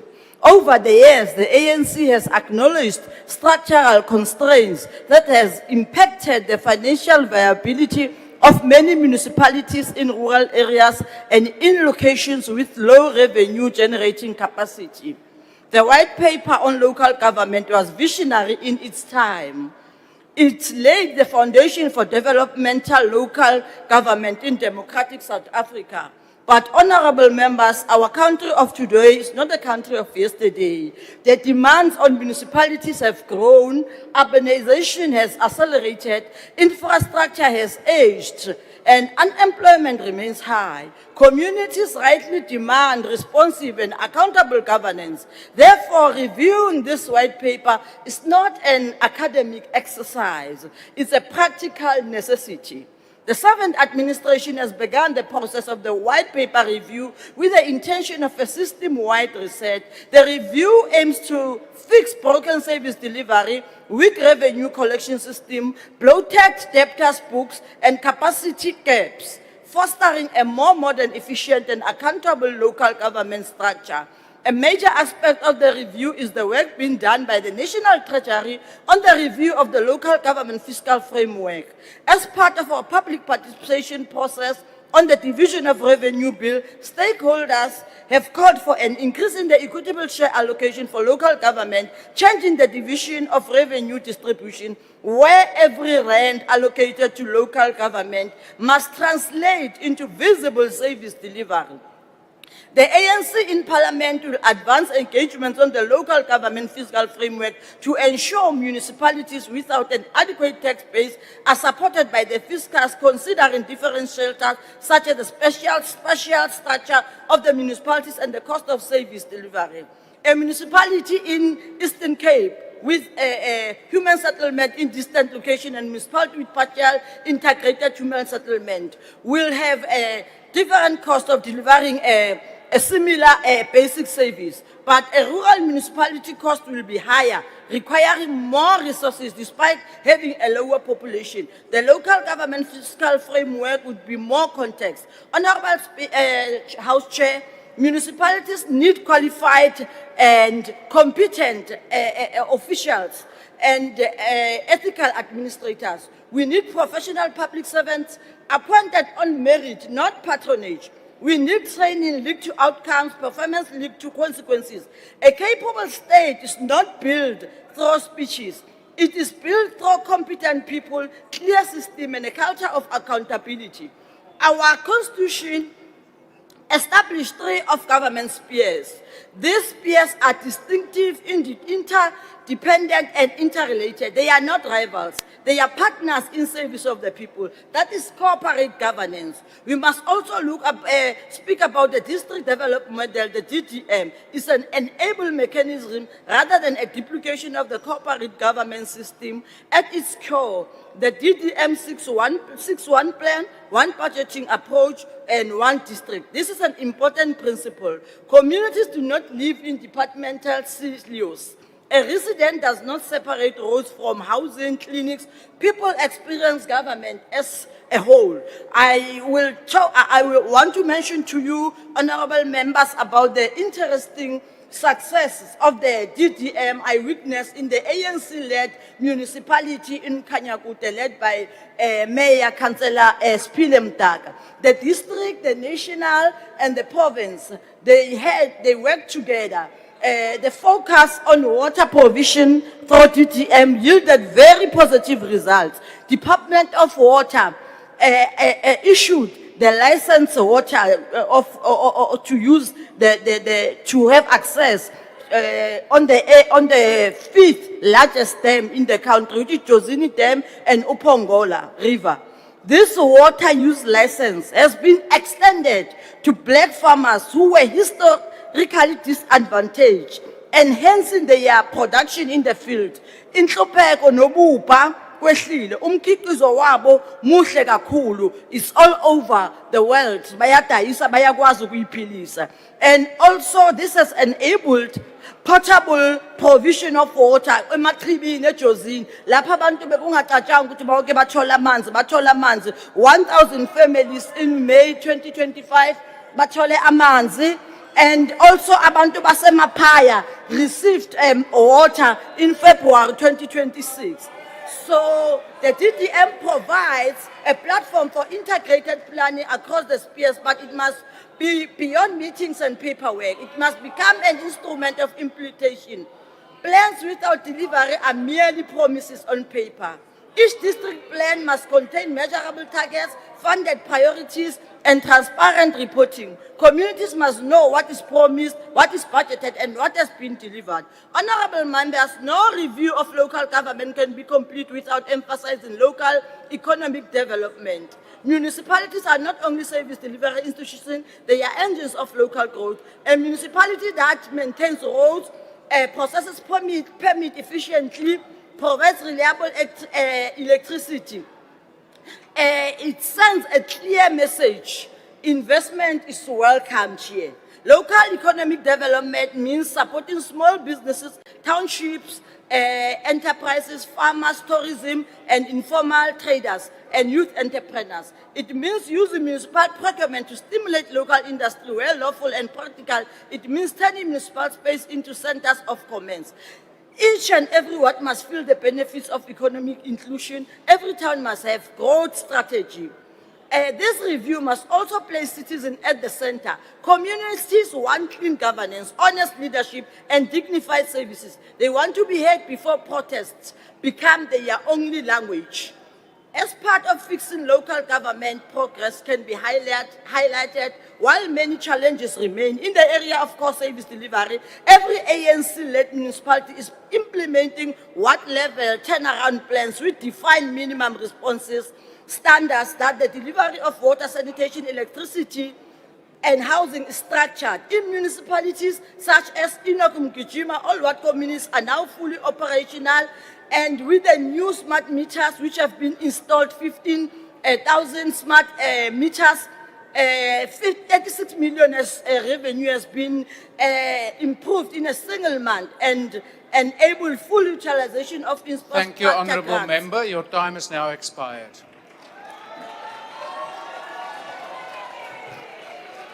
The Honourable Dr. 𝐼𝐻𝐫𝐶𝐿.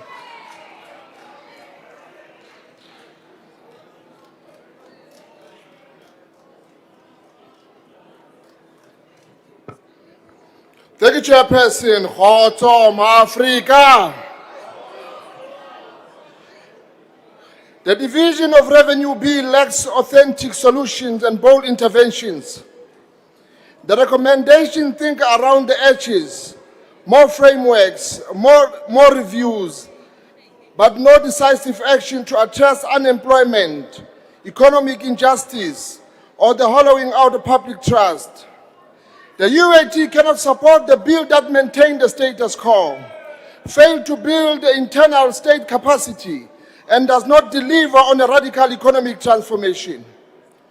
Municipalities are told to have autonomy, yet their spending is prescribed down to the number of roads surfaced, parks built, waste vehicle purchased, and EPW work opportunity created under the grants like the Integrated Urban Development Grant. The bill failed to confront and train system of entrepreneurship within the Department of Basic Education and the Department of Transport, especially in allocation of school bus contracts. Instead of creating sustainable jobs by directly employing qualified drivers from our communities, funds are channeled through tenders, opening doors for misappropriation, embezzlement, and even violence against honest bidders. The bill should promote direct employment, professionalism, and accountability, not enrichment of the few at the expense of many. Provinces are further told that if conditioned grants fall short, they must fund the deficit from their own equitable share. The poorer the province, the heavier the burden. Thank you. The Honorable Douglas.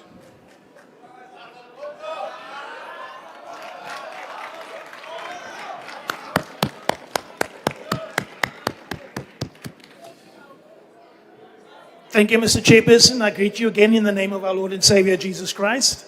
MKP rejects the Division of Revenue 2026 as fundamentally flawed in its design and policy direction and its political direction. Let us stop pretending. This Division of Revenue Bill is not fixing South Africa in real terms at all. It is managing a crisis that is getting worse year in and year out.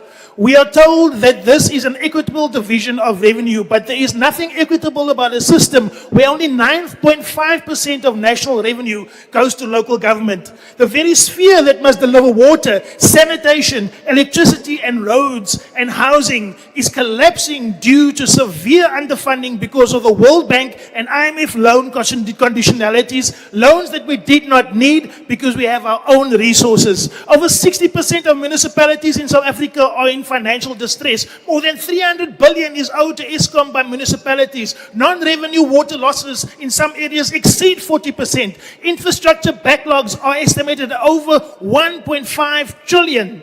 But over 60 of these, the largest metros and municipalities across the country, has been run by coalitions that now sit in the GNU for the last decade. The DA, PA, ANC, Action SA, Freedom Front Plus, BOSSA, IFP, they have all been running our municipalities in the ground. Now they want to come and stand for local government elections again. It's more of the same under these people. The DA-led municipalities are a disaster for colored, black, Indian, and middle-class progressive white families because their racist policies cater for the elite, well-off communities and Western foreign nationals more than our own poor people. Under the DA Mayor Gordon Hill-Lewis, they have entrenched apartheid spatial planning, and now he wants to build a wall for separate development. Hulle dink ons is vaak, maar hulle maak hulle laat. What DA is doing is not governance. This is displacement and modern day forced removals by another name, Apartheid 2.0. And let us not be misled by the myth that the DA has clean governance and the GNU has clean governance. We have seen 1.2 billion rand school IT tender scandals in the Western Cape and over 1.6 billion rand in tender fraud and contracts under investigation in the city of Cape Town, with DA members being arrested regularly. Corruption does not only wear ANC colors, it wears blue too, Mr. Chair. So the DA thinks the past is the past and we must just wipe away white monopoly capital, our oppressors, and keep their business interests going for a few jobs that trickles down, and we must be happy with them holding on to stolen land and mineral wealth for that. Hell no, not anymore. Julle maak julle laat. We must change Cape Town. It's the mother city, and MK is going to take over here. Because every day in the Western Cape, they want to take colored people and black people off the land, while the DA protects property markets instead of people. And the PA comes here and defends the taking of our land in Koffelskraal. Mr. Mackenzie, you are a just a servant of the DA. You're just a servant of the white man. You're just a servant of the ANC. You're protecting the loss of our land. You're protecting the people who are evicting us from 𝐾𝐿. Gaan sê vir ons mense in 𝐾𝐿, hoekom jy nie vir hulle die land kan gee nie? Want jy is hulle holbossel. Die DA is 'n holbossel. Dis hoekom. So I'm saying to you, enough is enough, Mr. Chair. Under MK, we will no longer have land taken from our people. We will give people land. Instead of people being removed from 𝐾𝐿, we will give them permits to stay there completely and always. We will support black African traditional leaders. We will support faith communities because we are Honourable MK, Douglas, your and this time is has our now time. expired. You are shouting. Why are you screaming at us? Why are you screaming? Order, honourable members. You are shouting at the GNU. The Honourable Dr. Burke.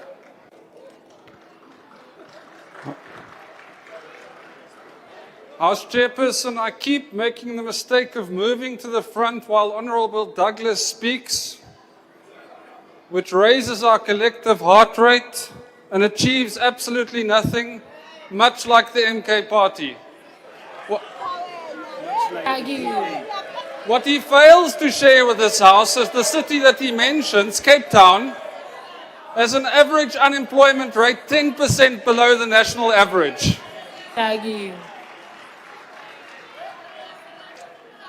But let's move on to more positive things, House Chairperson. Let's give credit to where it's due. Honourable Souls was actually now discussing the right bill in front of this House on this debate. And I'm afraid to say that this bill is a testament to systemic failure. We are once again asking Parliament to give money to the three branches of government, knowing full well that much of it will be looted. And I want to present three examples. Just this past weekend, there are reports of 60 million rand down the drain due to unlawful appointments in 𝐸𝐶𝐻. They even appointed one guy to 2 positions. But we're voting to give them more than 150 million rand more this year. We read reports about 𝐬𝐿𝐫𝐿𝐫, local municipality in the Eastern Cape, spending 23.8 million rand on an unbuilt stadium, because spending money on unbuilt stadiums is effectively a national sport in South Africa at the moment. But we're giving them almost 150 million rand more this year. And in the Free State, at Maluti Apofong municipality, which has had an outstanding audit outcome for the last 5 years, you can now on social media watch videos of thugs disrupting its council meetings.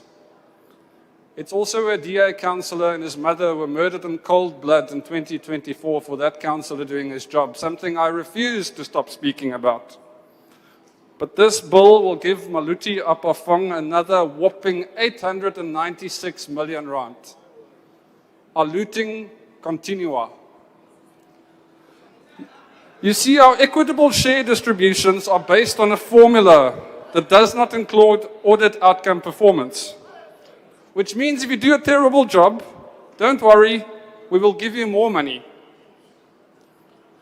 And so I come to this Parliament to speak about and vote for a bill that is a tragedy. I do so not because it's a pretty picture, but because there is a bigger picture. I do so because soon we will have new elections in this country. Soon the people in these municipalities will vote. They will have an opportunity to select a better government, one that includes more DA councillors than ever before. One that actually builds stadiums, not breaks promises. One that makes lawful appointments. One where people's lives are not cut short, but actually improved. To paraphrase another man who had hope, we aren't opposed to equitable share in all circumstances, just in circumstances where the results are dumb. When money is given to municipalities that don't transfer the resources to our people.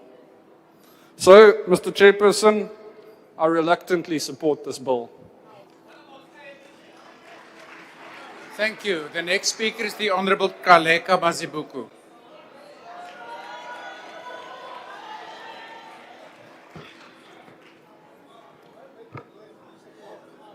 Honorable House Chair, on this day, the 21st of April 1998, Utata Umadiba made his opening speech in the President's budget speech La Parliamente. This was a speech about reconciliation and transition, policy focus, unity, and lastly about accountability, which updated the National Assembly on government's progress in delivery of services and establishing a functional and democratic state. His address anchored the words of wisdom, and I quote, "Our nation has succeeded to handle its problems with great wisdom. We have a government that has brought together bitter enemies into a constructive relationship. Our parliament and cabinet have properly focused on the task of reconstruction and development and have a government that is in control and whose programs are on course." Honorable Chair, these words are still relevant even today. As the architects of this fiscal framework, we must celebrate gains we have made. Angithi phela, it is us, only us, who delivered the following. We have shifted the national fiscal framework to support the most vulnerable and to improve living conditions in rural and township areas. We have a redistributive tax system that allocates revenues collected in urban areas to support underprivileged areas. This was not the case before 1994. Yithi phela, Honorable Chair, esifake ugesi kwindawo ezisemakhaya, ngisho nakoRondaville uqobo. Ngo-1996 besifake 58% and manje ngo-2022 sesifake 94.7%. Uye phela lo hulumeni onikeze uxhaso lwezindlu ezingaphezulu kuka-3 million lapho kuhlomile khona abantu roughly about 13 million. Abalingana nami abesifazane bayazi ukuthi ngaleso sikhathi mawumuntu wesifazane bongakhoni ukuthola indlu ngaphandle kokuthi usayinelwe yindoda. Abancane bayazi ukuthi mawungashadanga bongakhoni ukuba nendlu. And namhlanje futhi intanga zami ziyazi ukuthi besithwala amabhakede siye emfuleni siyofuna amanzi angcolile. Singena amanzi. Insizwa ziyazi ukuthi bezifesa emfuleni zifuna intombi. Manje asisakwazi ukufesa emfuleni ngoba phela uhulumeni wethu sekafake amanzi ezindlini. Sekafake amaphayiphi and about 82% yabantu baseMzansi Afrika banamanzi angena ezindlini. Honorable Chair, these are not just numbers, but a reflection of the improved living conditions of the majority of South Africans. Yes, we are experiencing challenges where sometimes it demands surpasses the supply, but we are solving the challenges. Honorable Speaker, as we grapple with the structural inequalities, we must support the Department of Trade, Industry and Competition to implement measures that help us to stimulate economic growth and advance social transformation. We fought for this legislation and we shall not be distracted. Forward with rapid, inclusive and sustainable economic growth. Forward with the promotion of fixed capital investment and industrialization. Forward with job creation, transformation. Forward with fiscal and sustainability. Forward. Namhlanje, Honorable Chair, a total of 11.2 million indigent households nationally are currently subsidized for the provision of free basic services through the local government equitable share. Provinces shoulder the primary responsibility for delivering social services, including providing basic education for 13.6 million learners and healthcare for the 53.4 million people without private medical insurance. Direct national transfers to provinces are projected to grow by an annual average of 3.4%.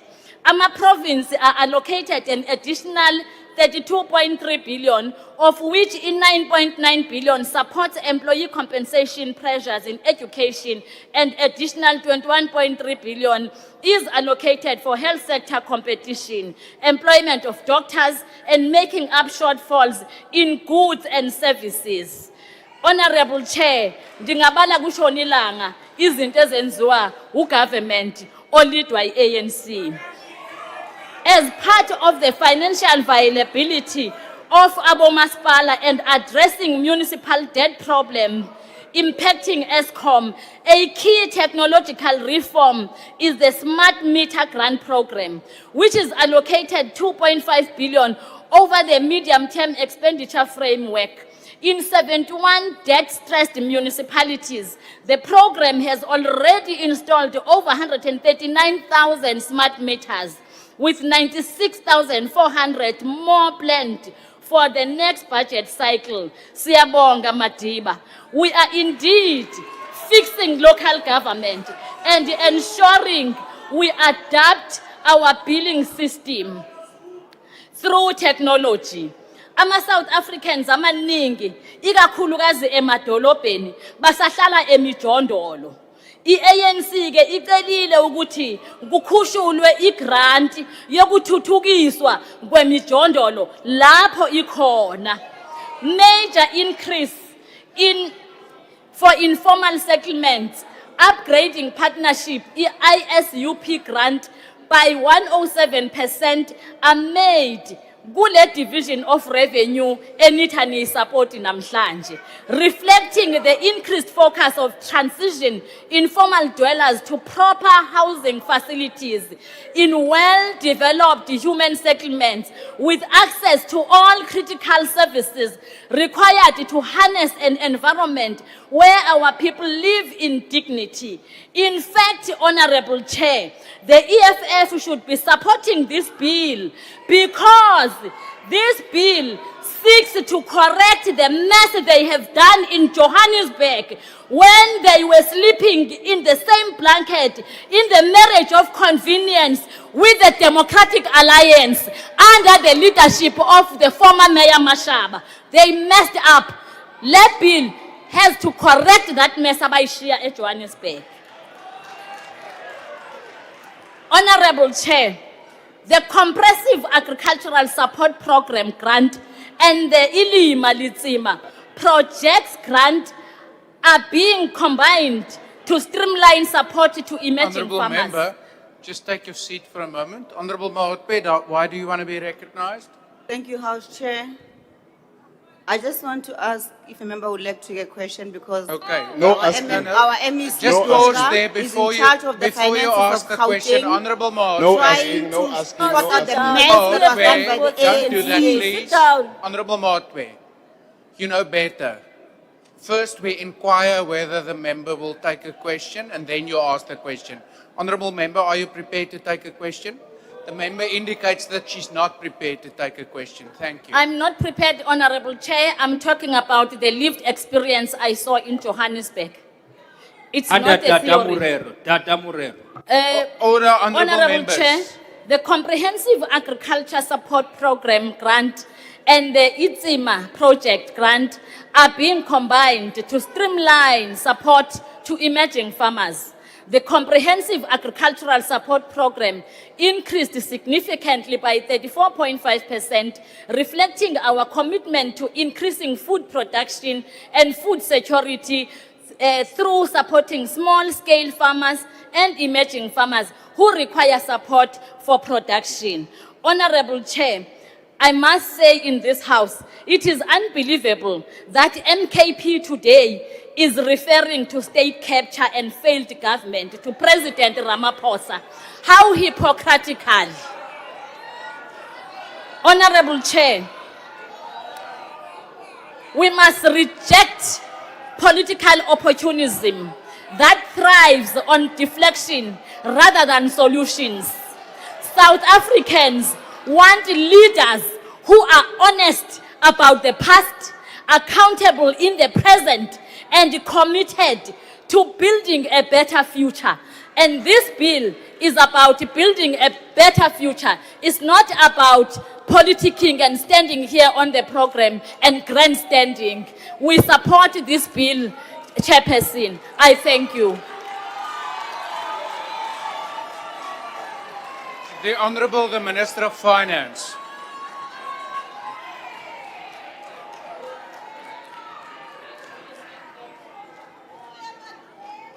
And she was not screaming. Honourable members, please don't unmute and speak. Whoever does that next will be asked to leave the chamber. Honorable House Chair, let me start by Honorable Maimane, the Chair, says SARS has corrected 2 trillion, which is a major achievement. However, what he misses is that the expenditure is 2.4 trillion, which means we're 4 billion short, 400 billion short. In addition to that 400 billion, the debt service costs are also of a similar amount, which means this year we'll have to borrow about 800 billion rand. It does not mean I'm not applying my mind to what he's talking about, an extension of the fuel levy. I am applying my mind to that issue at the appropriate time possible, because I promised South Africans that at the end of the month I'm going to do a review. After consulting a stubborn minister, Mandashe, I will probably make the necessary announcement on the 28th on Tuesday in that regard.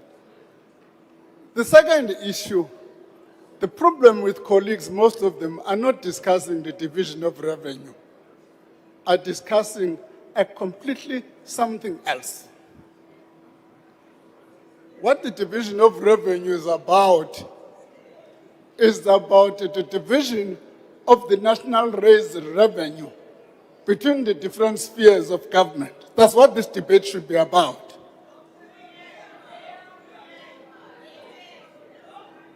The division of the national raised revenue between the different spheres of government. That's what we're debating. That was Section 214 of the Constitution enjoined us to do.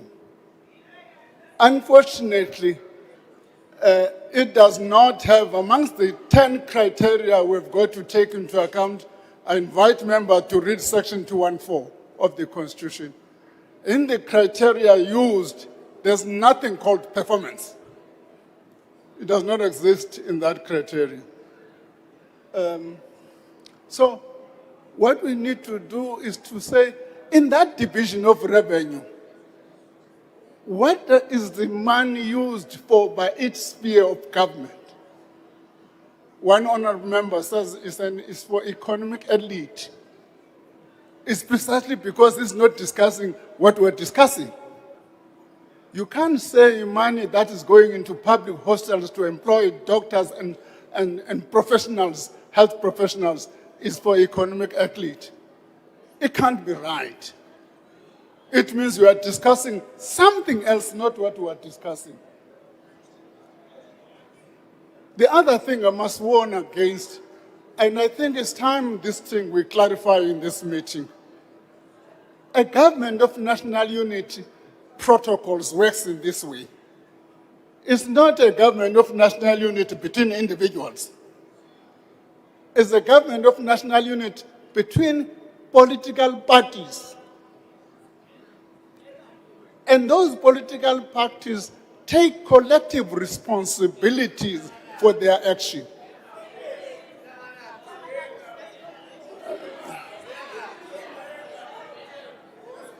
It's quite important that that point is made.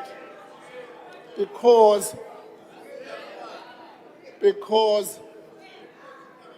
I see some members of the government of national unity distancing themselves from this budget. Can't be right. It can't be right. Those are protocols of running a collective responsibility. You can't choose and pick what I like is good, what I don't like I'm not responsible for is other party. So that's the point I wanted to make. The third point I want to make, I agree with members that we've got to discuss the review, including the review of the local government sphere. That review is taking place right now. Of course, what have delayed the finalization of that review is the household survey, which is utilized to see that horizontal split between the different spheres of government. There's a case, I don't mind, there's a case that the money allocated to the local sphere of government has got to be improved, no doubt about that. But it is not clear once you say we must take a certain percentage, as some members are saying 14%, you must then come to another conclusion and say, where is the money going to come from? And that debate, members are at liberty. The law allows you to say on the budget that I'm tabling, get 14% to local government. But it also says, where are you going to get it? You must do that kind of work, which members are not doing at the moment. So we've got to take all of those things into account. But let's make the point. We must also say, when we talk about that, encourage our colleagues at local government level to do the right things. Encourage our colleagues at the local government level to do the right things. It can't be right that everything that we're talking about at local government is a result of budget. Not at all. As somebody who deals with these matters on a day-to-day basis, I know for sure. I'm dealing with a municipality now which was given grants for infrastructure and utilized that money for different purposes. Of course, I've got to take the uncomfortable decision and deduct that money from the equitable share of that municipalities. What are the implications of that? So it's quite important that when we talk about local government level, we must also talk about the performance and effectiveness of the local government sphere. We must not talk about that. We will discuss the review and make the necessary announcement during the budget and make the necessary announcement in the medium-term budget policy statement and say what is that change in the local government sphere. We are working with the Department of Local Government, local government to deal with that issue. So this budget, as I'm saying, is about that equitable distribution of the national raised revenue. And I think if we're to confine ourselves to that, that's going to be an important point. And make the necessary amendments if people want to make it a necessary arrangement. But I must say to the colleagues on my left here, one raised the issue of Madlanga. What someone mentioned, but he forgets there was a Zondo commission before Madlanga. There was a Zondo commission before Madlanga. Niyalibala bafethu funani nibe honest sayimosha sonke lento sikuthi nibani honest. And what about fidentia? Must we call a commission on fidentia? Thank you, Honorable Minister. Honorable members, that concludes the debate. Honorable members, can we please have order? Are there any objections to the bill being read a second time? Honorable Maude. Thank you, House Chair. Please note the objection of the EFF and not calling for a division. A division having been called, the bells will be rung for 2 minutes.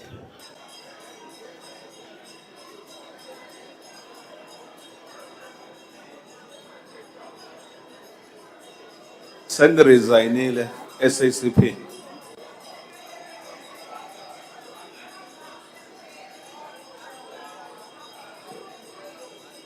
Minister, Surizainile, SACP.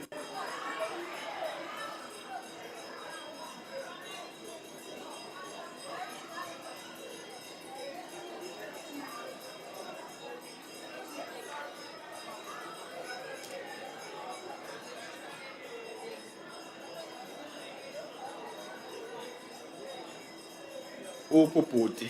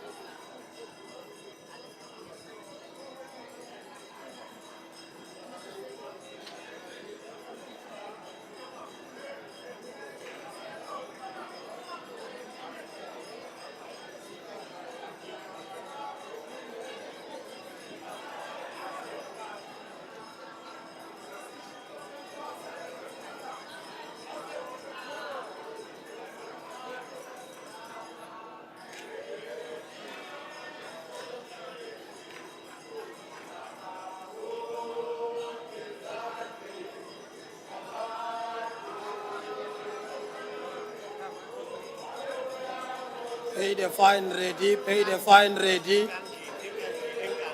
In socialism. Pay the fine ready. Pay the fine ready, pay the fine. Honorable members, Pay the fine ready, take pay our the seat. fine. Ready, pay the fine. No, honorable members, please, can we kindly take our seats? The Speaker has determined that in accordance with the rules, a manual voting procedure will be used for this division. In order to continue, we must first establish if there's a quorum.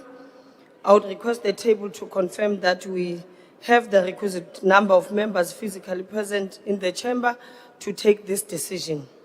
Party whips will then be given an opportunity to confirm the number of their members present and indicate if they vote for or against the question. A member who wishes to abstain or vote against the party vote may do so by confirming with the chair. I have received that we do have a requisite quorum, so that we proceed. The question before the House is that the Division of Revenue Bill be read a second time. Voting will now commence.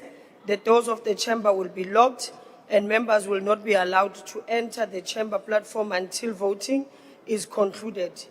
Whips, will then confirm the number of members present in the chamber and indicate if you vote for or against the question. The ANC. Thank you, Chairperson. Good afternoon to you. The ANC with 126 votes in favor. Thank you. The DA. Thank you, House Chair. The DA with 74 members vote in favor. Thank you. The MK.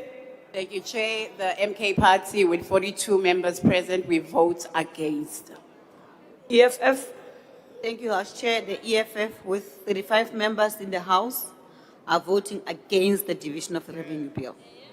IFP. Thank you, Chair. The IFP with 11, we vote in favor. PA. Thank you, Chair. The Patriotic Alliance with 5 members voting in favor. FF Plus. Thank you, House Chairperson. With 4 members, we vote in favor. Action I SA. mean, three members, sorry, Chairperson, 3 members.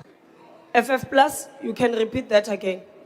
3 members. Three voting in members. favor. Action SA, Thank you, House Chair. Action SA with 4 members, we vote in support. ACDP, The ACDP with 2 members votes in support. UDM, Rise, Bosa, With 2 members, we vote in support. ATM, Al-Jama, Thank you, Deputy Chair. Al-Jama, 1 in the House, voting in support. Thank you. NCC, oh, thank you. NCC, PAC, UAT, Thank you, Chairperson. UAT rejects. confirm the number or 1? We are 2. Good. Is there any member that wishes to abstain or vote differently to their party? Thank you, honorable members. The voting session is now closed. We'll wait for the results.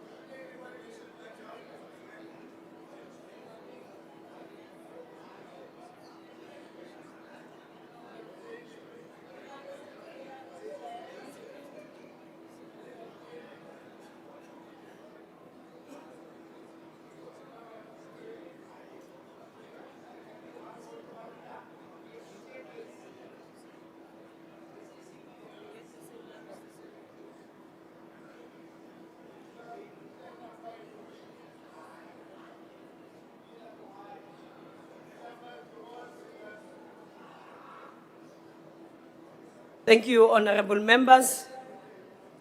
Voting went as follows: the noes 78 and the yes 228. The report then, it is agreed to.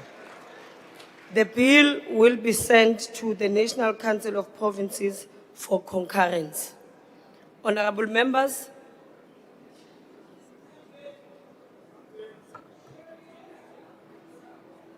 I will now allow the Secretary to read the bill the second time.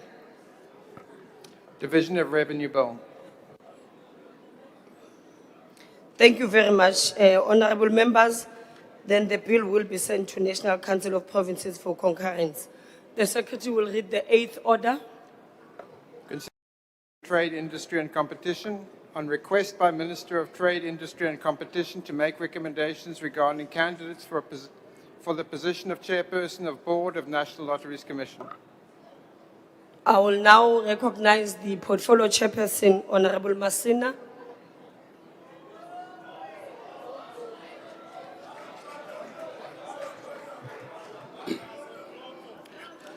On the 21st of October 2025, the Speaker referred the letter dated 20 October 2025 from the Minister of Trade, Industry, Competition to the Portfolio Committee of Trade, Industry and Competition for consideration and report.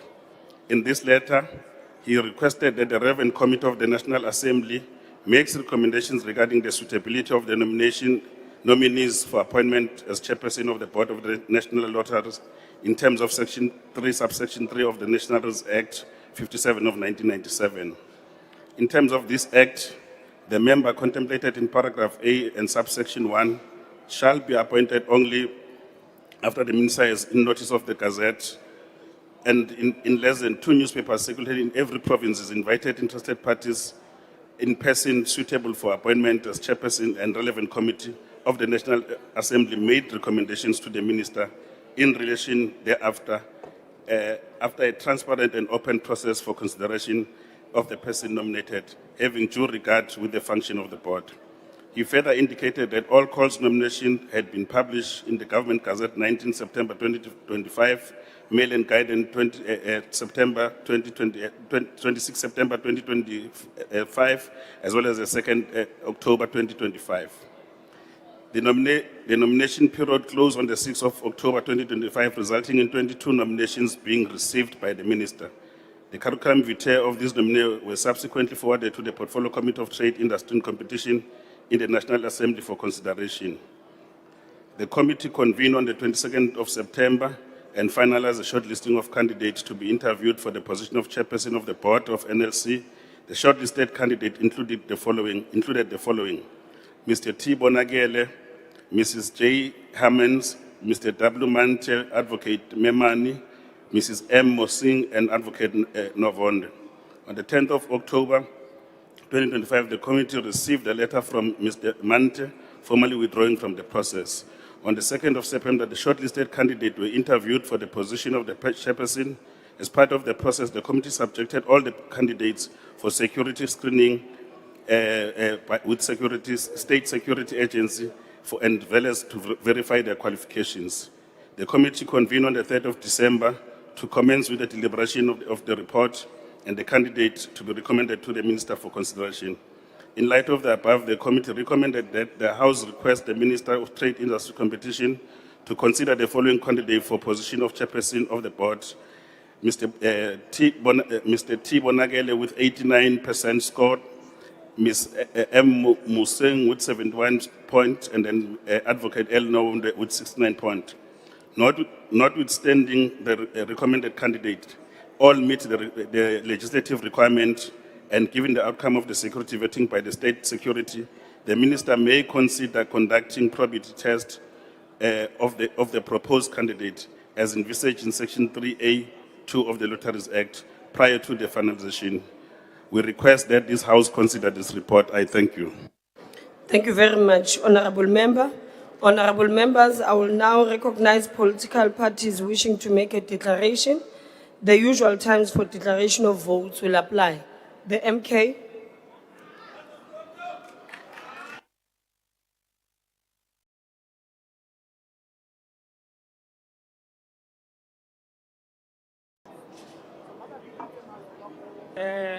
Thank you, Chair. The MK Party recognizes that the chairperson of the Portfolio Committee on Trade, Industry and Competition has outlined the formal nomination process, shortlist, interview, and security vetting of the chairperson of the National Lotteries Commission, the NLC. The committee recommended 3 candidates: Mr. T. Bonagele. Mr. Bonagele is a well-regarded, well-respected, long-term public servant. So the NLC is in good hands.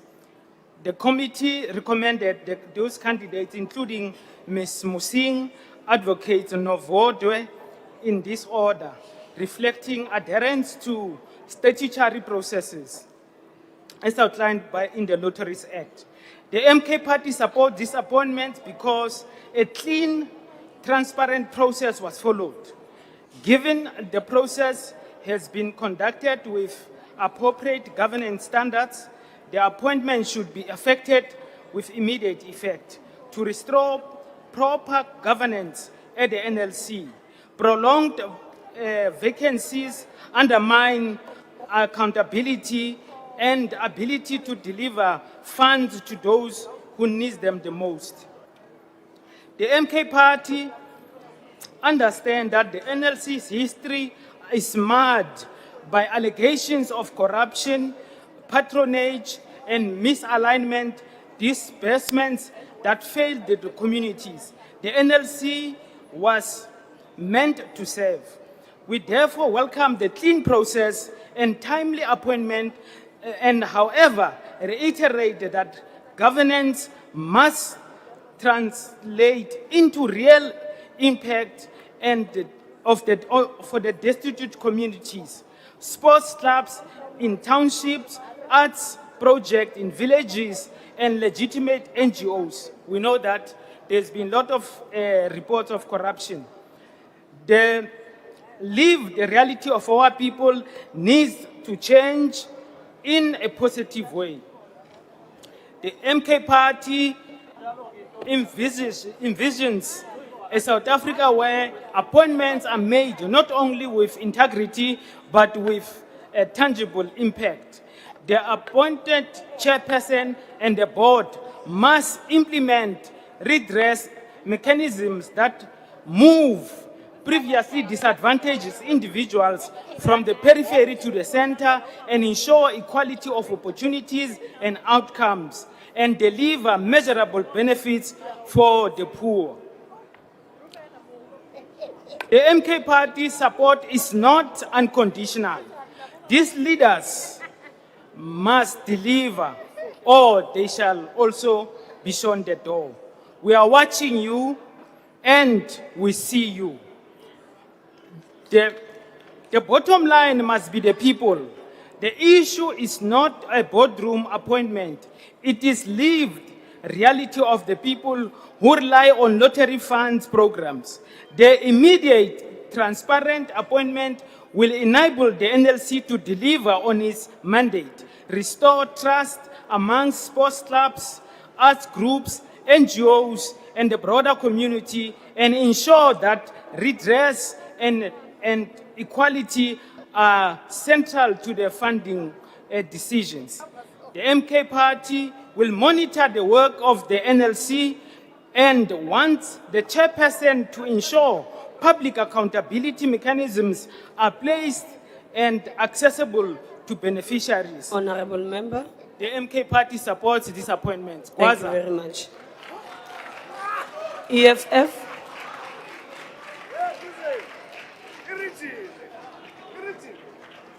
EFF. Yes, Honorable Maude. Honorable members. Honorable Maude.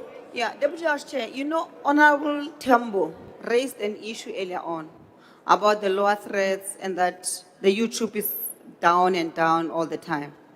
We're going to receive very valuable inputs from this honorable member before you.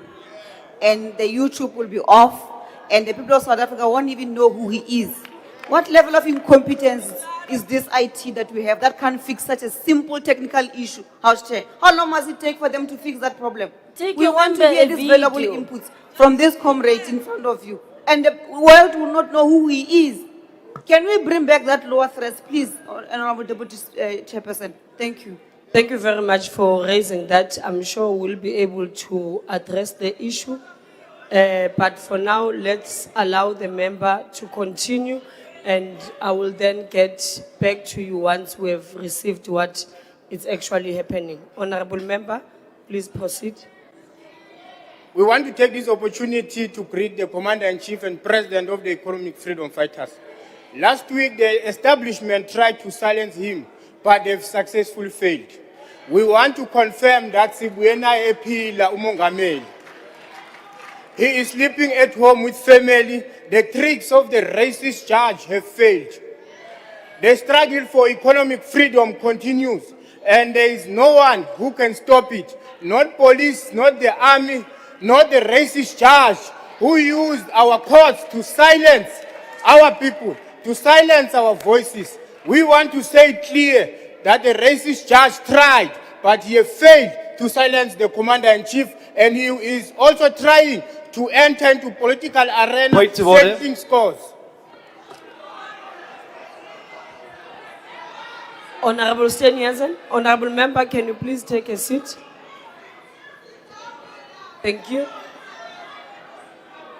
Continue, honorable members. Honorable members, order, please. Chairperson, I rise on Rule 88 of the Rules of the National Assembly, which talks about reflections upon judges and certain other holders of public office bearers. The rules are very clear that it is not permissible for members to cast aspersions on the character of those who could potentially face removal by this House. That would include the Honourable Judge in this particular matter that has now been repeatedly referred to as racist. I would ask you to apply your mind in terms of Rule 88 and please provide us with the ruling. Thank you. Sit down. Thank you very much, Former President. Honorable 𝐬𝐮𝐻𝐫𝐿. Deputy House Chair. Deputy House Chair. Thank you very much. Honorable members, I would want us to continue with the business of the day, but also take in cognizance that it is under Rule 88 that we must not reflect upon the competency or integrity of a judge or a superior court. So I will just caution that can Point we of order, please Chair. continue with the report of the trade industry and not actually deal with the competency or integrity of judges in courts. It is in our rules. Point and of order, we must apply to those rules. Point of order, Chairperson. Honorable Tambo. Thank you very much, Chairperson. If the Honorable 𝐷𝐶𝐻 was not preoccupied with losing a conference, he would know that the Commander-in-Chief of the EFF was not sentenced by any judge. It was a magistrate. So that rule doesn't apply, that is raising. He must focus on the conference he lost, and he must focus on the foot and mouth disease crisis that he is presiding over. That livestock is dying under his presideship. Thank you. Sit down, former Is this president. thing of Former not having president, battery? sit down. Deputy House Chair. Deputy House Chair. Honorable members, please. I have made a ruling on that one, and all I'm asking is that can we please abide by the rules that we made here? Because if you listen to, no, honorable members, if it goes further, it does say that other than a member of the government whose removal from such office is dependent on the decision of the House, except upon a separate substantive motion in the House presenting clear, formulated and properly substantiated charges which, if true. So this does include magistrates as well. So all I'm saying, can we continue with the business of the day? And I am not saying, honorable member, I will allow you to continue with delivering your declaration of the report. And that is my final decision. Honorable Maude. No, thank you, Deputy House Chair. We are fine with your ruling. But just to add on what Honorable Tambo was saying, we don't have time for McDonald's. This one thinks that we are eating McDonald's here. And you come here with the McDonald's Maude. mentality. The Please, judge is can we- racist and she must be told for who she is. Doesn't matter whether Honorable he Maude. catches feelings or what, he must tell us here. But the judge here now, Shem, is racist. Honorable Maude, I want us to continue with the business of the day, please. Can we then not engage on the ruling that I have made Right, already? Chairperson. The Honorable Chief Whip of the DA. Thank you, House Chair. House Chair, firstly, thank you for your earlier ruling. House Chair, however, the member repeated it twice, and firstly, I would request you to ask him to withdraw his statements as well. Secondly, You've made a ruling, Chair. Can we proceed? Honorable 𝐸𝐺𝐸𝐵𝐺, I House think Chair, I that did is- say that I've made my ruling that can we not do that in future? It will never happen. The member is now aware they will continue with the report only. Can we not wasting our engage on time, the ruling, man. please? Sit down. House Chair, I'm not disputing your ruling. I thank you for your ruling. However, it is a new point of order. But this is bordering on racism. Oh, This is honorable members, contempt. honorable members. The Chief Whip of the DA is in contempt of your ruling, Chair. Honorable members. Honorable 𝐸𝐺𝐸𝐵𝐺, Thank please you, House continue. Chair. House Chair, it is a new point of order. I'm not disputing your earlier ruling. I thank you for your ruling. I did, however, ask that you ask the member to withdraw. That's the first instance. The second point of order, House Chair, is that Honourable Matwe, when she did raise her point of order, also referred to the magistrate as racist, which also contravenes your earlier decision. And I would like to ask you to request her to withdraw it as well. Thank you. Honorable members, I want us to continue with the business of the day. That is why I asked all members, can we please refrain from any reflections, whether on judges and their competence or integrity. Can we please take it on that note? Honorable Mautwe, also, you did hear that I did say that can we refrain from that? Can we not do it again, please? So that we continue with the business of the day and finish the 2 items. Honorable Member, please continue with the declaration. Honorable Member, please continue.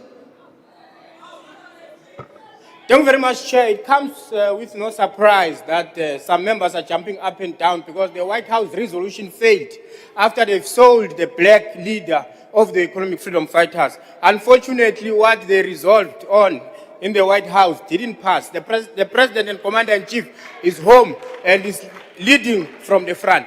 House Chairperson, what confronts us today is not a mere report on the recommendation for the chairperson of the board of the National Lotteries Commission, but an indictment of the institution that has been captured and repurposed to serve corrupt board members, compromised officials, and politically connected elites.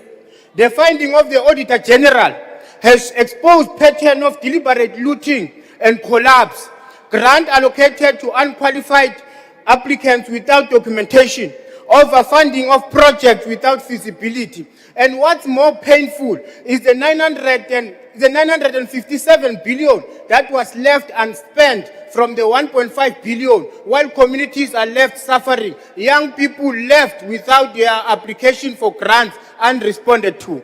Infrastructure projects such as Mawutwe Sport Complex and 𝐬𝐿𝐫𝐷𝐿 Old Age remain incomplete, whereas billions were allocated and they disappeared to pockets of the corrupt politicians, more especially those on my right, wearing beautiful suits and dress. We see you. This is not governance, it is betrayal of our people. The EFF therefore supports the recommended names collectively as a representation of the best candidate interviewed by the committee through a transparent and rigorous process.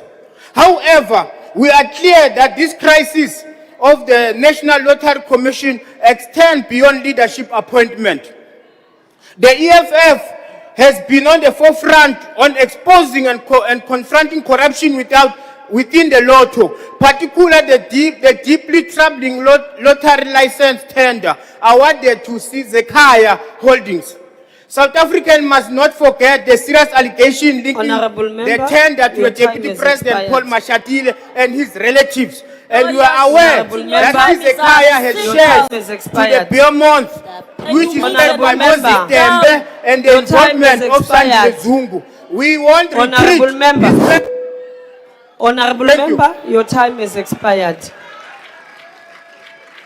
IFP.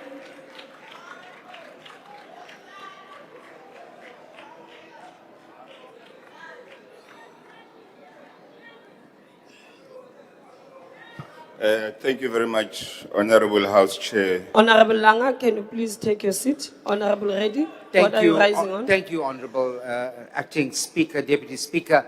I did not want to interrupt the Speaker. That's why I raised my hand earlier. We have a concern as MK Party with the water that we are having in front of us. If you check the water, you shake it up, there's particles inside. It's like somebody is trying to poison us here with the water. So we're obviously quite a big threat. That's why they cheated us in the elections. They stole our votes. And we're going to fight that. But now they're trying to do it in the water. So I want you to please check the water that we are drinking. I mean, I'm quite serious about this. It's not joke, no joke. Honorable Reddy. Thank you. No, I am smiling because you are also smiling. So that's why I'm smiling.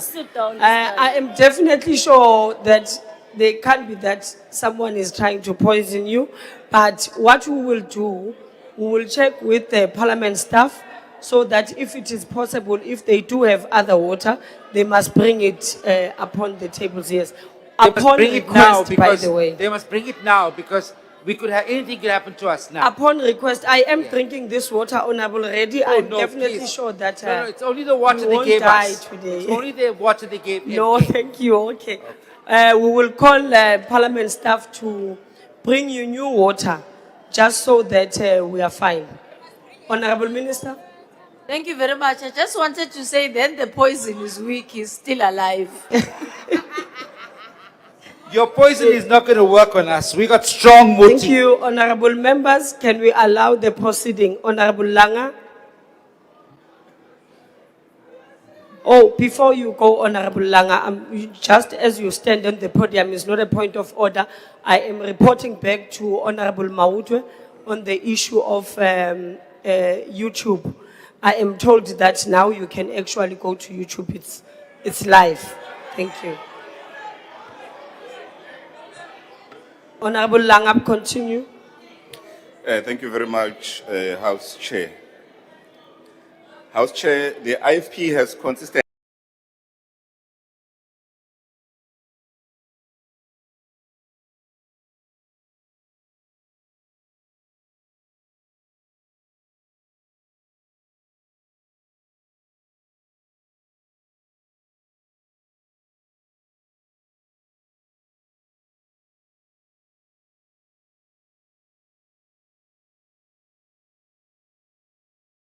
Mante, formally withdrawing from the process. On the 2nd of September, the shortlisted candidates were interviewed for the position of the chairperson. As part of the process, the committee subjected all the candidates for security screening with state security agency and valors to verify their qualifications. The committee convened on the 3rd of December to commence with the deliberation of the report and the candidate to be recommended to the Minister for consideration. In light of the above, the committee recommended that the House request the Minister of Trade, Industry and Competition to consider the following candidate for position of chairperson of the board: Mr. T. Bonagele with 89% score, Ms. M. Museng with 71 points, and then Advocate L. Nwonde with 69 points. Notwithstanding the recommended candidate, all meet the legislative requirement, and given the outcome of the security vetting by the state security, the minister may consider conducting probity test of the proposed candidate as envisaged in Section 3A(2) of the Lotteries Act prior to the finalization. We request that this House consider this report. I thank you. Thank you very much, Honorable Member. Honorable members, I will now recognize political parties wishing to make a declaration. The usual times for declaration of votes will apply. The MK.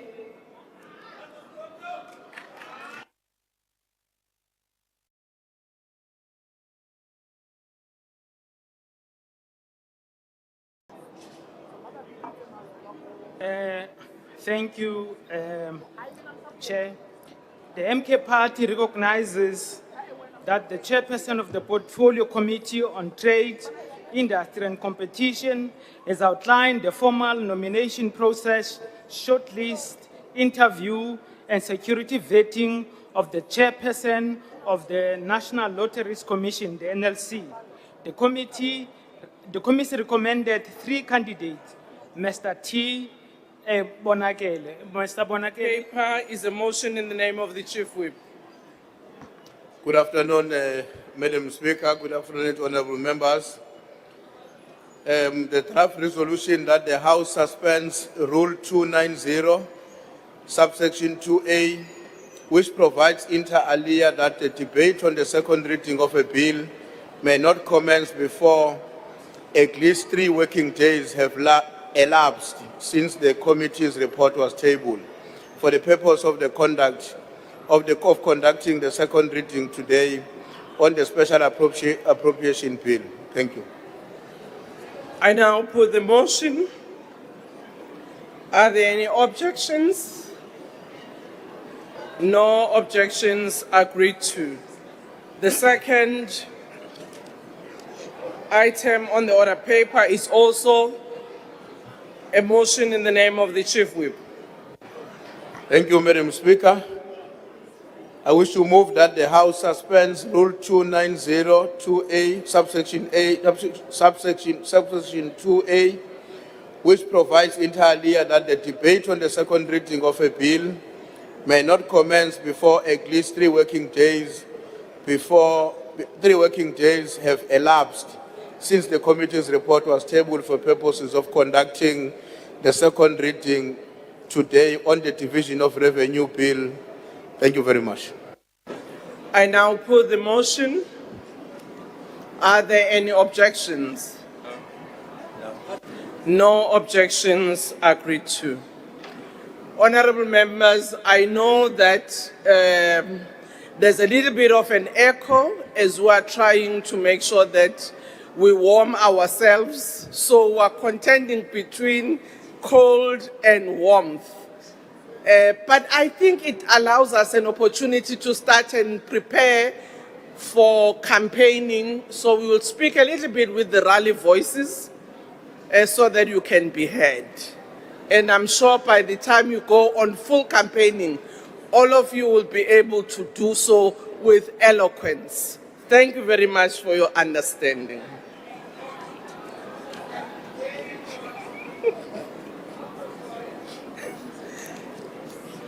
Honorable members, the Secretary will read the first order. Consideration of the fourth report of the National Assembly Rules Committee for the 7th Parliament on the procedures for speaking sequence and composition of the Chief Whips Forum. Thank you very much, Honorable Mpapane.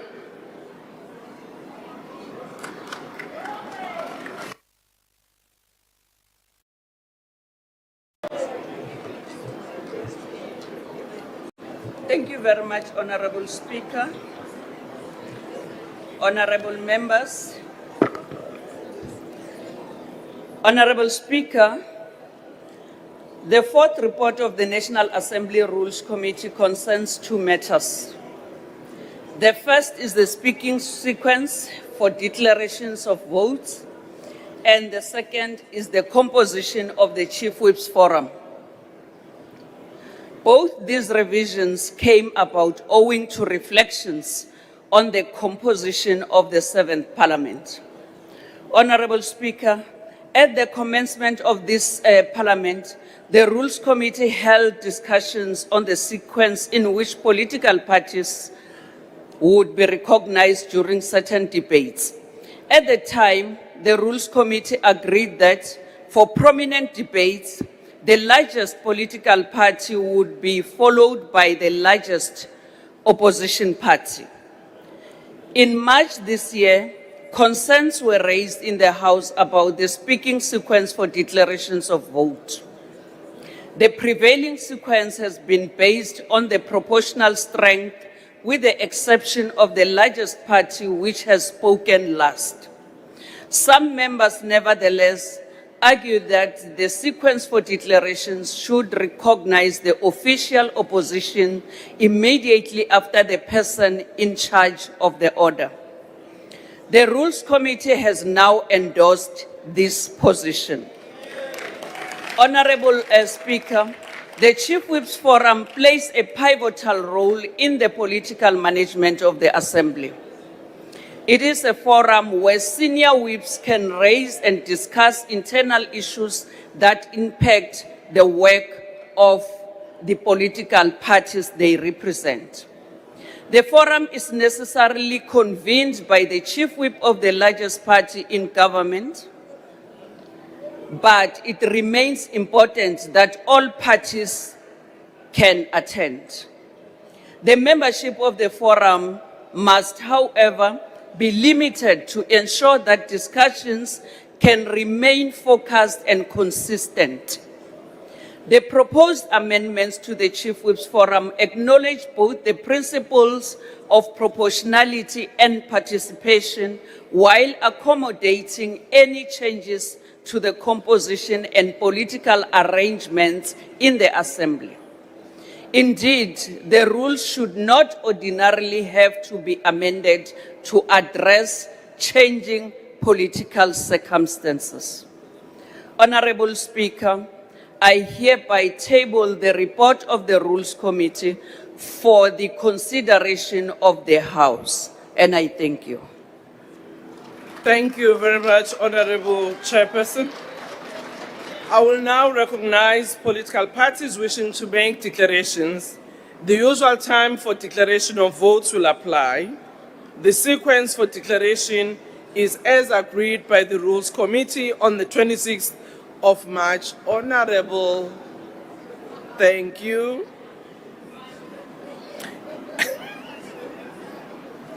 And this will be the sequence followed for all future declarations. I now recognize 𝐬𝐻𝐾𝐭 weSizwe Party.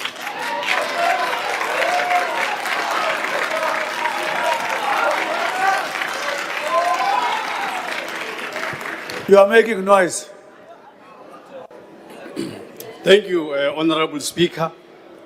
The 𝐬𝐻𝐾𝐭 weSizwe Party rises to make this declaration not as a willing participant in a neutral procedural arrangement, but as a political formation that was systemically deprived of its electoral mandate in May 2024 and thereafter maneuvered into the opposition official position, a status we occupy under protest.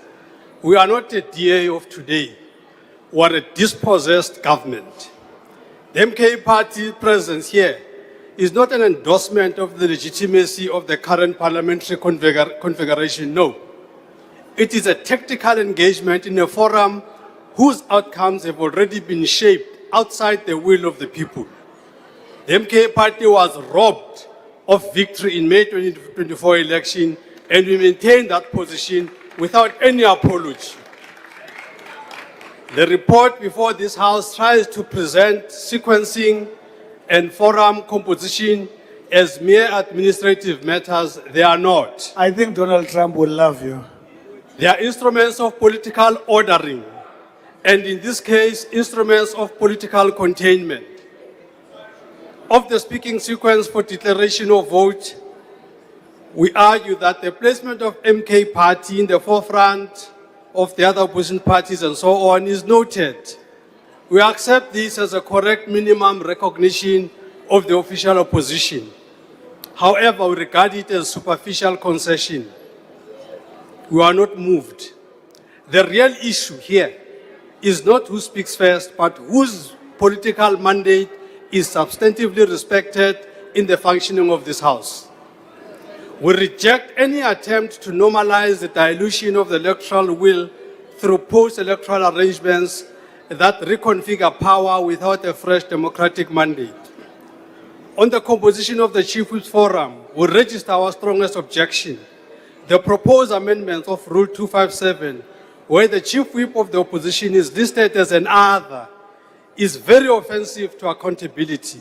It fails to recognize a fundamental principle. The Chief Whip of the official opposition is not just another participant. That office carries distinct constitutional responsibility. To refuse explicit automatic membership of the Chief Whip of the official opposition is not orderliness or fairness, it is just pure bullying. It is a deliberate design choice that weakens accountability and fragments opposition coherence. We reject that arrangement outright. Honorable members, rules, sequence, and forums do not exist in a vacuum. They reinforce democratic accountability or entrench political convenience. What is presented here as proportionality must not become a shield for marginalization of dissenting mandates. What is presented as flexibility must not become a mechanism to manage and contain genuine opposition. The MK Party therefore places the following on record. 1, we grudgingly accept the position of official opposition only under protest. 2, we accept the speaking sequence that correctly places official opposition first after the member in charge. 3, we totally reject the composition of the Chief Whip's Forum for failing to enshrine the Chief Whip of the official opposition as primary member by right. Therefore, we participate here under serious protest, and we will use this House as the theater of protest. Mandla! Well, thank you very much, Honorable Mani. That didn't sound to me as a protest. It was just a willing intervention from a member of the House. Order. What is the point of order, Honorable Member? Thank you very much, Speaker. I rise on a point of order, rule number 32, Yes. in regard to the leader of the opposition. Speaker, I think it's only fair to this House that given that we have now changed this particular rule, that the MK party informs this House who is their leader of opposition and who is their chief whip. Honorable member, that's not the point of order. That may be the point of debate or interest.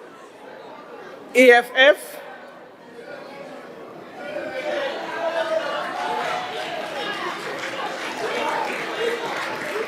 Thank you, Chairperson.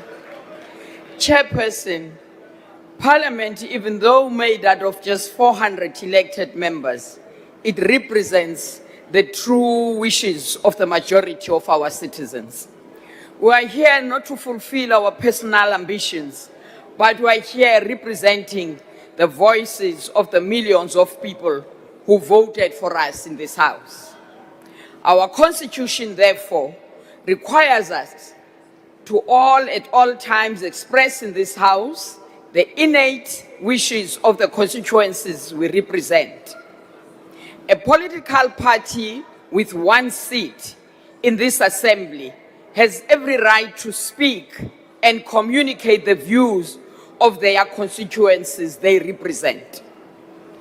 It is in this spirit that we are in full support of the recommendations of the fourth report of the National Assembly Rules Committee for the 7th Parliament on the procedures for speaking sequence.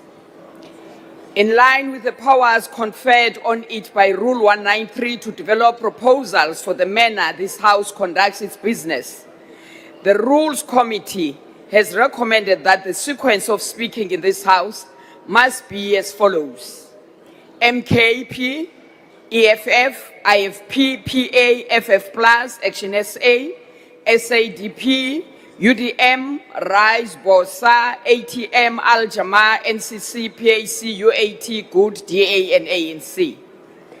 We are in support of this proposal, but we would also want to urge the Rules Committee to revisit the times allocated for speaking for each of these parties.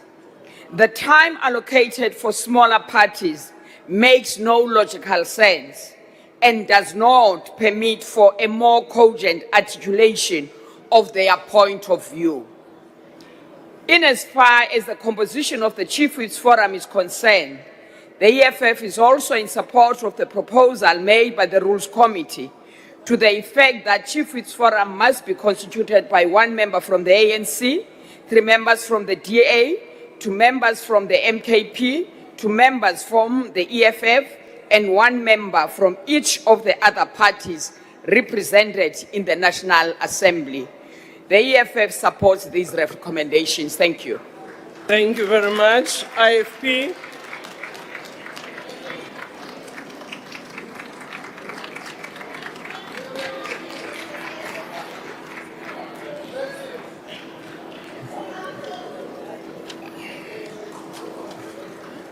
Thank you, Honorable Speaker. The business of the National Assembly must be conducted in a manner that upholds the high standard of respect, dignity, and decorum. The IFP believes that rules should not be viewed as instruments of suppression, but of democratic enhancement. Within an institution as vital as the National Assembly, they serve the safeguard orderly participation, ensuring that all parties are afforded a fair and meaningful opportunity to express their views and represent their constituencies. In light of the evolving political landscape, the IFP commends all parties for coming together in a spirit of cooperation to agree of these rules. Notwithstanding certain minor reservations, the rules are inclusive and gives full efforts to the principle of proportional representation as investigated. Furthermore, the IFP welcomes the foresight of the rules committees in anticipation the various permutations that may arise in such in future parliaments, thereby reducing the need for continuation amendments to the rules. In light of the issues raised, the IFP support the report. I thank you. Thank you very much. PA.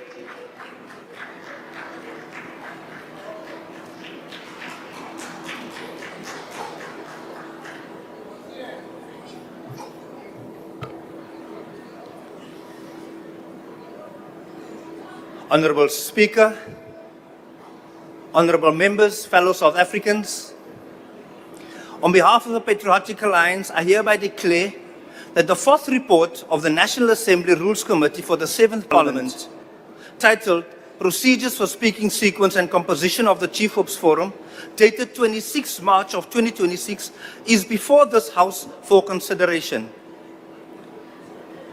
The report emanates from a duly constituted meeting of the Rules Committee held in terms of Rule 193 and addresses two critical procedural matters. First, the determination of the speaking sequence for declarations of vote in accordance with Rule 108. And second, the amendment of Rule 257 to realign the composition of the Chief Whips Forum with the political figuration of the 7th Parliament. The agreed speaking sequence for declarations of vote for the duration of this Parliament as set out in the report is formally placed on record. The proposed amendments to the composition of the Chief Whips Forum, including the views expressed in dissent, are likewise duly recorded. This declaration, it serves to confirm that the report has been properly tabled, formally seized by the House, and placed on record in full compliance with the rules and the procedures of this National Assembly. It is therefore, honorable members, that the Patriotic Alliance is in full support of this. Thank you so much. Thank you very much. FF Plus. Thank you, Honourable Speaker. No declaration. Action SA.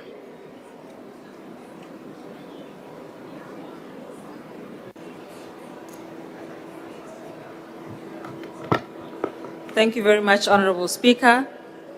The fourth report on the Rules Committee marks an important shift, a shift away from a rigid mechanical system based purely on proportionality towards a speaking sequence that reflects the political reality of